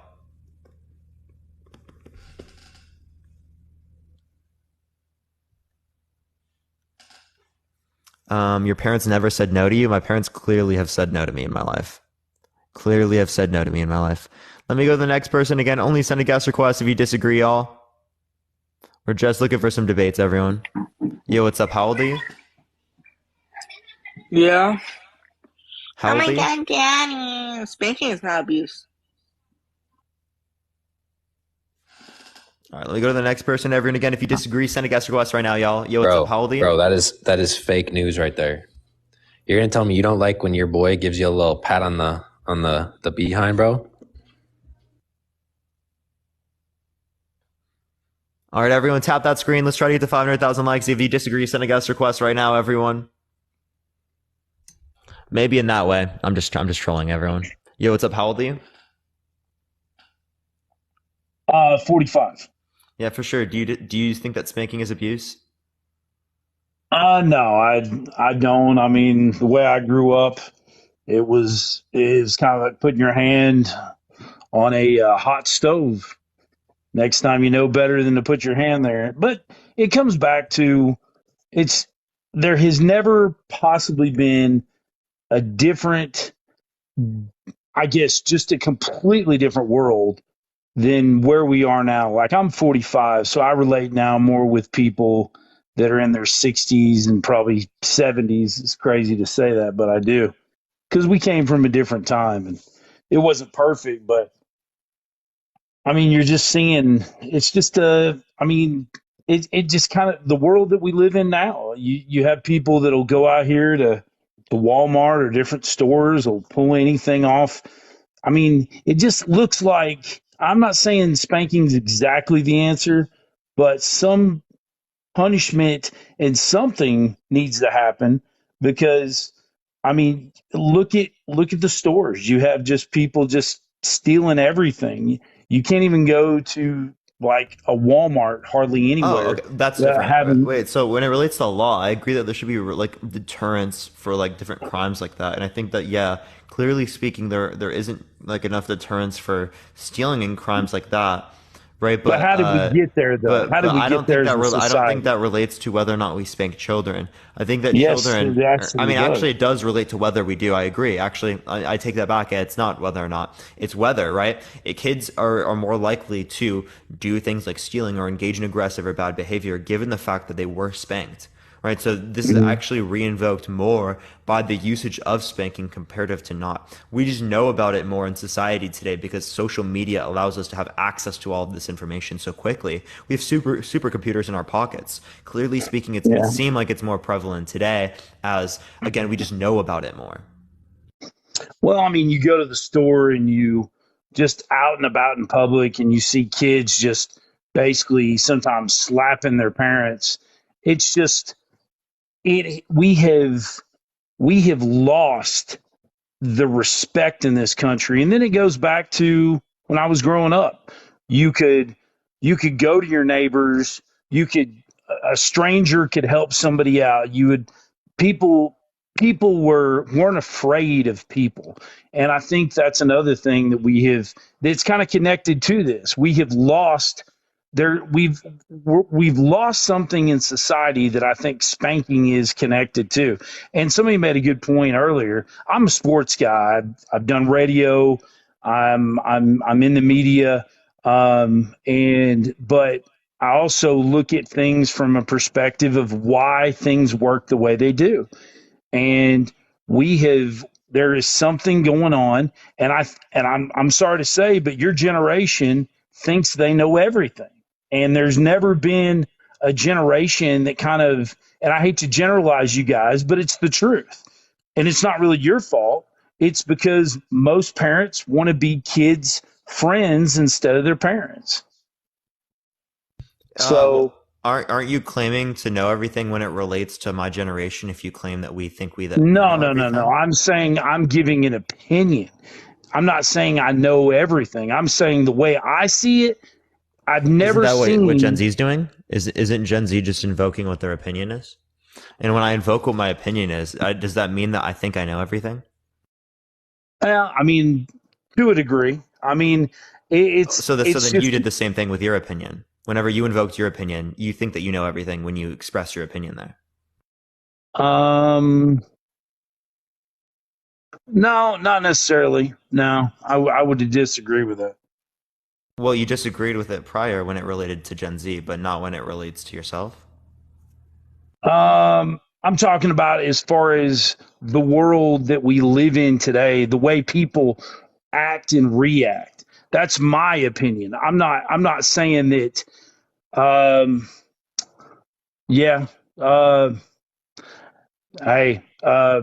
It's kind of one of those things where we're just looking at it from two different worlds. So, I mean, the way I grew up, I guess, I mean, you do this all the time, so you your talking points, you're good at it. And obviously you got me right there. So, but kind of back to spanking and stuff. I mean, we've lost something. We've lost something in society to where people no longer respect people or they're committing crimes. So therefore, that's why I kind of, I don't know. It's just one of those things where, I don't know, but whoever your person is, they've done a very good job because you've got the psychological thing down where you can turn it on your guest, and I respect that. You got me on that one. I do. I generalize you guys because I don't understand you, and you don't understand us. So that's why we're kind of where we are. I grew up in a time where we didn't have technology like you guys have. We kind of treated people differently, but again, you make a good point that's exactly what it is. It's two different worlds kind of looking at each other and saying, hey, I don't understand you and you don't understand us. Yeah, at least to some degree. We're going to understand each other to some degree, and then we're going to not understand each other to the other degree. So like when we have particular opinions about things, many people in other generations might see it as like we think that we know everything, right? When in reality, I don't think that it is because we think that we don't know everything, but I think it's because we have a strong opinion about this one thing. We think we know stuff when it relates to this one claim. Mm-hmm. So the way to respond to that isn't by saying, oh, they think they know everything. That could be true. We'd have to demonstrate that they think that they know everything when they don't, right? And we can demonstrate that by showing where they didn't actually have knowledge and educating them, right? That should be the basis of like what we're doing towards the younger people in society, rather than pointing at them and kind of just saying, right, oh, you think that you know everything, because that doesn't really describe to them what they don't know. Right? It kind of just tells them that they don't know things. And then ultimately speaking, all they feel is like people don't really want to hear them out. People don't want to understand them. And and that's true to some extent, right? If you don't tell them why that's the case, well, then how are they supposed to know? It sounds like you don't want to make them understand. And the same thing is true for parents with their children. We kind of just tell children these things are bad. We don't tell them why they're bad. Well, then why do you think that, kind of taking my break, because you got me with a knock, you got me you got me on the canvas there in the ring on that one, because that was a good point, and I had to kind of regroup with what my thoughts were. But why do you think then that society is the way it is, as far as we have broken homes more than ever? Most people these days don't understand what it's like to have a mother and a father in a household. They don't understand what it's like to sit down and have a meal at 6 o'clock at night and to talk about your day. Why do we have more and more people that are kind of just savages on the internet, or are kind of like, why are we having more and more people that are doing stuff? And I know now I haven't been on TikTok, and I'm getting back into this. I know there's certain words you can't use now, which I think's kind of strange in itself. But why do we have more and more people now that are going out and committing mass? I guess I don't know what you'd say these days. Mass unalivings. Killings. Oh yeah, I know what you're talking about. So okay, but why do we have more and more of that? Since I was a junior in high school, well, first year out of high school in 99, we had the Columbine situation. And since then, we become desensitized in society, where we're just expecting now people to lose their minds and have some kind of note. And I think it all comes back to what you're saying is with spanking. I think we're missing something, that maybe if spanking isn't right, but what is the problem? Why has society completely lost touch with reality? I don't think it's lost touch with the reality. I think that we're just more aware of these different types of things happening due to the access of information. Because when it relates to things like divorce and stuff like that, I mean, this would go past like the just knowing about it, because we have statistics and stuff that relate to that. Divorce, right? People have the ability to get outside of the context of the relationships they've been in that have been harmful, that have been riddled with infidelity, that have been riddled with abuse, that have been riddled with domestic violence, that have been riddled with all these other types of things that have plagued us for generations that people have not left in circumstances for. So actually what I think that this shows us is that a lot of these issues did exist. We kind of just like didn't deal with them in society. Right. So what we need to do is we need to deal with these things, and then we can construct families and we construct like communities in which are built upon respecting each other and making sure that each other are understood, loved, things like that. Because I think that's what it kind of just tells us, that there's a distinction that doesn't exist in that sort of respect. Well, why in the 90s when I went to high school could I go to school and have a deer rifle in the back of my truck and not think a thing about it? And in today's society, we have people that you're no longer even allowed to have. That's where the information is in front of you a lot more. So like when it relates to the school unalivings, there's a few things with that. One is that the definition of what's considered a mass unaliving has changed. It's now considerably less people than what it was prior to like 2002. And that's why we do see a change in the proportions. Yes, there are increases in the likelihood to this, likely speaking, probably due to social media and the internet, because people who engage in these types of school unalivings are able to get more notoriety for these types of events. Right. That's a good point. It seems to be a huge influence as to why people are engaging in this type of behavior. Right. Like think about there's this one guy that comes to mind where like he created like this video series, right? Where it's about him and about how women didn't like him, and that he's doing this because women didn't like him. He's doing this because of notoriety. He wants people to remember him, and he can invoke that through the internet. And especially when there are communities on Reddit and there are communities on 4chan and all these different types of places on the internet and these very like fringe aspects of the internet, right? They're able to relate to other people that think very similarly, and it increases the likelihood of these events happening. So things that we can do to like stop this from happening is stop going over the names. Like, we shouldn't have the names of these people there. We could blur out the faces of these individuals, right? There could be things that we can do to that. I don't know if blurring out would be the most effective way. I'm just thinking about the things or brainstorming. No, that's possibly not, to remove the notoriety really from these types of individuals, because I think that really is a huge reason as to why they're engaging in this behavior. No, that's a really smart take. In fact, I used to spend a lot of time on TikTok and do different videos and stuff, and although I'm not going to agree with everything you say, I'm very impressed with your ability to comprehend your thought process. And again, you've done this enough to where, like, I did stand-up comedy. Was I the greatest at it?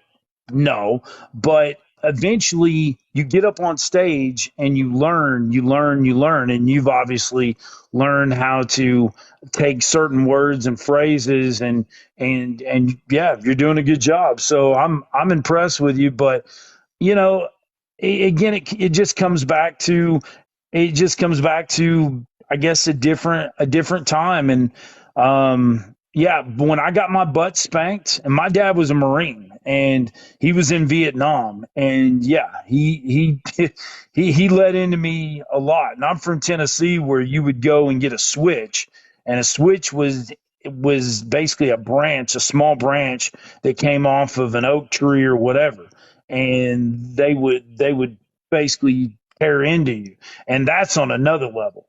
But when it comes to a pat on the butt, a good firm pat on the butt, and another thing too is, I think what we could do is we could bring back corporal punishment to a degree. You could pat somebody on the butt, a firm little pop, and if the parents agreed with it, you'd have somebody to witness it, and that would be it. But that's just an opinion. So. Yeah, I think that's what I think is like not effective when it relates to this, and I think that you should look at the studies when it relates to this, because I think that there's very clear evidence that indicates that it's not effective at reducing the likelihood of people engaging in bad behavior. Actually, it increases the likelihood within many respects of children engaging in bad behavior, of children being more aggressive, right, which puts people in greater levels of circumstances to disrespect people, greater levels of circumstances to go to jail, greater levels of circumstances to do things in which would not be the smartest to do for themselves, that puts them at a greater risk. So clearly speaking, I think that I think that, like, again, this is not an effective way to develop discipline within children and to develop children.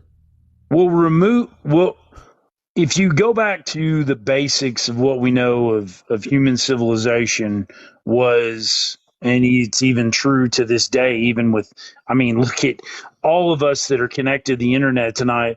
We're doing probably better than most people in the world tonight. If we're on the internet, we have a fridge full of food, a hunter-gatherer kind of thing. And it goes back to, but also kind of, there is a thing in humans that is, you sometimes, unfortunately, this world is an evil world. You have to learn how to defend yourself. I was bullied as a kid, and I learned through my bullies how to actually stand up for myself. And I think that's another thing too, is sometimes we need to have, that's why I think the mother-father situation is such an important thing, is because it's, the mother is generally the one that teaches forgiveness and kindness and loving, and then the father teaches love, but he also teaches constructive criticism, teaches, supposed to anyway. That's what the cutout was supposed to be, to teach constructive criticism, to teach I grew up in the 80s and the 90s. I don't even know how I'm alive with some of the stunts we pulled off, rolling down the half of a mountain with different kind of in a bike or a car with no brakes. I mean, just crazy stuff. Go karts that were have way too much power. But I mean, And just because we just, did it doesn't yeah. mean we think you should do that. We shouldn't be doing those things, right? Like we wouldn't want our children to do that. Would you want your children to do that? Well, I don't have any kids, so I'm similar to you. You're 21. I don't know if you'll ever want to have kids. I don't have any kids. Just didn't just never happened. But I think you have to live your life. I think that's one of the things. And instead of generalizing your generation and younger generation, I think that's one of the problems with the internet now is that we want to sit back and tell everybody how they should live their lives instead of people just going out and doing what they want to do within the confines of the law to a degree. I mean, wait, actually, I do think we do this all the time, right? I think that it's not a bad thing to say we shouldn't be doing things. We should have communications about what we should be doing and what we shouldn't be doing in society, because then that holds people accountable to particular types of beliefs when it relates to morality and their preferences and their values. Because ultimately speaking, if we don't have conversations about that, people are just going to hold the same beliefs and there's going to be no progression in society. And we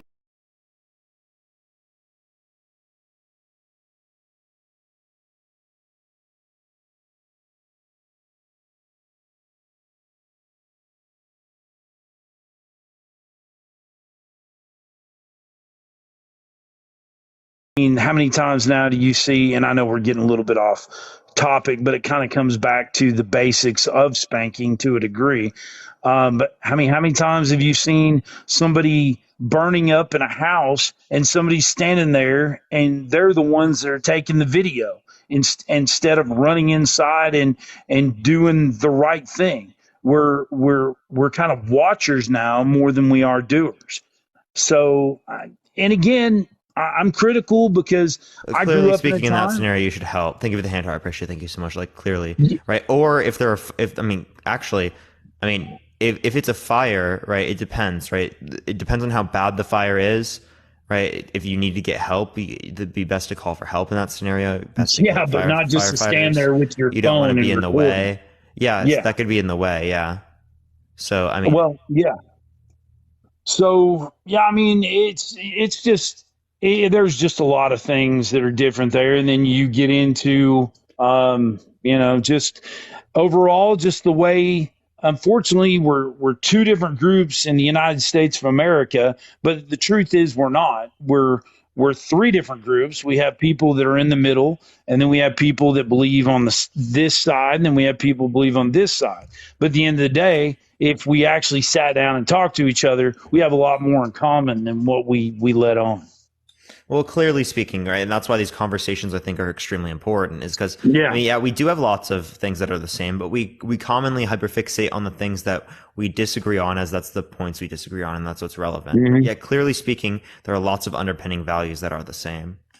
Yeah, I think that mental health, and I've dealt with depression. In fact, I didn't deploy to Iraq because I was dealing with anxiety and depression.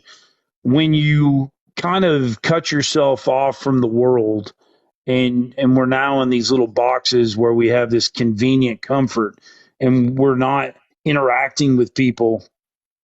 And I mean, in to a degree, it goes back to kind of corporal punishment to a degree of how you raise your child. We have people now, and you kind of said it. You know, you have people out there now that are committing these atrocities and crimes that are getting their names out there, and they're copycats, which you kind of had back in the day with Son of Sam and all that kind of stuff, where people wanted to be like that. They wanted to get some kind of sick notoriety. Well, the problem is now that we've created these pockets of comfort where people that are gaming and online, they don't interact with people. And the greatest part of being a human is interacting with people and developing personal relationships. And I think that's one of the things that is really that with the technology we have today, we have more technology now than Hold on, I want to address the humans have gaming point. ever had. I don't think it's the Yeah. gaming. I think it's the culture around gaming in many scenarios. Well, I mean, that's if what you people sit in- misdiagnose. That's what a lot of Right. parents misdiagnose. They think it's, oh, the video games. They notice the video games, and then the kid changes a little bit. Well, No. I'm just saying though, and I'm guilty of it. I like to play video games at 45. That was another thing. 40 years ago, 45-year-olds weren't playing video games because there really wasn't video games other than like Atari or something. I'm saying is, for instance, like playing Elder Scrolls or Fallout. You sit there, and eventually hours and hours have went by, and you're lost in this world that isn't real. It's a comfort, and it's good. I think it's good for vets to be able to kind of relax and release and do things with their time. But when you're sitting there and you're going over and over and over, and you're not having any interaction with human beings whatsoever, and again, that's just my opinion. I think that's definitely something that you just can't you can't put a price on going out and interacting with human beings, human emotion. That was one of the toughest things about COVID, was the fact that it took away people being able to embrace and love each other and to show affection. And then I think too, that's kind of a root from spanking. It's emotional and it's feelings. So. Sure. So like, I mean, I can have my disagreements when it relates to like a lot of this, but like the point I want to kind of emphasize now is back onto the spanking point, right?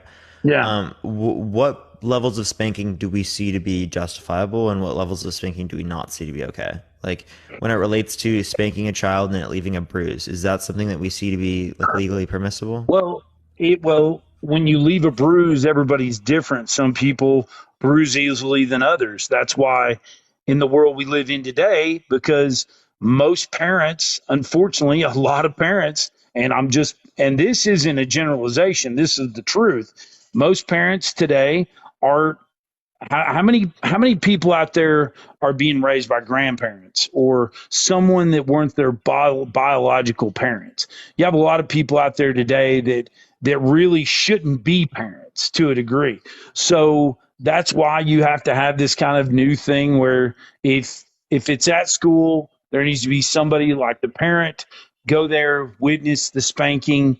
If it's a couple pats and just a firm pop on the butt, then you go from there. So that's my take on it. So bruising is abuse under your view? Yes or no? Sorry. No, bruising no doesn't mean that it has been a forceful. So forceful situation? It means sometimes people bruise, sometimes barely even being touched. It just means that person. What's the point? What's the point where you say this is too much? Is there a particular level of force applied? How do you determine that force? Things like that. Yeah, you just get a good pop on the butt cheeks, and you move on. No, I'm saying like what level is acceptable? A firm pop on the butt. If it's more than a pop, right? Let's say like what does that mean? Something that would hit them like harder. Like is there a particular level of too hard for you? Oh, of course. Yeah. Okay. I mean, what is that level of too hard?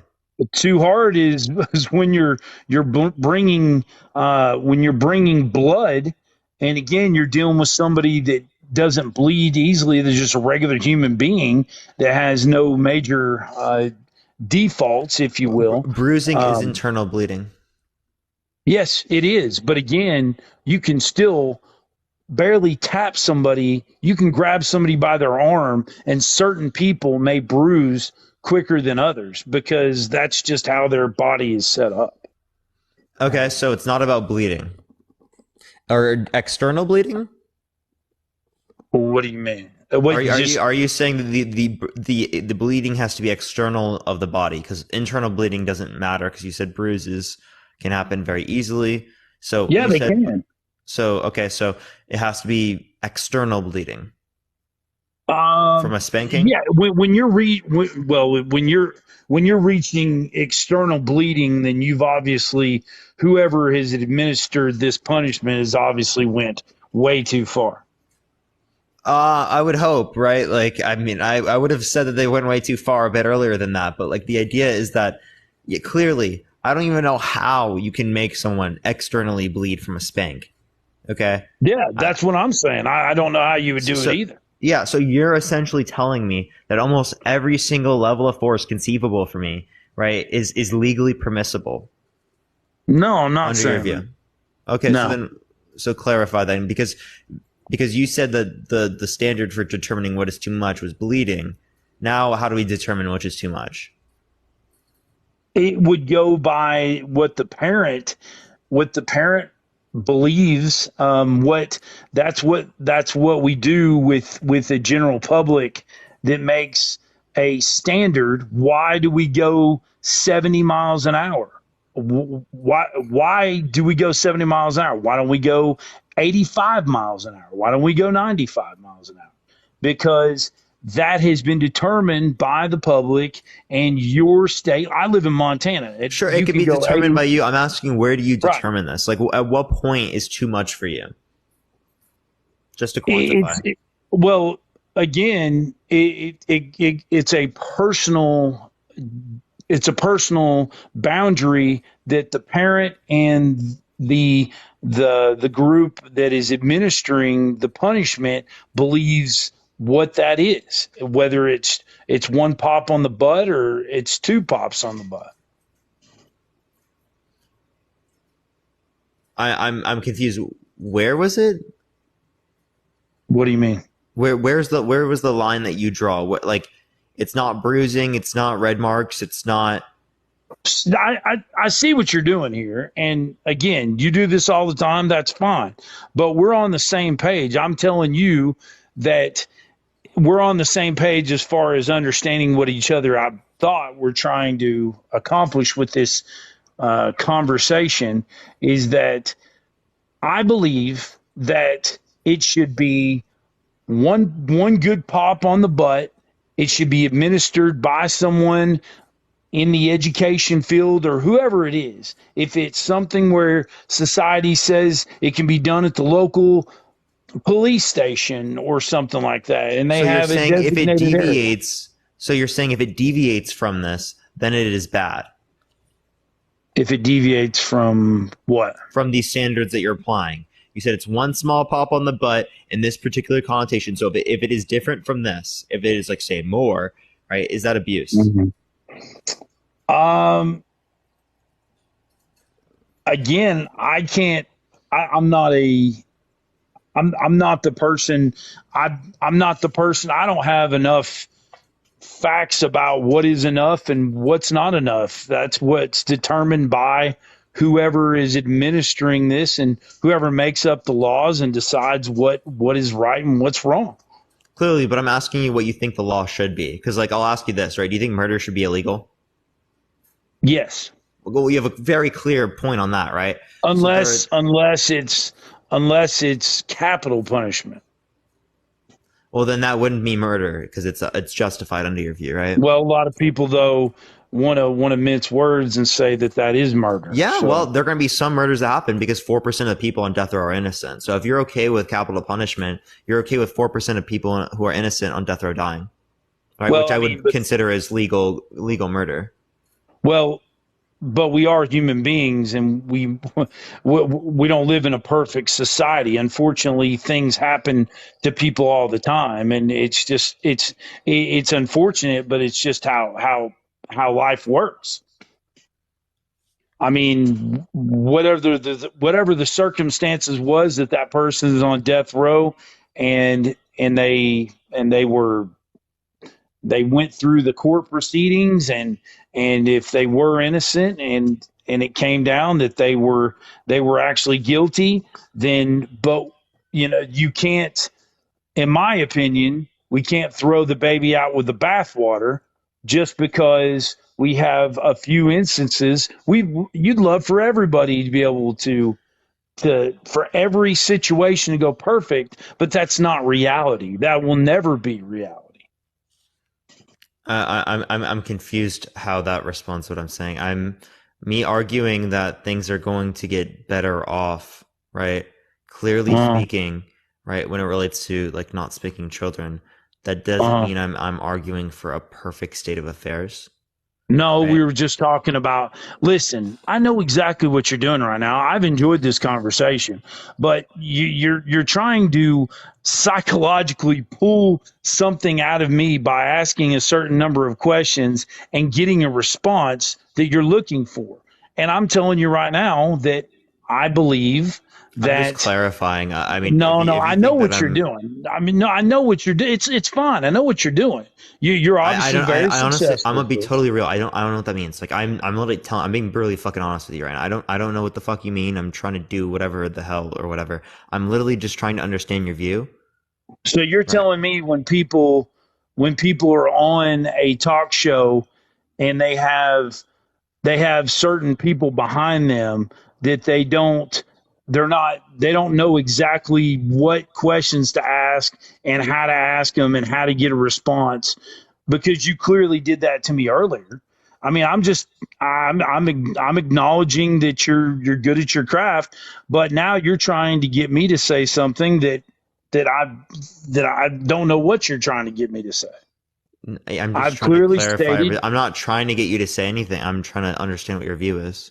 Oh, okay. Well, we'll Like, put it this I'm way. genuinely not trying to do that. I mean, if you think that I'm trying to do that, you can think what you want. But I mean, that's not what I'm doing. When people get on to TikTok and they're on a page and they're constantly getting money and hearts and all kinds of stuff, and people constantly tune in, do you think eventually that the person that's doing this is either really good at what they do? It's kind of like going to Vegas. Do you think the people that win all the time at the World Series of Poker are as they said in the movie Rounders, the Are you just luckiest saying people like in the as world? people who have more experience, you can be better at something? Yeah, sure, right. Like that Yeah, can be the I'm case. saying Yeah. you have developed a way to constantly keep someone on that you're talking with, and once it gets to a point to where we're like having a really good conversation, then you go to another level to try to invoke some kind of reaction. And I know exactly what you're doing. So, I but don't know what you mean. Like it's called yeah, like in well, I terms of think you do. reaction, I I think think you're you do. relating to what's called a reductio ad absurdism, right? So it's Uh huh. using Okay. counter examples. Thank you. I appreciate that mustache. Thank you so much. To reduce a view to either a contradiction or to an absurd notion. Thank you for the sunglasses. Well, I appreciate it. Thank you so much. then you said it right there. That's exactly what you're doing. So Yeah, what you do that's a is you get reductio ad absurdism. This is commonly used within philosophy. This is like the whole point of being able to confirm or disconfirm claims or saying we should accept one over right. the other is by using a process of reductio ad absurdism. And that's what makes you different than Joe Blow from Sioux Falls, South Dakota, that gets on here just trying uh, to have a conversation with somebody. You know what you're doing. You're obviously deep into psychologically with philosophy and all kinds of stuff like that. Like if you and I were talking sports right now, I would absolutely destroy you with my knowledge of sports because it's my world Wait, of are you expertise. what football team do you like? The Tennessee Volunteers. The Volunteers? Yeah. Do you mean like the Titans? No, the NFL is no. I'm from the South. It's college sports. Ew, dude. Yeah, I know. There's something else we don't agree on. Oh gosh. Oh my Yeah, the gosh. NFL's. I cover football. I've had plenty of people that were in the NFL that I know personally, and the college sports, basketball and football are just better products than what the professional. How? Tell me to honestly justify that claim right now. Okay, so for instance, yesterday I just tuned in for a second. I literally watched the Justin Fields barely tiptoe out of bounds. He's still in the field of play. And I was a defensive end. So if you were back in my day, and you got to love that. And by the way, I'm not a boomer. I was born in 1977. If you're in the field of play and it doesn't matter if you're going out of bounds, you haven't went to a slide or anything, I can literally put a pop on you and knock you out of bounds with force. And the NFL has become so ticky-tacky. Don't worry, college football is right behind it. Wow, But the yeah, NFL has regulations in place to ensure that the people who are in the NFL don't get CTE. Wow, that's well, wild. then you shouldn't. Oh, you really want to do this? Because you're leaving your level of expertise. Bro, that is actually literally the reason why they don't want those to happen, because it's Well, unnecessary. then they shouldn't. Then they should change the rules then, because when a quarterback is a running player and they're actually in the field, how many times have we saw a quarterback tiptoe down the line, down the sidelines, and get another 15 to 20 yards because he took advantage of that rule? So you're messing with everything that is football. No, if you step out of bounds, clearly He wasn't speaking, out of bounds. He was going out of bounds, but he okay, wasn't out of bounds. if you weren't out of bounds yet, then clearly speaking, yeah, like I would agree that in that scenario, you can. Okay, you can then still hit I'm them. right. Then I'm right about Oh, what yeah, I was if saying. that's what's happened, I didn't see what happened. If that's what happened, I Yeah. actually agree. If they've gone out Okay. of bounds, though, clearly speaking, yeah, you shouldn't be hitting them in that scenario. Right. And then Oh, okay. You know, we Yeah. don't disagree on that. Let's go back to the topic.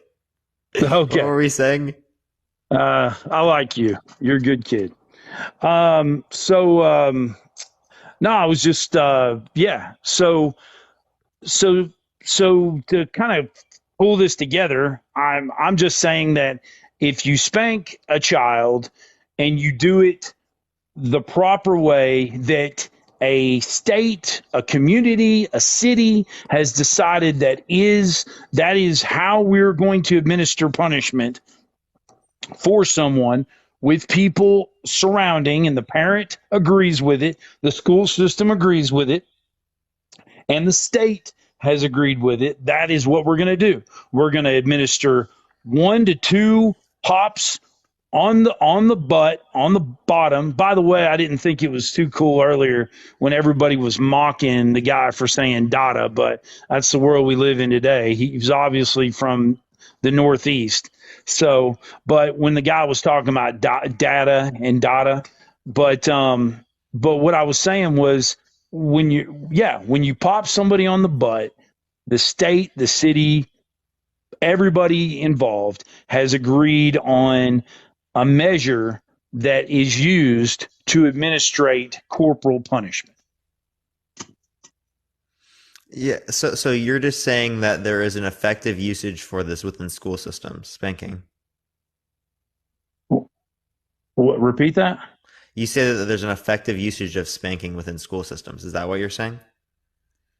I'm saying that if across our country, if people decide that corporal punishment is the way to go, is the way that they would like to administer punishment to the citizens that are going through K through 12 school, or however they want to do it, then they decide on how they would like to do it, and I follow along with that, because you got to believe that we have people that we put into positions that are going to be able to hopefully make these decisions that are going to benefit the community and the area we live in. Yeah. So if they put into place a policy that allowed for like a child to be spanked like 15 times in one sitting, right? Would you? I don't think anybody, especially today, I don't think anybody would do something like that. No, I'm just asking you if it was the case, right? Would Is you what- be in support of that, or would you say If that was the case, that for instance, Baltimore, Maryland says 15 swats on the butt is what we can do. Is that what you're saying? Yeah, like legally. Yeah, no, I would say I wouldn't agree with that at all, because that would be too much. So I So what guess point then would be my too answer much would then be, is my question. okay, I would say probably after the third swat. 1, 2, 3. That's it. So regardless of whether or not it leaves a bruise. So regardless of whether or not the force applied. But we go back to, like, you're talking like a lawyer now, so there's going to be different circumstances for different people. Some people bruise quicker or easily than others do. So you can't go by a bruise. You go by again, back to, why do we have 75-mile-an-hour speed limit or 70-mile-an-hour speed limit? Yeah, there's going to be some arbitrary standard. I'm just asking questions to see where you apply this And arbitrary I'm just standard. trying to answer. Yeah, I know. That's why. But like, like if you can give me an arbitrary standard, we can go over that if you'd like. But if you don't want to give me an arbitrary standard, that's fine. I can go to like the next point, because like I mean, when it relates to say something like for example, right? Do you think that if a parent does something that puts the child at an extraordinary risk, that they did something wrong? Like Do I unnecessary think that risk. if a parent puts a child in extraordinary risk, Like unnecessary risk, yeah. unnecessary risk? What do you mean, like, as Yeah, far like for as example, right? spanking? Let's outside the context of spanking. Let's say that a parent is smoking cigarettes. Okay. Right? Is and the kid is in the same household. Do you think they're doing something wrong? What does the state law say? I don't think it matters what the state law says. I'm asking like what your position is on it. Well, I mean, what does the state law say as far as what are the laws that we use as Americans or wherever we live to dictate what is right and what is wrong? So are you appealing to the laws instead of having an opinion? Yeah, I go by, because I'm not gonna tell people how to raise their kids, because it's not my place. It's what the law says. What does the law say? But what is your opinion on how the law should be? If someone should smoke around their kids? Yeah. Do you think that should be allowed? I had it happen when I was growing up. Again, I'm from the South, and then you had it in the Midwest, and a lot of places. I grew up in the Midwest. I grew up in Iowa. But you didn't grow up in the 70s and the 80s. Yeah, I grew up in the 2000s. Yeah, exactly. Yeah, so I would say it should be illegal.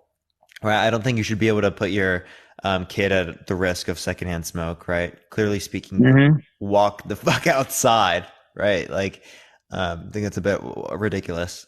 Well, I mean, my opinion is that you shouldn't smoke around your kids. Then there you go. That's exactly what I'm saying. Okay, so that's what I was looking for. So if you say that you shouldn't smoke around your kids, why? But we use the law. We use the law in our country to dictate how we live our lives, because that is how that's the way that a civilized society does. Sure. Yeah. So like your idea here is that the parents put the kid at an unnecessary risk and therefore did something wrong. Do I believe that the parents? I was reading the comments, which you should never do.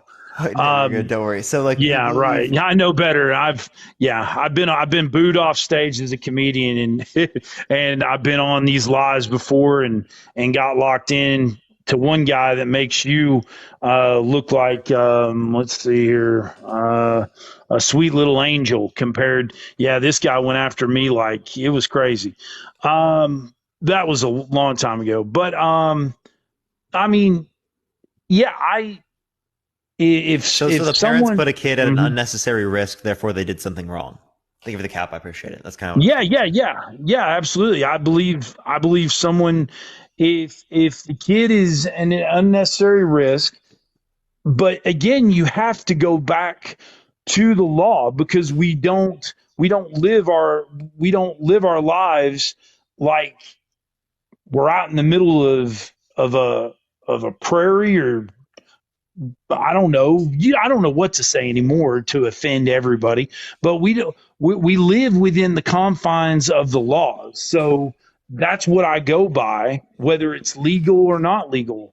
Whether it's that or whatever it is that the people of the states of the United States of America, whether it be North Carolina, Tennessee, Montana, Oregon, Ohio, wherever, have dictated, have said that, okay, this is the law. This is right and this is wrong. So that's what I go by. Oh, here we go. I knew I shouldn't have read the comments. Yeah, so when it relates to an unnecessary risk, so I think that spanking is an unnecessary risk that you're placing upon your child, right? Because when it relates to the impacts of spanking, whether it be like the psychological impacts in terms of like the like greater likelihood of aggression, they're less likely to listen, they're less likely to they're more likely to develop anxiety, depression, PTSD, things like that, right? That shows like negative impacts in terms of childhood development. Right. So to me, this seems to be like an unnecessary risk because there are other ways that you could deal with a child's behavior and build up discipline that do not relate to spanking and don't cause those negative impacts. You know, I know a lot of people that were spanked and grew up to live productive lives and to treat people the way they would like to be treated and didn't have any psychological issues. And then you have people like myself. My dad spent a year in hell in Vietnam, and it changed him. And he got back, and yeah, I'm definitely an example of someone that using over aggression with a tree branch. And again, growing up in the South, there was a time when you would go get a switch, and the switch meant switch your attitude off.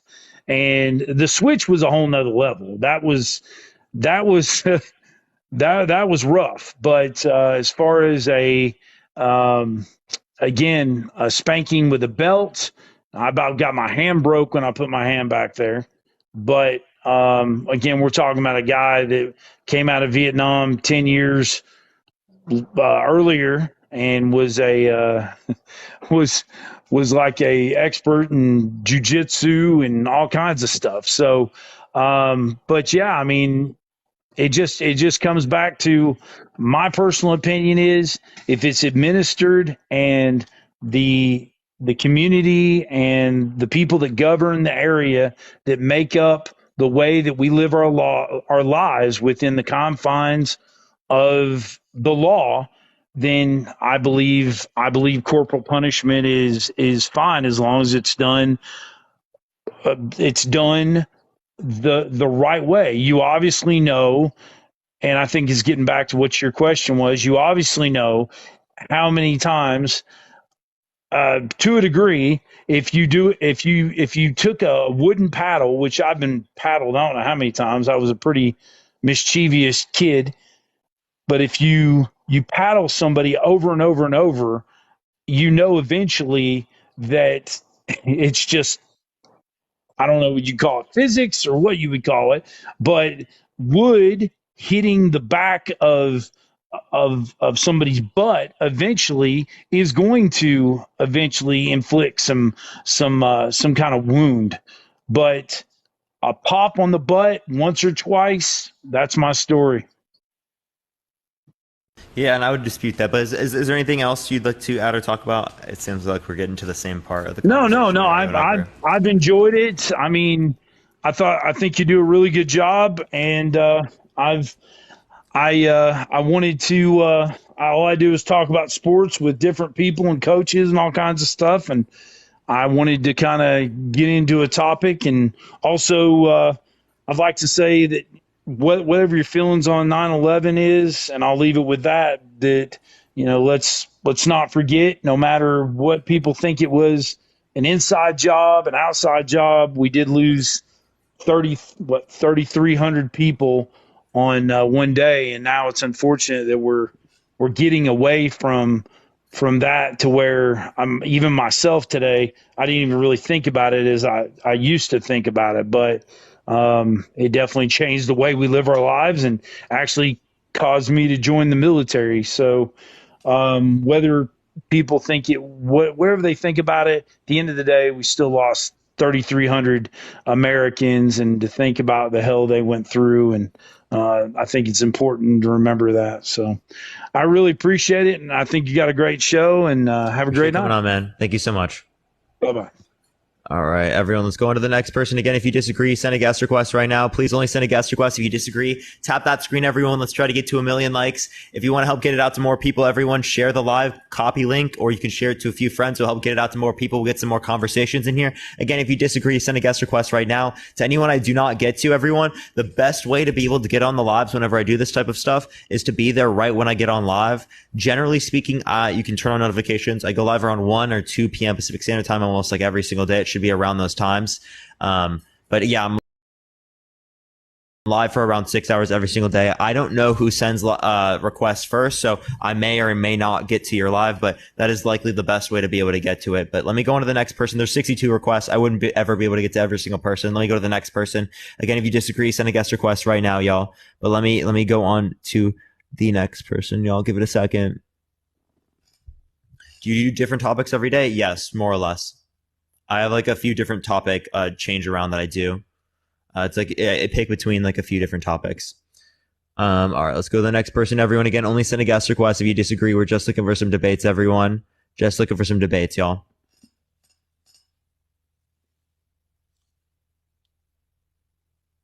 You, what's up? How old are you? Hello? All right, let's go to the next person, everyone. Only send a guest request if you disagree. We're just looking for some debates, everyone. Again, only send a guest request if you do disagree, y'all.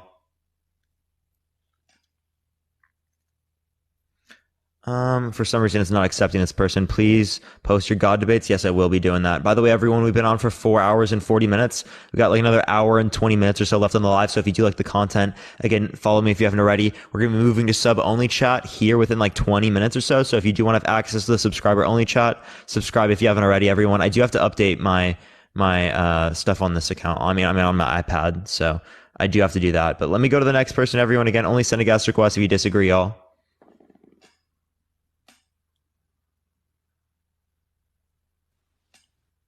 Yo, what's up? How old are you?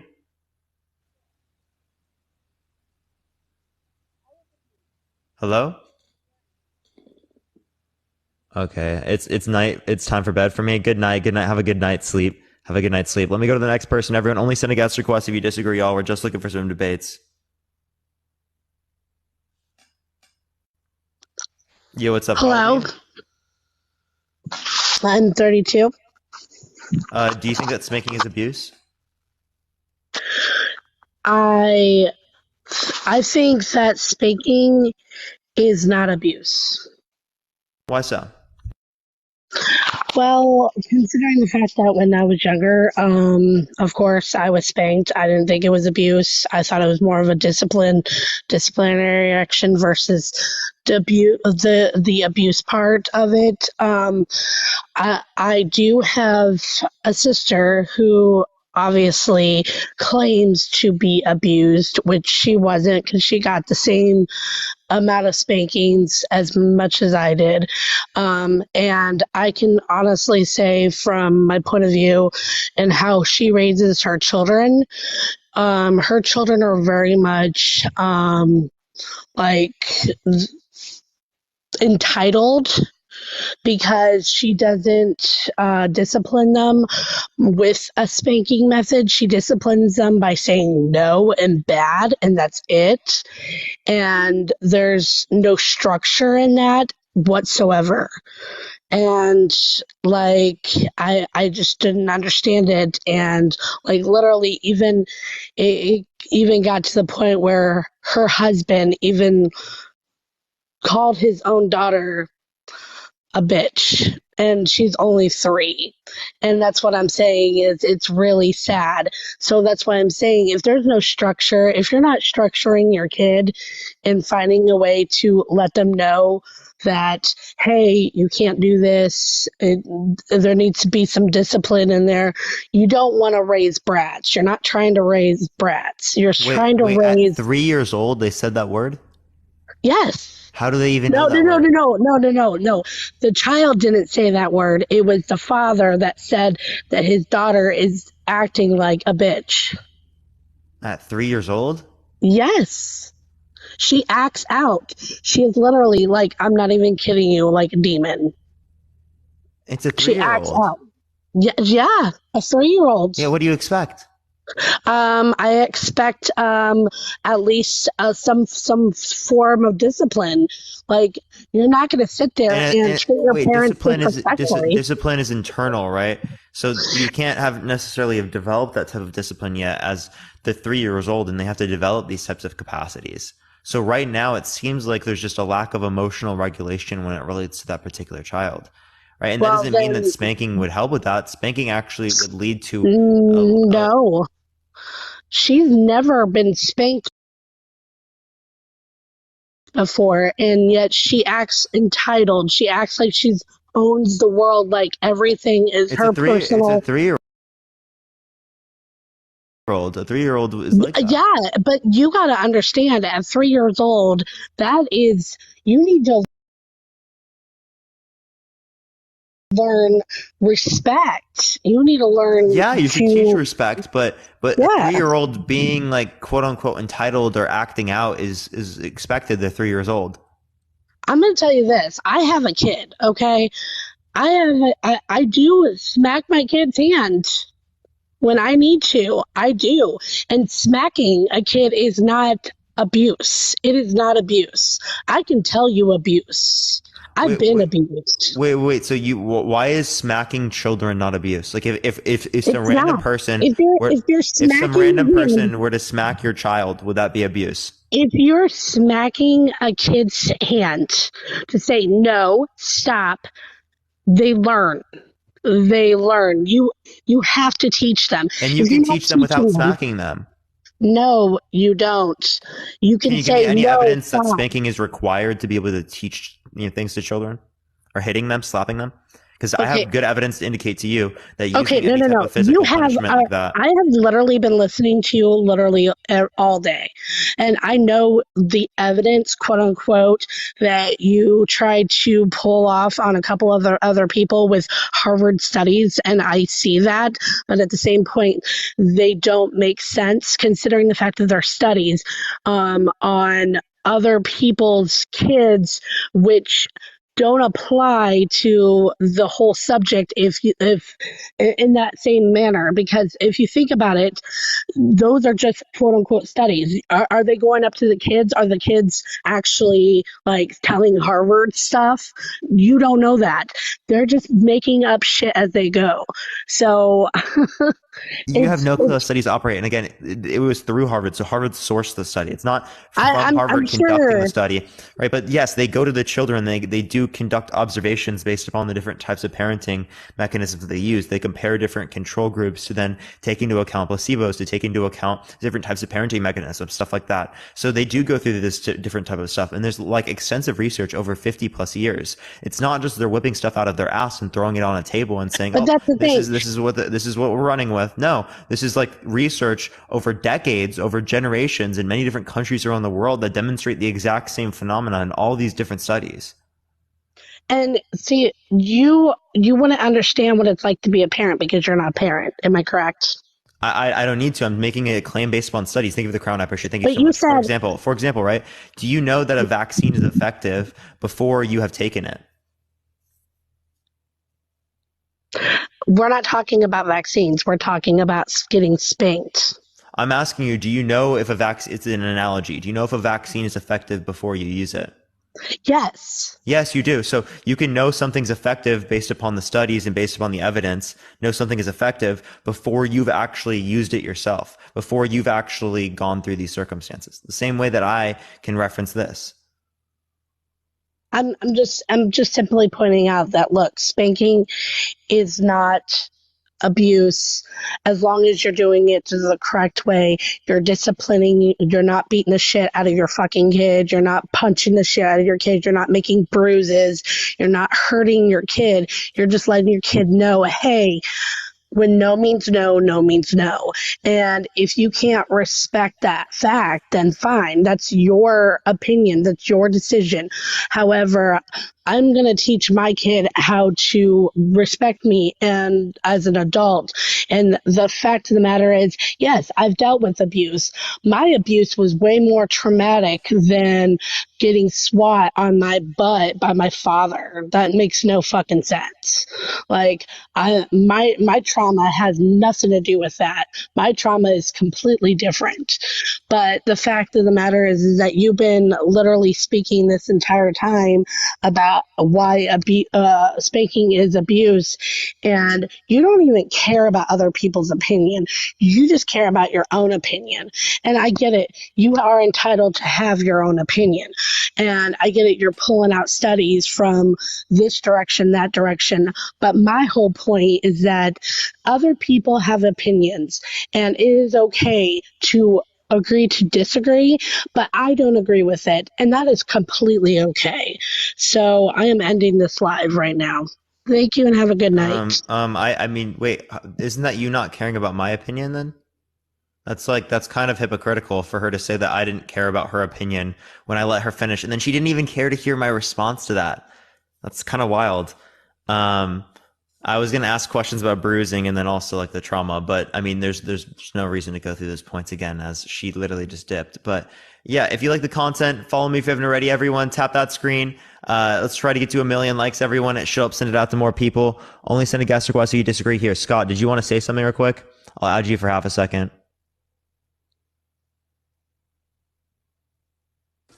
Hey, Bart. Yo, what's up, Scott? Did you want to say something real quick? Yeah, I just want to say something really quick. I feel like half these people that come up are just trying to justify like how they hit their children more than anything. I feel like it's more of like, oh, I hit my children, so let me just kind of, justify why spanking's not abuse.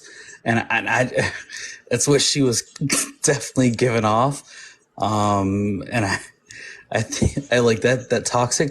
It's just like it's toxic behavior. Like instead of learning, they just don't feel like. I just feel like they have no substance. So anything they say, like they don't look at any of the facts that you give them. They don't care what you're saying. They're just like, okay, cool.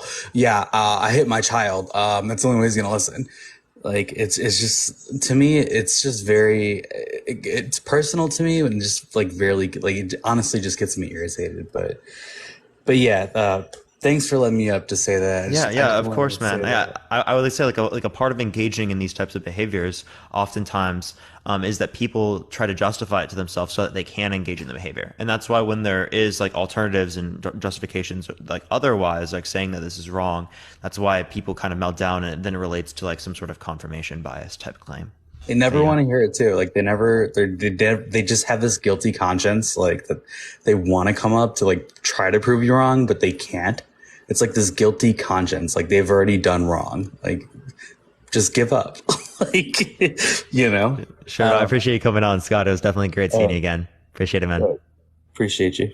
All right, let's go to the next person. Everyone, again, if you disagree, send a guest request right now. Please only send a guest request if you disagree. Tap that screen, everyone. Let's try to get to 1 million likes. I'm going to go on to the next person, though. Again, if you disagree, send a guest request right now, y'all. We're just looking for some debates, everyone.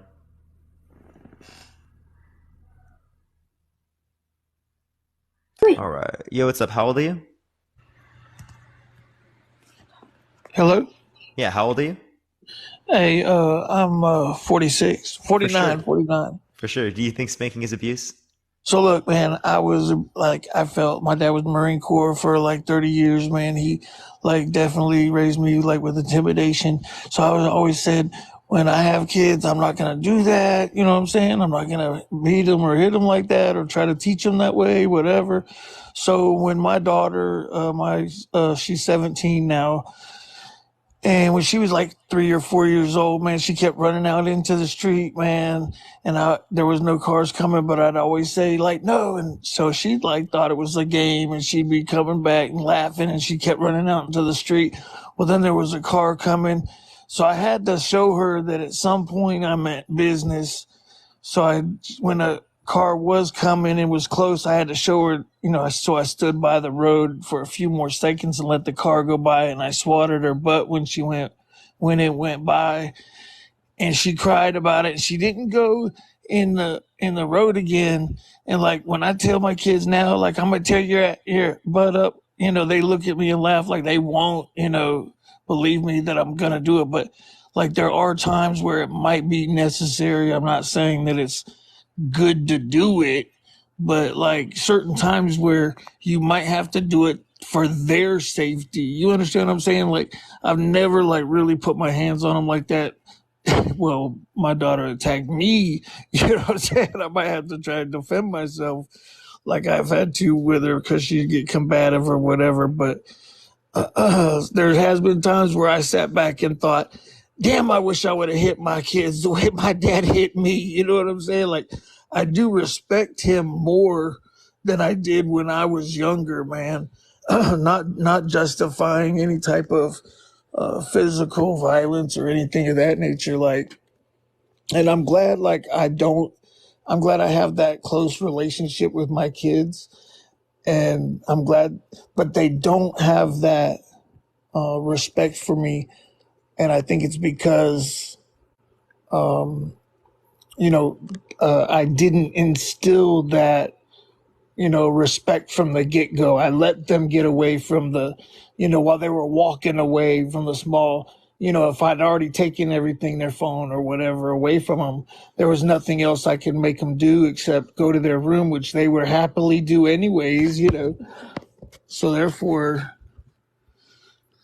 it was difficult. So it seems like there needs to be more communication when it relates to this particular scenario rather than Absolutely. necessarily fear, right? It seems like what's causing them to act in bad manners and whatnot necessarily could be the fact that you tried to establish the relationship based upon fear. Because ultimately speaking, right, why would a kid be trying to run out into the street, right, as like a game or something like that? To get you to say no. Is that because they want your attention? Well, no, this would be like we'd be out in the yard playing or whatnot, like we had a little pool in our front yard was bigger grass than our backyard, had more trees, it was closer to the woods. So it was just safer in our front yard, It seemed even though the road was there, it was just like a not really well traveled road. We live out in the woods, maybe a car might come by every so often, but we have bears and shit, so you'd rather. So you have to be around your kid all the time anyway and make sure that they're fine. Else, it could be the case that they're out there and there's a absolutely, bear but not something. So but like, when she runs away from you, it's different. That running towards the woods would be the same as running towards the road, but still that doesn't change the fact that if she's running towards the road and I say no, she should still, you have to show them that no means no. And when I would go and grab her and bring her back to the, little pool that we had at the time, those little blow up pools they had back in the days, for some reason or another, she thought that was the case. She liked being put back in the pool or whatever the case was at the time. I don't know what clicked in her mind, but she would run back to the road to have me bring her back to the pool. You know what I mean? Is she doing that for your attention? I don't know. She was like 3 or 4 years old at the time. Yeah, so it sounds like they're doing that for your attention, like attention seeking. So what we need to do is we need to address the cause of why they're engaging in this behavior instead of just responding to the symptoms. But see how can she, if she had my attention, if it was just like any type of attention, like negative attention or positive attention, I would understand. But if I'm willingly sitting there trying to play with a game with her and she would run to the road, that's different. It's not just wanting to get my attention. You understand what I mean? Yeah. So like then what would be the cause of that particular behavior? Did you even try to find out? I mean, yes, I did, but she's 3 or 4 years old. I couldn't very well ask her, and she continued to try to do it, and I tried to, uh, um, distract her with If different she, if games and she's if different she's 3, balls. then clearly speaking, it would be the Well, case she's that you not no can. more. She's 17 now. Like I said, this Oh, was, yeah, I know. you know what I I'm know, saying? of I'm course. 46, 49 years old now, bro. Like, I'm looking back to like, and I'm glad I didn't hit my kids because I don't want them to be able to say, oh, you hit me and you did that and you did this, so I didn't raise them with intimidation. I didn't even start them like that, and that's why this particular time I remember so vividly that this was like the first time I spanked her. Like I cried afterwards, dude. Like, you know, hours later or whenever, pillow time or whatever with your girl, man. It was like a moment for me because like I swore to myself I'd never be that dude. But I don't know. It's like I'd rather spank her and her be safe than not get hit by a car. You understand what I'm saying? I mean, Yeah, she didn't run out on the but road. right now we're saying that the only way to stop her from getting hit by a car is by using the spanking. So Well, right, I what we're tried other things. Well, I mean, I tried distraction. I got other things. I got the balls out. Like I was trying to play. I had her in the pool already. Like she had my undivided attention. We had no other children at that particular time. My other daughter didn't come in until she was 6. My oldest daughter was 6. So, I mean, see what else? see if she has your undivided attention, she would have never been able to run towards the street to get so far anyway. That's impossible to say, bro. How could you say that? You said undivided attention. She did have my undivided attention. I didn't say she was in my arms, but I'm sitting there playing with her. If we're I sitting mean, in, she's like 3 or if 4 we're years old. She's not sitting going to be on able the to run away. ground, what? She's 3 or 4 years old. How is she They going to run run, away? bro. No, they do, dude. They start running at like 3 years old. Some kids start running 2 years old. They Is it start quick? running. It was a she. She's a she. No, I meant like, They is don't. the running quick? That's what I was referring to. Not, no, I wasn't I mean, calling her I an was it. able to get to her. It's not like it was dangerous, but at the same time, I didn't want that action to continue because there would be a time where if she bolted out the door and somebody wasn't watching her, if her mom was there and I wasn't, I was there. So like, you know, I just wanted her to learn about the road and how dangerous it was. Like, Yeah, and you you know can what I'm teach that, saying? but like, let's be real, right? Like, do you really think a 3 or 4 year old is going to be able to take off so quick, like Usain Bolt, that you can't catch up? No, but let's be real. Do you When you really have think like she undivided attention, doesn't like what does remember? undivided mean? She had no bruises whatsoever. It was on a pamper, so I really think it was the noise that scared her more. I doubt she even felt it on her butt. You know what I'm saying? They got diapers on, bro. That's like a built-in. Like if I wish I could have Yeah, had a come on. diaper on when I got spanked, bro. You know what I'm saying? It's just the act of like something happening, I guess, that they're not used to happening, maybe. You know what I'm saying? It's not like a flare out, bam, you know what I'm saying? Like my dad used to whip me with a belt or something. You know what I'm saying, Yeah, man? It's just because it different. was worse in the sense of like your experiences or other experiences doesn't mean it's not bad in these particular types of Oh no, I'm experiences. not saying that I cried. Like I said, I cried over it. I didn't want to do it. It's not like I enjoyed it, but at the same time, it didn't physically harm her. So if something doesn't physically harm them, I Wait, how do don't you know it feel didn't that physically harm her, right? If she had there a was negative, she had no there was no pain. bruises. Just because there's no bruise doesn't mean that there's not a pain response. You understand? You can have pain without a bruise. What?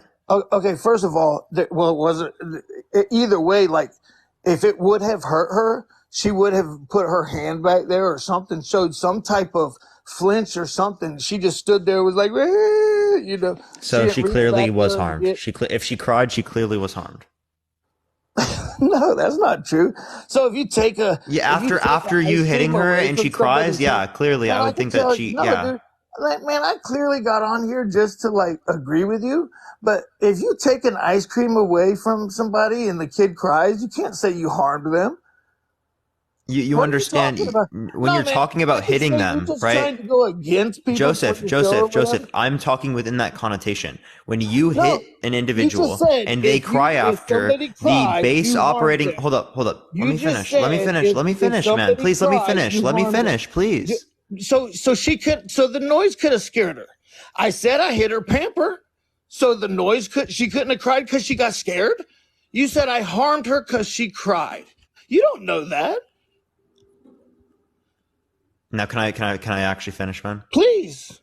Okay. So the reason why I indicate that it was harm in that particular scenario, as you physically engaged and hit them, right? And then after they cried, the likelihood of that ending in any type of harm is extraordinarily high. When it relates to particularly taking away something from them, that could be emotional harm to some particular extent. Right? First of But all, that's you said different. we were talking physical. You said physical Yes, harm. I know. I made a distinction between physical Okay, and well, it's emotional not harm. emotional. That wasn't emotional. And the second thing is when you hit a pamper, dude, if you're trying to prevent a child from going in the road, so they learn not to run into the road, just because I might not be there next time, or they might get out the back door, the side door where the garage was, and then get out and run towards the road to where when maybe somebody wasn't watching because they didn't see her go outside or the dog went out, whatever, then she could have really been hit by a car. And then where would I have been at without a daughter, dude? Like I don't, now that I look back at it, like I felt bad at the time, but I don't feel bad for just like it wasn't even like moving my arm, bro. Like it was like a wrist movement. Like, dude, that's not bad in my eyes. Like if you just do like hold your arm straight and move your little wrist to pop the butt. That's not that you can't physically or emotionally harm anybody. She don't even remember it, but she didn't get hit by no car. So Joseph, right? When it relates to this particular scenario, you're trying to make it seem like it's either the case that you spank them or they get hit by the car. This is called the false Really, this is called the false dichotomy, right? You're making a claim that it's either this or that, right? And we don't have good reason to believe that spanking in this scenario is necessary, right? Clearly speaking, there are many other things that we could have done to stop the kid from getting hit in the street. Very clearly, again, many things we could have done, right? We don't have to. What else could I have done? So Again, I've given you multiple things, right? It is the case that if you have the undivided attention, you have 100% attention, that they're not going to be able to get away. You understand that when you say that they run. Down, if you think about it, come on, man. When you have kids, you'll see exactly what I'm talking about. If you bring a child back, put her back in the pool. Why did my parents not need to spank me to do that? Why didn't they have to spank my sisters? My sisters were way worse than I was. No, I'm just saying you guys might have had a picket fence around your house. No fence. Okay, fine. You might have been living somewhere else. I didn't have the. We lived in the front yard and backyard. We went in the front yard, went in the backyard. Right. I'm not saying that. I'm saying where you might have had a bigger yard or a different scenario of where y'all live, dude. I like me, myself, and I was just trying to do the best I could, and for what I could afford at the time. It was like not a big yard to where it wasn't a humongous yard to where we could have a little pool. And the backyard was full of trees at the time we were renting. So it's not like I wanted to pay to have the trees cut down and, you know what I'm saying, put money into all that shit. So in addition to that, man, like if you go, like I'd put her back in the pool, by the time I turn around to get something else to try to get her to play with that toy or whatever, she'd already be getting out of the pool. So I'd be getting her out of the pool or picking her up already, putting her back in the pool. And I'd have the toy that I just had gotten and I'd be trying to show it to her and get it. And man, you don't know how, like, I don't know why the babies, you're going to find out like your baby's one day you're going to walk in your kitchen and you're going to wonder why your baby got the butter and decided to take a bath in it. The first time they open the fridge, you're going to be like, why the hell? What the hell? Or whatever it is. You're not going to know why. But then from that point on, that's going to be their go-to. Ooh, that butter tasted good. My daughter used to go in there and take handfuls of butter. I have no idea why, bro. My sister used to do the same thing. She would literally eat sticks of butter as a kid. Exactly. I have no idea why. So Yeah, but but I'm confused how this relates to whether or not we needed to what I'm use trying to spanking. say is the behavior of children. You asked me, well, why did she run towards the road? Well, why couldn't you get her to do something else? Like, I have no idea why she wanted to run towards the road. I have no idea why she wanted to make it a game. All I know is, like, I was trying my hardest to keep her attention. I would have her 100% attention for split seconds until she changed her mind and, would jet out start running towards the road. So, you'll, at one point, hopefully you won't have to do it, but at one point, man, you'll have to see, like, which one, if I don't do this, what's the possibilities? You're right. It wasn't a do or die situation, but the possibilities could be there. So do you want to take that chance? Like, I don't know, bro. I didn't want to, but I like your show anyway. I mean, you know what I'm saying? I got on here, like, I would agree with you. Like, I don't think, like, because at some point the cycle's got to stop. I wanted to stop that cycle, but, like, now that I'm older, I feel like, damn, like, my oldest daughter's smoking weed and acting up and talking back, and she's making good grades and shit. Like, so I'm still not justifying or condoning any type of physical punishment, but it's a tough, there's a fine line, man. You know what I'm saying? Like, the whole Harvard studies, I could see how that could be, they're not there in every situation. They can't see the study unless they did like a super solid questionnaire and asked in every possible And that's what scenario. they do. You know what I'm saying? Yeah, I didn't know how they give solid questionnaires meant to ask people questions that can then indicate how it's done and how it affects people. So clearly speaking, I think that we do have processes to be able to take that into account. Yeah. I don't know. I think studies are going to be the best way that we can make an assertion about, like, what's going to be most effective for parenting, as when it relates to an individual experience, right? That, well, anything, I'm sure, yeah. That's not necessarily going to be applicable to most people. Yeah. Yeah. So yeah, I mean, is there anything else, like actually, like, for example, right? Like, someone not getting their kids vaccinated. Jules, I appreciate the subscription. Thank you so much. I appreciate it. Puts them at a greater risk of illnesses, harm, stuff like that. Right. But in the scenario in which, like, there's a person where, oh, they never got any illnesses. They're like, my kids never got any illnesses and they never got vaccinated.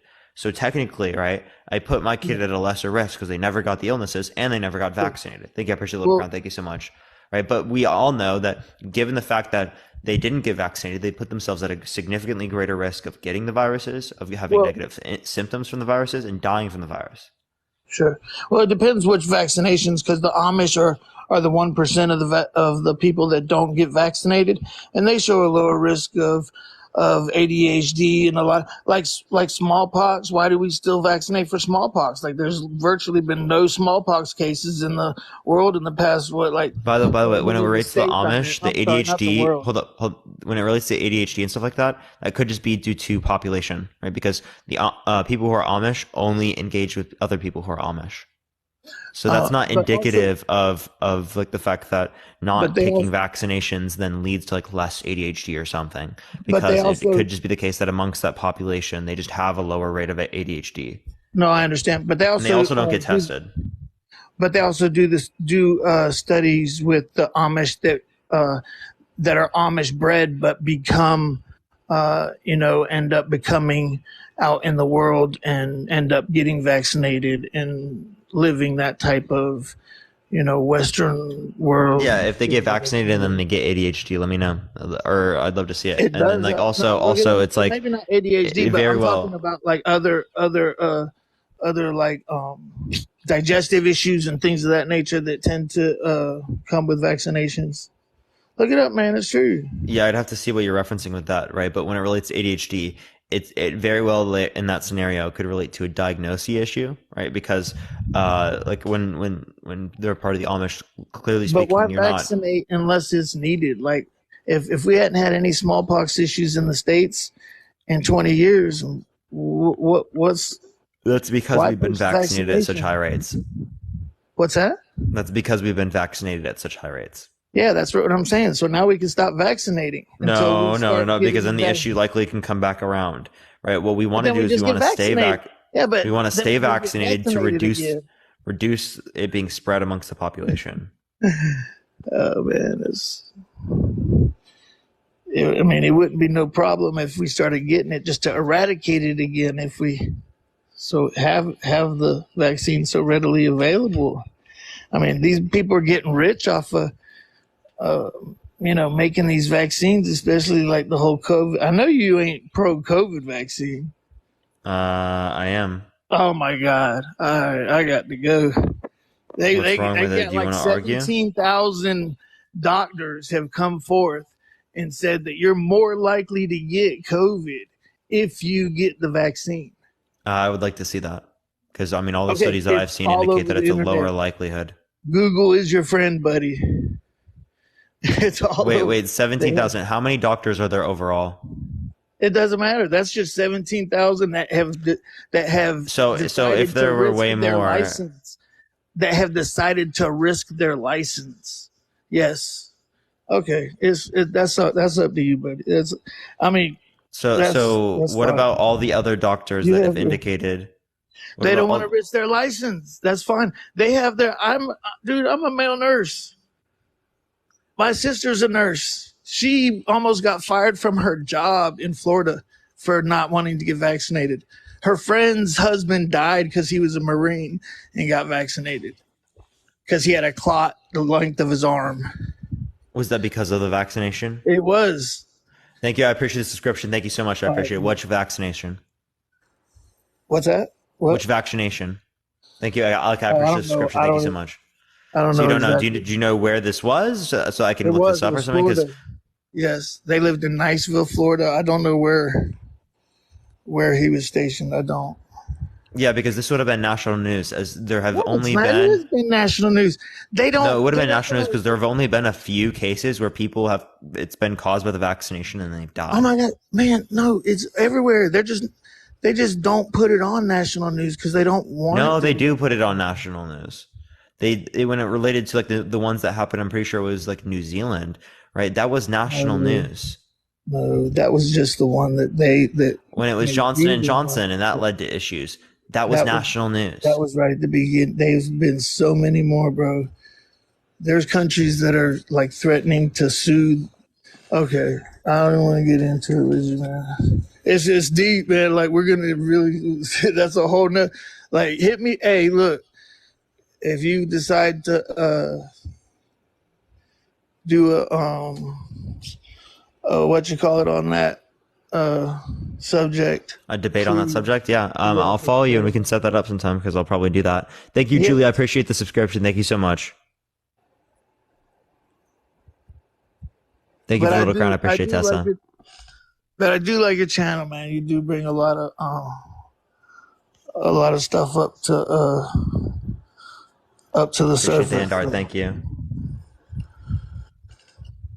Yeah. So yeah. I mean, Joseph? Is there anything else you'd like to add or talk about? No, that's it. I appreciate your time. Appreciate you coming on, man. Thank you so much. Thanks. Oh, bye bye. All right. All right, everyone. If you like my content, follow me if you haven't already. Tap that screen, everyone. Let's try to get to 1 million likes. If you want to help get it out to more people, share the live, everyone. Copy link, or you can send it to a few friends. What's up, Key? How are you doing today? It will help get it out to more people. TS, I appreciate the subscription. Thank you so much. If you want to support me as well, subscribe if you haven't already. It helps me come on here every single day. We're around, we're going up to 1,300 subs, everyone. But I appreciate everyone so much. Thank y'all very much. Let me go into the next person again. If you disagree, send a guest request right now, everyone.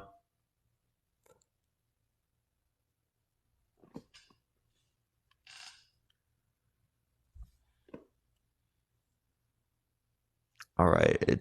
It's not accepting this person. Yo, what's up? How old are you? What's up? How old are you? 21. Yeah, for sure. Do you think that spanking is abuse? I think it shouldn't be the first resort. I mean, I was a very bad child, and my parents never really spanked me as a kid, like a baby.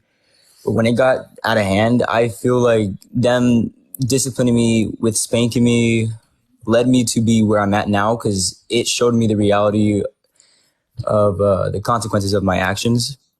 I mean, I don't think spanking should be top, like, prioritized. I can't speak right now. Prioritized when it came to disciplining children, because I've seen people in public take it way too far, and it really makes me upset. So, yeah, I think it's necessary under certain circumstances. It's not for everybody, but for me, it really encouraged me to do better for myself, and it opened my eyes. So. Okay, so when it relates to the scenario, how do you know that it was particularly caused by the spanking, as these events just seem to be associated with each other? Because they've tried to talk to me. I mean, I was old enough to, like, I'm old enough to remember when I was spanked, the first time I was spanked and all this stuff. They tried to communicate with me. They tried to teach me, like, with words, and it didn't get to me. I continued to do it and do it and do it and do it. And then spanking me, it really opened my eyes, because I didn't want to constantly, like, be spanked, you know? So it encouraged me. It didn't completely help, but it encouraged me to not want to go through that again. Yeah, so you can be encouraged to not want to go through that again, right? But that doesn't necessarily give you the tools, right, that are necessary, or the values necessary to be able to not engage in No, these it actions doesn't in the at first all. place. All it does is rely upon an authority figure to not engage in a particular type of behavior in the meantime, which doesn't take into account all the different types of psychological impacts that could have on an individual later on, right? Like, think about this, right? In terms of there being a conflict, right? The way that it is being normalized or shown to resolve that conflict in the scenario is by utilizing violence, right? Yeah. That's in the context of a loving relationship. So how do you think that impacts things like respect, love, and fear? It never really inflicted fear into me. It gave me a lot more respect, because it showed me that what I was doing, my actions, what it caused them to eventually come to the decision of spanking me. And I know my family, they all love me. Like, I've been spanked by my grandparents. I mean, I was always taught actions have consequences. So to me, I'm not saying it's for everybody. For me, I'm glad I was spanked, because it really taught me. I can't really explain that. It just taught me to not do what I did. Yeah, so my point is that I don't think that we have any good evidence that would indicate that it causes people to learn in an effective manner, right? And if we were to accept the idea that it causes people to learn in an effective manner, do you think it should be used in school systems? It definitely should not be used in school systems. I know it was in the past, and it really got nowhere. Yeah, so you think it shouldn't be used in school systems as it's not an effective process for learning? No, definitely not. I mean, that's why I'm saying it's not for everybody. I mean, I don't think spanking should be a priority discipline method, or just a method at all. Shoot, I forgot what I was going to say.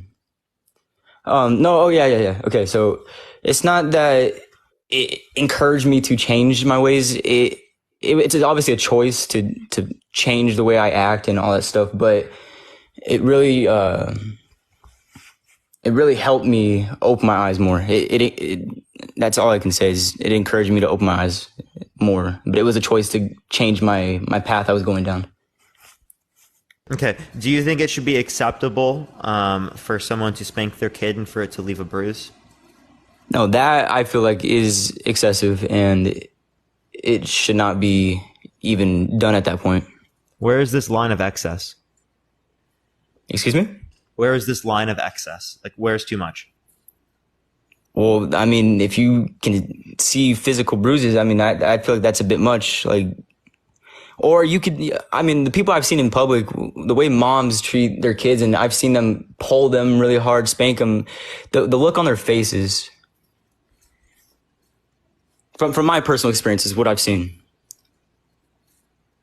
Yeah. So when it relates to this, so you think that, say, for example, right, there are some kids that get easily bruised comparative to other kids, right? Yeah. So the level of force required to cause a bruise within that kid is significantly excessive. less than that comparative to other kids where it takes a lot of force to be able to bruise them.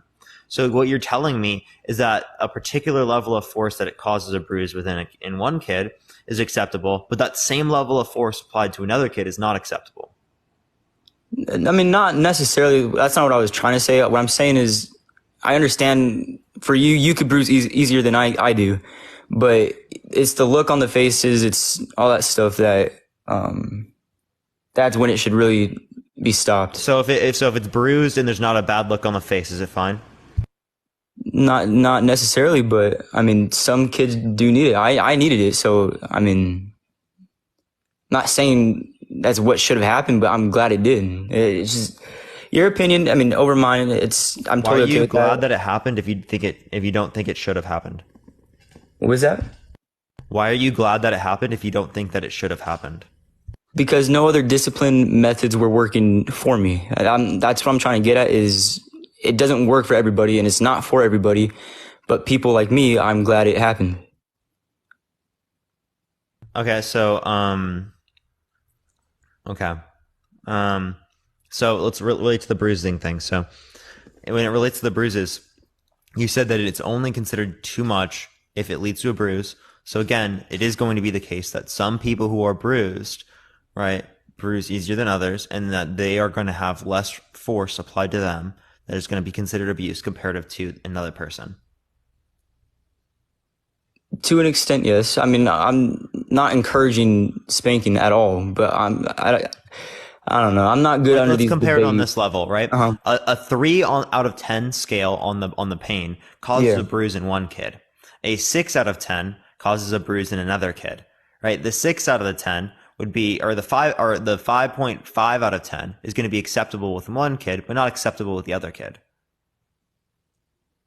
What was that? Sorry, you're cutting out on mine.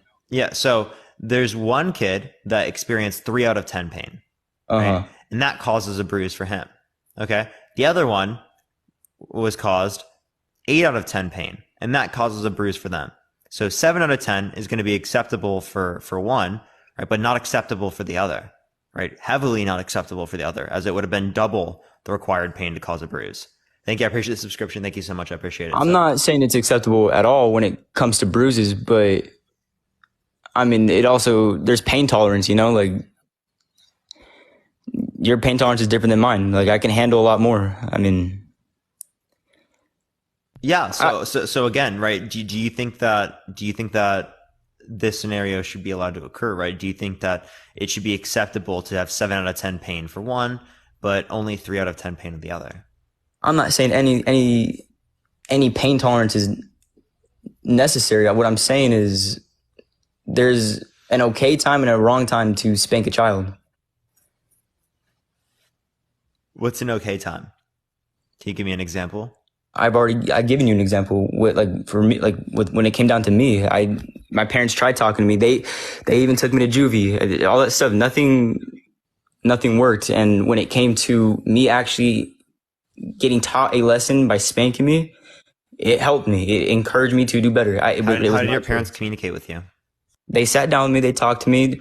I've had things that I valued most taken away from me. I still acted out. Oh, what did you talk about? Like, what do you mean? Like, what they talked to me about? Like, just my actions, like why it was wrong, but I still did it. I continued to do what I did. So they didn't try to determine why you're doing these things? They tried. They've tried many times. No matter what they did, it was just, I kept lashing out. Did they try to get you to go through therapy or talk to? I actually did do therapy. That it helped for a little bit. It ended up not helping, and it made me more angry. So, did you talk to a psychiatrist? I've talked to a lot of this stuff because I struggle with depression and suicide, but it's not because of any of that. I was actually abused verbally by my old stepmom. Sorry to hear that, man. I don't know. It's fine now. I mean, like, I'm just living life right now, but I mean, it happened as a child, so I mean, not because of physical, but verbal, definitely by my old stepmom. No longer in my life, but. Do you think that the verbal abuse could have impacted the behavior as well? To an extent, I would definitely say so. I mean, I also grew up in separate households, so that was never easy. But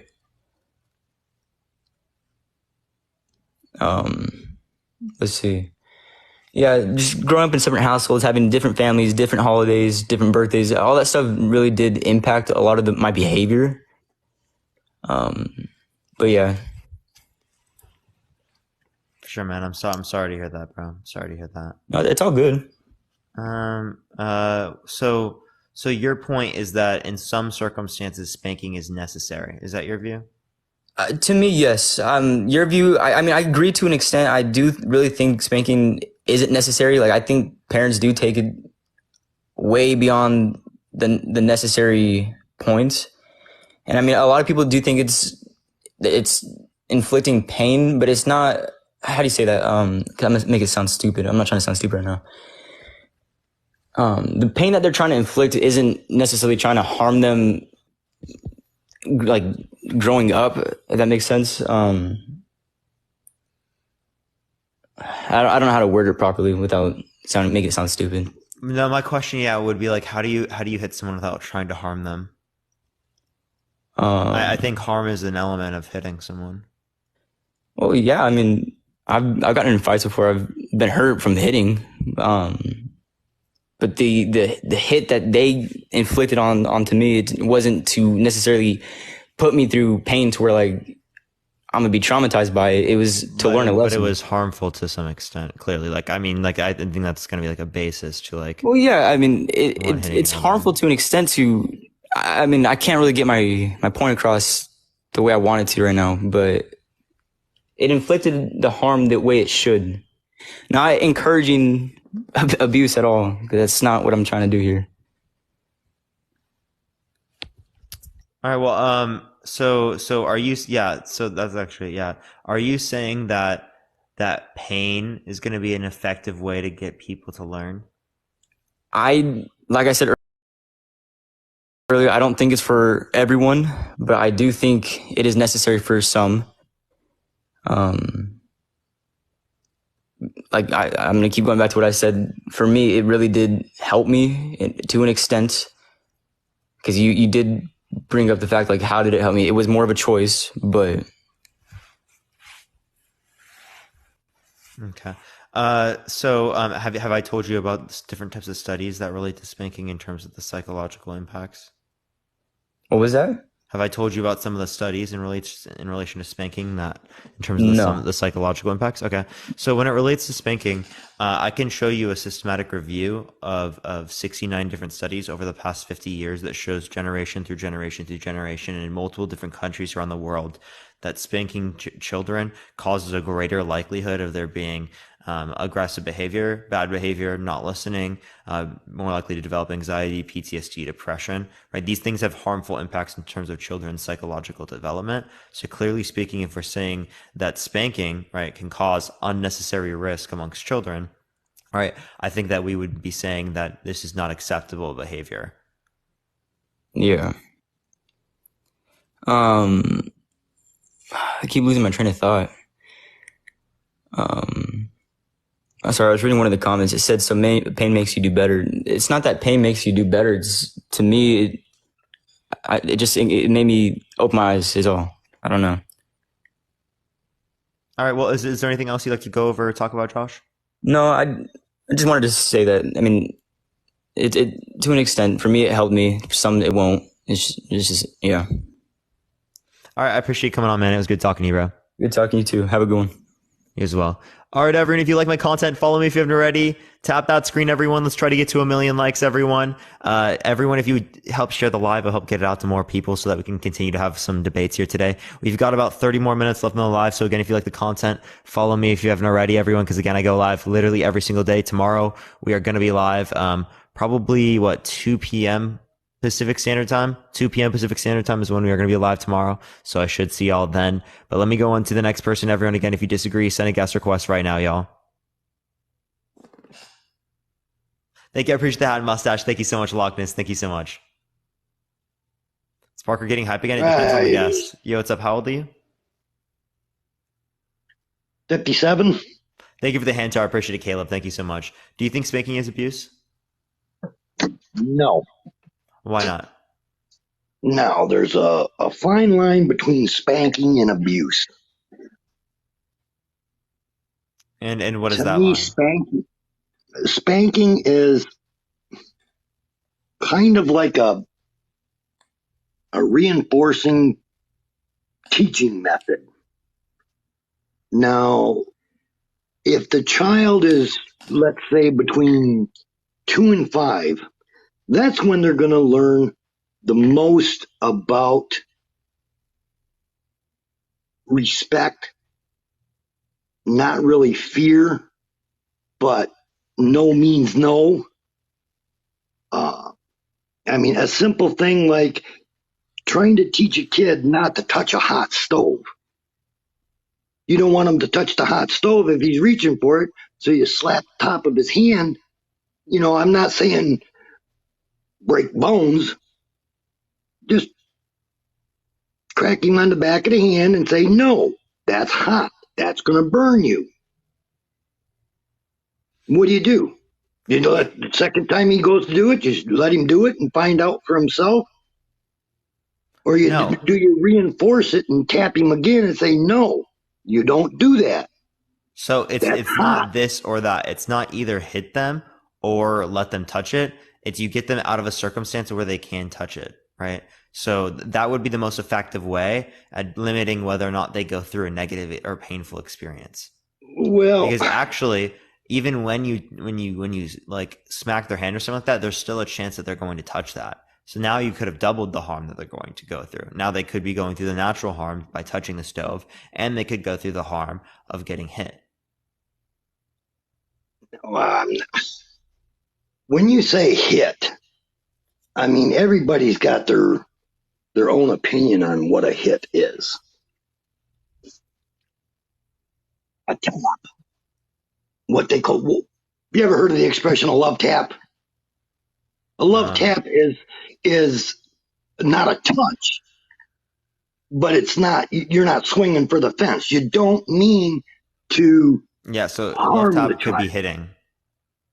You don't mean to harm the child. You want to get the child's attention and say, hey, don't do that. If it's for their attention, wouldn't your voice just do that?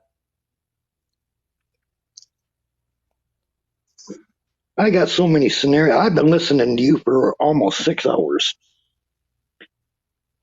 And you've said so much in a sense. Yes, you make sense. But my problem with your thought is you're book smart. You've done all this research. You have never lived through it. You've never raised a child. That's not a bad thing. But you've also said you've never been spanked. You also said, oh, your sisters were way worse than you were. Well, to me, that's your personal opinion. No, that's my parents' opinion. You asked your mother and father which kid was worse. And if they're honest, a boy is worse than trying to raise a girl. No, if my parents would say my sister Kelsey was the worst. Like by far, like not even comparable. We've literally asked them this question. We've had conversations about it. It definitely wasn't me. Thank you, Dr. C. I appreciate the subscription. Thank you so much. She must have been hell on 2 feet then. What do you mean? My sister? Yeah. Well, probably. I mean, it could be classified as that in some scenarios. But like when it relates to, clearly speaking, not that much, right? When it relates to like me, I was not that crazy as a kid. I was a pretty mellow kid. So that's how my mom describes me as a kid. Well, your mother was lucky.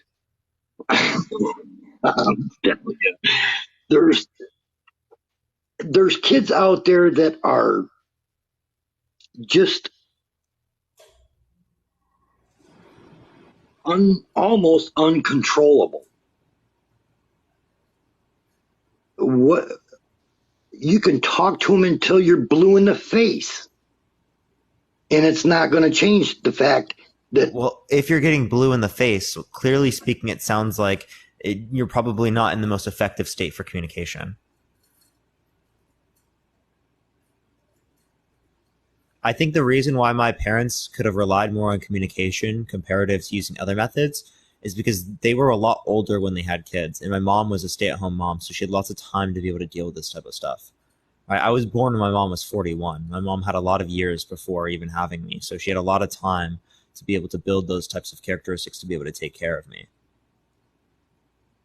Well, see, there you go.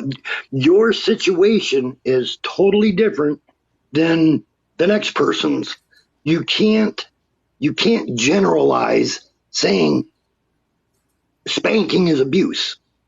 Everybody. Wait, I can, right? Like what you're saying is that I can't use my anecdotal experience to then make a claim over everyone, which is not what I'm doing. I'm not using my anecdotal experience to do that. That's actually what many other people do on the other side. I'm using statistics and evidence to be able to do that.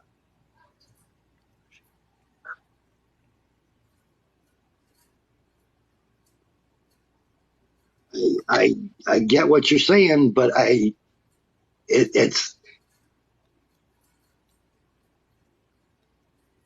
every situation, every person is different. It's not going to change. I mean, there's no way it's going to change. The only way you're going to change it is to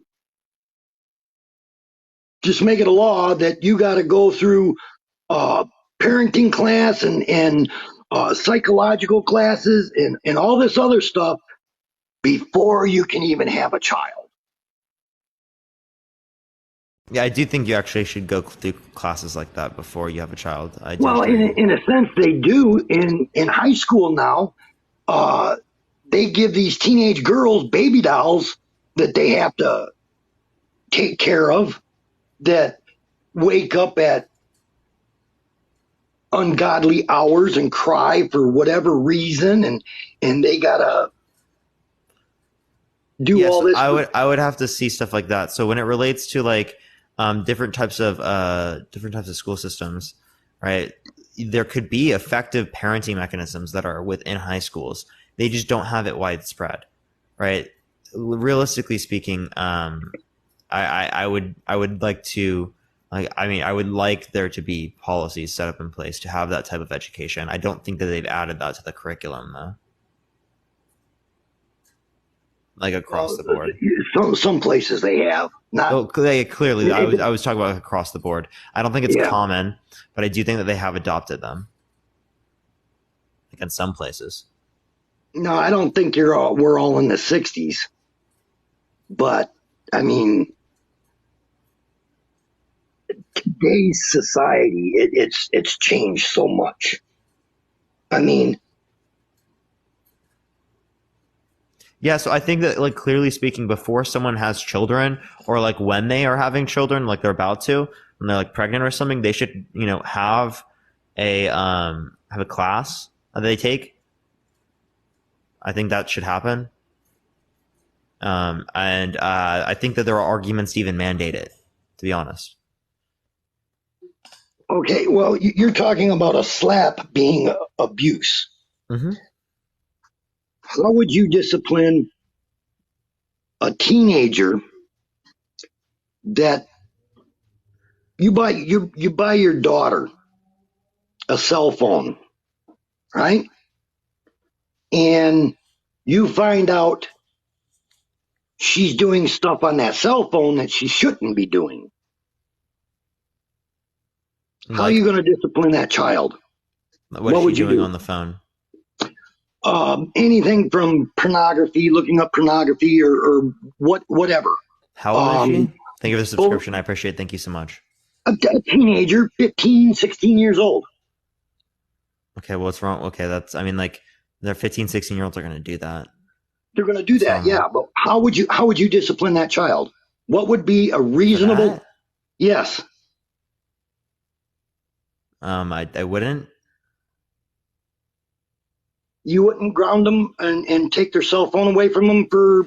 Angel, thank you for the subscription. I appreciate it. Thank you so much. No, I would like have a conversation with them about this type of stuff, maybe. I mean, I would expect by the time they're 15 or so, we would have already had that conversation. So, I mean, that would to be expected in a 16-year-old. I was doing that earlier. Well, I mean, anything. Bullying. Let's say she's bullying another teenager, and it's wrong. She shouldn't be doing that. She's doing stuff on that cell phone that she should not be doing. Yeah, if she's bullying other children on in the internet or something like that, clearly speaking, you can stop their ability to be able to do that. So you would take you would take the cell phone away. No, that would be the farthest extent, right? That would be the I'm farthest saying, extent. yeah, Would you the believe? first things you do would be communication, right? You communicate. Why are we treating people this way? Do you know the impacts of how it affects people? Right? Have you seen how it impacts other people around you? What are you getting out of this? Think of the hint appreciated goal. What are the goals that you get from this? Done it. It took a judge to get a judge's order to take that child's cell phone away, because if I would have taken it away without his order, that was abuse. Huh? You heard that right. If you buy your child a cell phone and they start using it and they're talking to family and friends and they start doing stuff on that phone that they shouldn't be doing, and you tell them not to do it, and parents are sending you screenshots of text messages, Or they're getting bullied. You need to deal with the bullying. I don't think that like taking away the phone a bit to stop the bullying is going to be considered abuse. I think that's pretty good reason to take away a phone. Is that they're using it to like bully other people? using it for any bad thing. If it comes down to clearly if what it you comes thought was down bad to in terms saying- of the corn, that clearly wasn't like the most bad thing possible, especially for a teenager. if it comes down to, okay, the last resort, we have to do something. We have to take this cell phone away from her, right? That is like extremely unlikely as well. But like, yeah. But that's how bad it got. Okay, well, I mean, I don't know. I don't know And what it got from. I had DHS, Department of Human Services. What were they doing? I really don't want to get into actual details. It was bad. Okay. It was bad. And we threatened to take the cell phone away. She called Department of Human Services and told them that I was going to take her cell phone away. And it took a judge's order for me to be able to take that child's cell phone away because it was a form of abuse. What state are you in? Michigan. Take away cell phone abuse.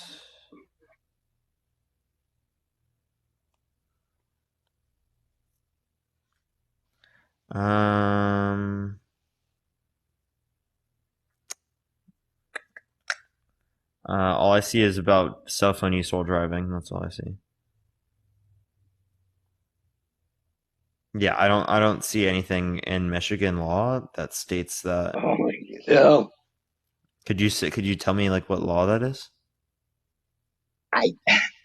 It was something through Department of Human Services. Yeah. We were okay. Wait, are What you it sure was? your daughter's telling you the truth?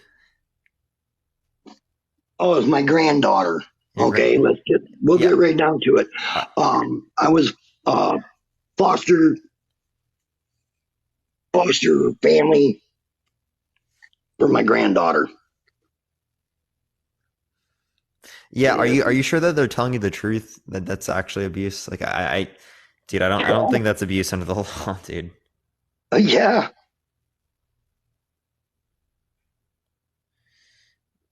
Yeah, man.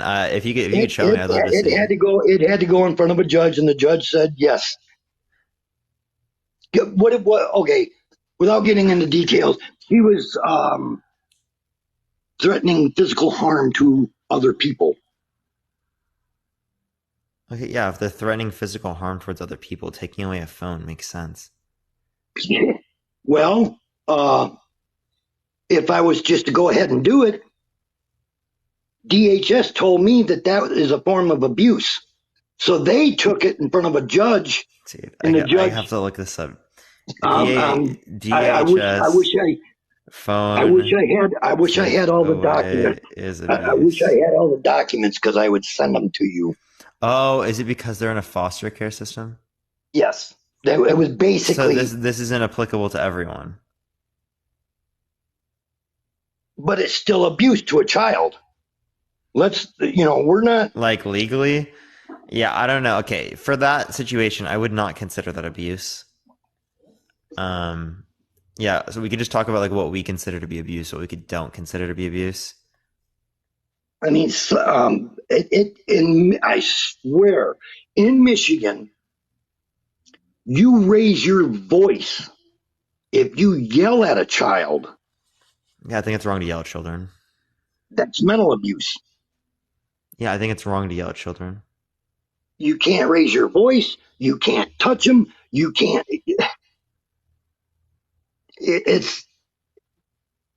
You got to be able to do something to correct your child other than saying, no, little Johnny, you can't do that. Little Susie, don't touch that. Yeah, little Johnny, don't be biting your sister like that. That's going to leave mark. Look, you left a mark on your sister. Yeah, so I mean, there are other ways than just hitting your children. So what are you going to do? Or Talk yelling to them? at them? Yeah, clearly you communicate with them. them. Clearly you try to talk to them in the most effective possible way. Especially because yelling at them, especially because hitting them can lead towards such ills later on in their life.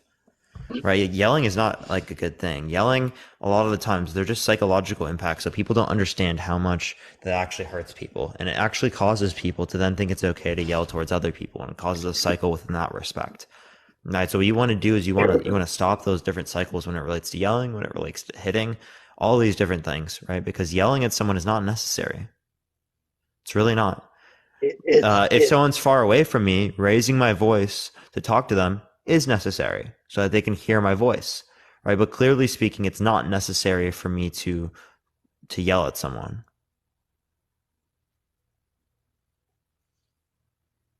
Yeah, there's not, all I can say is, your mother was a fantastic woman. Let me tell you now. She's very lucky. And until you have kids of your own, you're going to be put in situations to where you're going to find out sitting them down, talking to them, and trying to be their friend. Oh no, isn't going to work. I'm not arguing to be their friend, right? You're still their parent, right? But being their parent does not include hitting them. Okay, that's not an expectation that I would have for a loving parent. You've never heard of the expression tough love? I've heard of it, but I think it's bullshit. Why? When it relates to like hitting children, clearly because it's just trying to use the terminology of tough love to try to act like the hitting, right, or the abuse targeted towards the children in this scenario is just out of love. Therefore, it's okay. So you don't agree with tough love at all. When it relates to like physical abuse, no. It doesn't matter if it's physical or verbal. I'm against verbal abuse as well. So you're completely against tough love. If that's what you consider tough love, is verbal and physical abuse, yeah. Well, you keep saying physical abuse. Mm-hmm. What is your definition of abuse? If we're relating to physical abuse, intentional physical harm towards a child, like without good reason. Now you just said it. Without a good reason. Mm-hmm. What would you classify a good reason? To hit someone? I don't think there's a physically possible reason in relation to spanking. Like, for example, if we're just relating to any type of event, like, say, getting a vaccine for a child, right? The vaccine is going to hurt them a little bit, like the little prick of the That's vaccine. physical abuse. No, but it's for a good reason because you can't have one without the other. Now, either you're abusing that child or you're not abusing that child. You're either inflicting pain or you're not inflicting pain. I don't care if it's from a doctor jabbing him with the needle or me slapping him on the back of the hand telling him not to touch that hot stove. The slap on the back of the hand telling him not to touch that stove is going to do him more better than that doctor jabbing him with that needle. yeah. So I made the distinction. That needle is going to hurt him a lot more at the moment. At the moment that doctor jabs him with a needle, he's going to cry. The slap on the back of the hand to get his attention and tell him, no, that's going to burn you, is going to get his attention. And it's going to hurt a lot less than that needle. Yeah, so like the distinction is that this is particularly for good reason because it produces immunity, which is an immune response against a virus, which is meant to decrease the likelihood of there being any type of negative impact towards the child in terms of them getting the illness, in terms of them having a lower likelihood of symptoms, in terms of them having a lower likelihood of death. Right? That's the whole point of giving children vaccinations in these circumstances, is meant to reduce the level of harms that exists. So sure, you could say that like in some scenarios, right, there's going to be worse pain when it relates to a particular vaccine, depending on the vaccine, right? But there's a significantly greater outcome when it relates to the vaccine. That's why we still see it to be a good reason. When it relates to spanking, we don't have any type of evidence that indicates that there's a statistically significant net positive outcome from spanking children. Well, okay, in terms of child development. I wonder how many children have been burnt touching something that they shouldn't have been touching and have lost their skin, had to have skin graft, or the loss of digits, possibly infection set in, the removal of digits because of it. Yeah, but the thing is, I don't think that spanking is a good deterrent for that. Well, I don't think giving him a shot in the leg is a good deterrent for him preventing him from getting COVID. Well, then you disagree with the facts of reality, because the facts of reality are indicating a truth, right? And you're denying that truth. So I'm denying the truth that a vaccine. The vaccines are effective, yeah.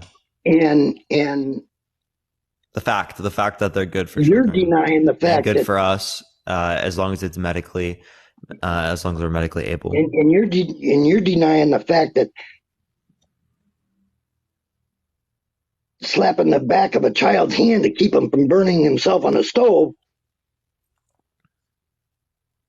is okay. Again, you just created a false dichotomy. The false dichotomy. The false dichotomy being that it's either that they touch the hot stove and they have pain from the hot stove, or they what's it called, get hit, right? And I don't think it's either or. In this scenario, I think that you can again get them to not touch the hot stove without hitting them. We've already gone over this though.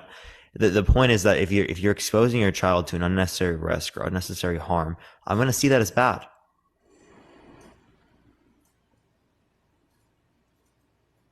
What about, I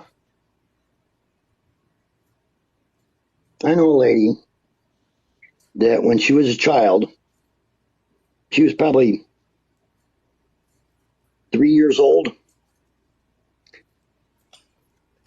She decided she wanted a cup of coffee because she watched mom and daddy drink coffee all the time. The parents were out at the kitchen table. She goes into the kitchen, gets up on the counter, gets the coffee pot over to the edge of the counter. She jumps down, goes to grab the coffee pot, and scalds herself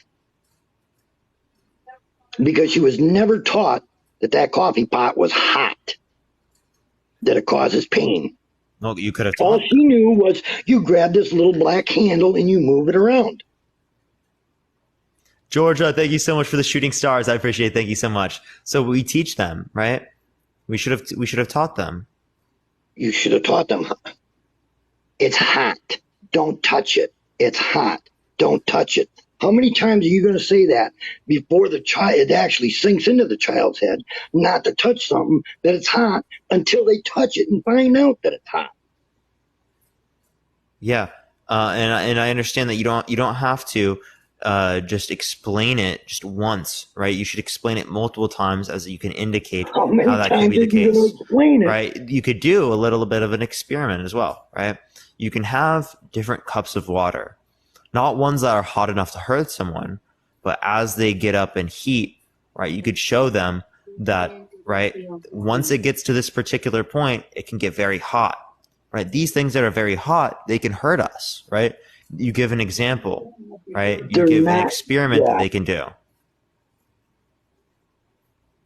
They dip their hand in the slightly warmer water every single time it gets there, not to one that would hurt them, right? But to one that would indicate that they get warmer, insofar as that you can explain the idea that it could hurt you if it gets warm enough.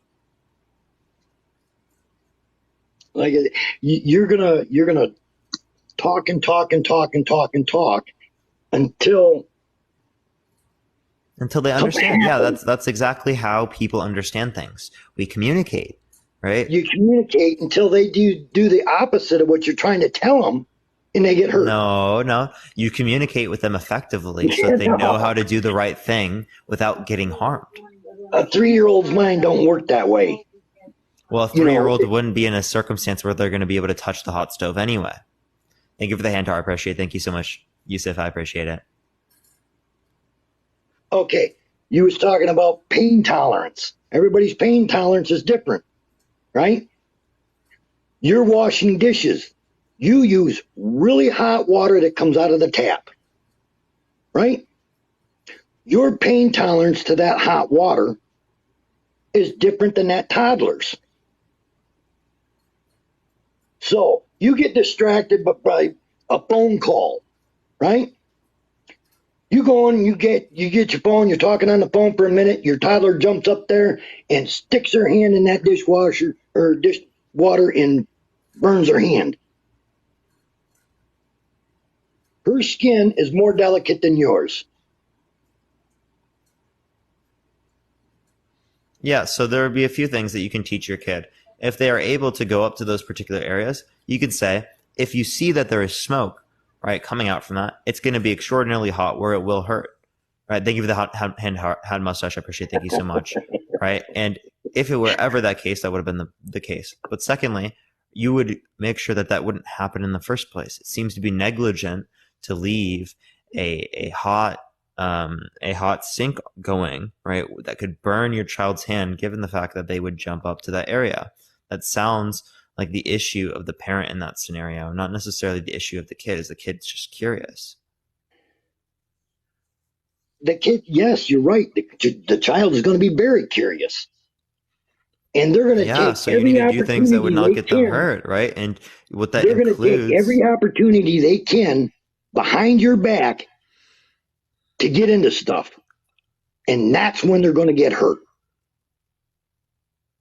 Yeah, so because you're not there to talk to them and tell them, no, Johnny, you no, shouldn't you're not touch there to that. hit them, right? If you talk to them and you communicate them so that they understand, they're more likely to be able to do so on an internal basis, right? But when it relates to a 3-year-old, I don't foresee a circumstance in which a 3-year-old would be able to get to the sink in that scenario. That is too hot that I left, that I didn't check for a second. Clearly speaking, if I was a parent, I would ensure that it is not hot before I leave that particular area if I'm going to take a call, right? Because if I'm going to take a call, that means that I would have been done with what I was doing prior, right? Or I could just turn it off because I was going to be doing something else.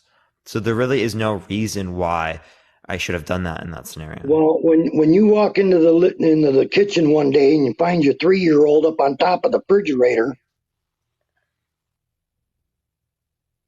and you're going to stand there and say, "Hey, little Johnny, what are you doing up there?" He turns around and falls off the refrigerator, top of the refrigerator. Then you can talk to him and say, "Now, see, Johnny, you shouldn't have been up there. That's too high for you to be up there." Children do not think like adults. You're not going to be able to talk to your child into every single situation and scenario in its life until it happens. And you're going to try your best to teach them right from wrong. Sometimes it takes a pat on the butt to get their attention and to teach them. Now, like I said, I'm not leaving convinced of that. bruises, I'm leaving not bruises, that's convinced. one thing. Leaving bruises, that's one thing. But you can grab a child by the arm to get their attention and say, "Hey, squeeze just a little too hard and cause bruises." That child goes to school with a short sleeve shirt on and the teacher notices bruise. What happened? "Oh, Daddy grabbed me by the arm and told me not to do this." Well, get ready for CPS to be knocking on your door. Thank you, Eshe. I appreciate the subscription. Thank you so much. I appreciate it. Angie, thank you for the subscription as well. I appreciate it. Thank you. You know, All right. and as far as the bruising, before that child is old enough to even think of give them a crack on the diaper, you should be able to know if that is a soft skinned child that it bruises easy or not. Again, but what you're saying is that there's an acceptable level of a level of force that is applied in one scenario, but it's not in the other scenario. Like a 3 would cause a bruise in one kid, right, but it wouldn't cause one in the other. So a 3 is going to be acceptable in one kid, but not the other. Like a 3 out of 10 in terms of pain.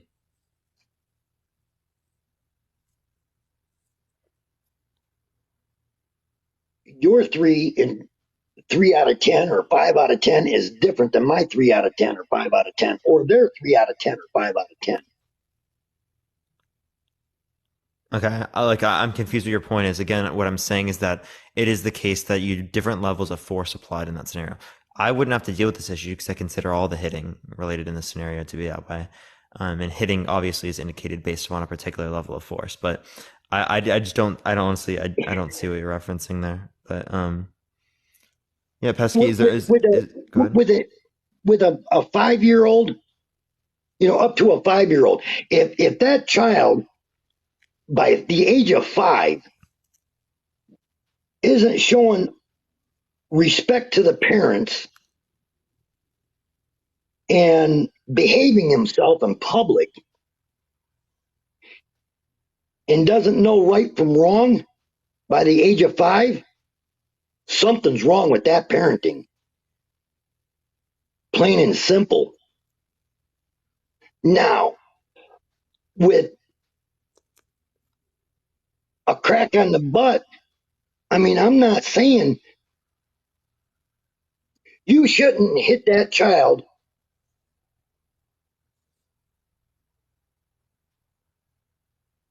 hard enough to actually inflict pain on yourself with an open hand. If you Okay, tap him on the, if you are tap him on the bruising a butt and it kid, hurts your hand, something's wrong. so is it abuse in You're that way scenario? too aggressive. Is it abuse in that Now, scenario? it should only. Because there are points where you can hurt your hand and it doesn't leave a bruise on someone. In that scenario, would it be the case that you didn't abuse them? Or any harder than that you clapping. I mean, when you clap your hand, let's say you're So any harder than cheering this, for somebody. any harder than this is abuse. It Right? could be. It could be. It could. So But it so again, shouldn't take. that might not leave a bruise. It might not even take. It might not even take that much of a force to discipline the child. Yeah, so that wouldn't even leave a bruise, and you would say that's abuse, right? If it's not going to leave a bruise, no. Oh, okay. So whatever you're saying right now is useless then, because like again, that's not determining whether or not it's bad. When you clap your hands, when you're cheering for your home team or whatever, are you inflicting pain on yourself? When I'm cheering for my home team, am I inflicting pain Yeah, on you're myself? clapping. Yeah.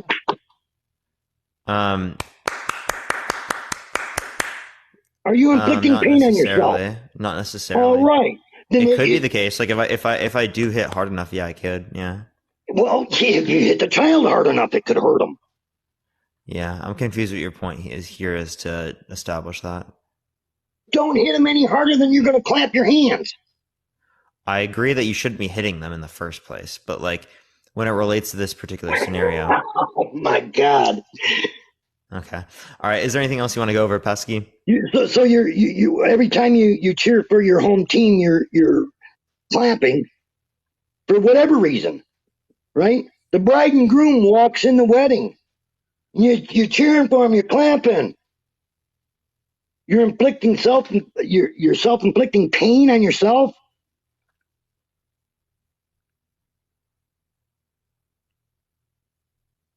Okay. Right. Are you intentfully physically harming like an individual without good reason? No. So it's not abuse. Okay. So I'm gonna get off, Pesky. I've been on for 6 hours, man. All right. I appreciate you coming on, bro. All right, everyone, I'm going to get off right now. I'm going to send everyone over to another live. We're going to send everyone over to Dean's live right now. Everyone look up It's Dean, spam Parker Raid, spam love from Parker. You already know the deal. Thank you for the gamer cat. I appreciate it. Thank you so much. So everyone look up It's Dean. Let's boost the fuck out of his live. It's Dean, spam Parker Raid, spam love from Parker. You already know the deal. Love everyone so much. I'll see everyone later. Good night, everyone. Look up It's Dean, spam Parker Raid, spam love from Parker. You already know the deal. Love everyone so much. See everyone later. Good night, everyone.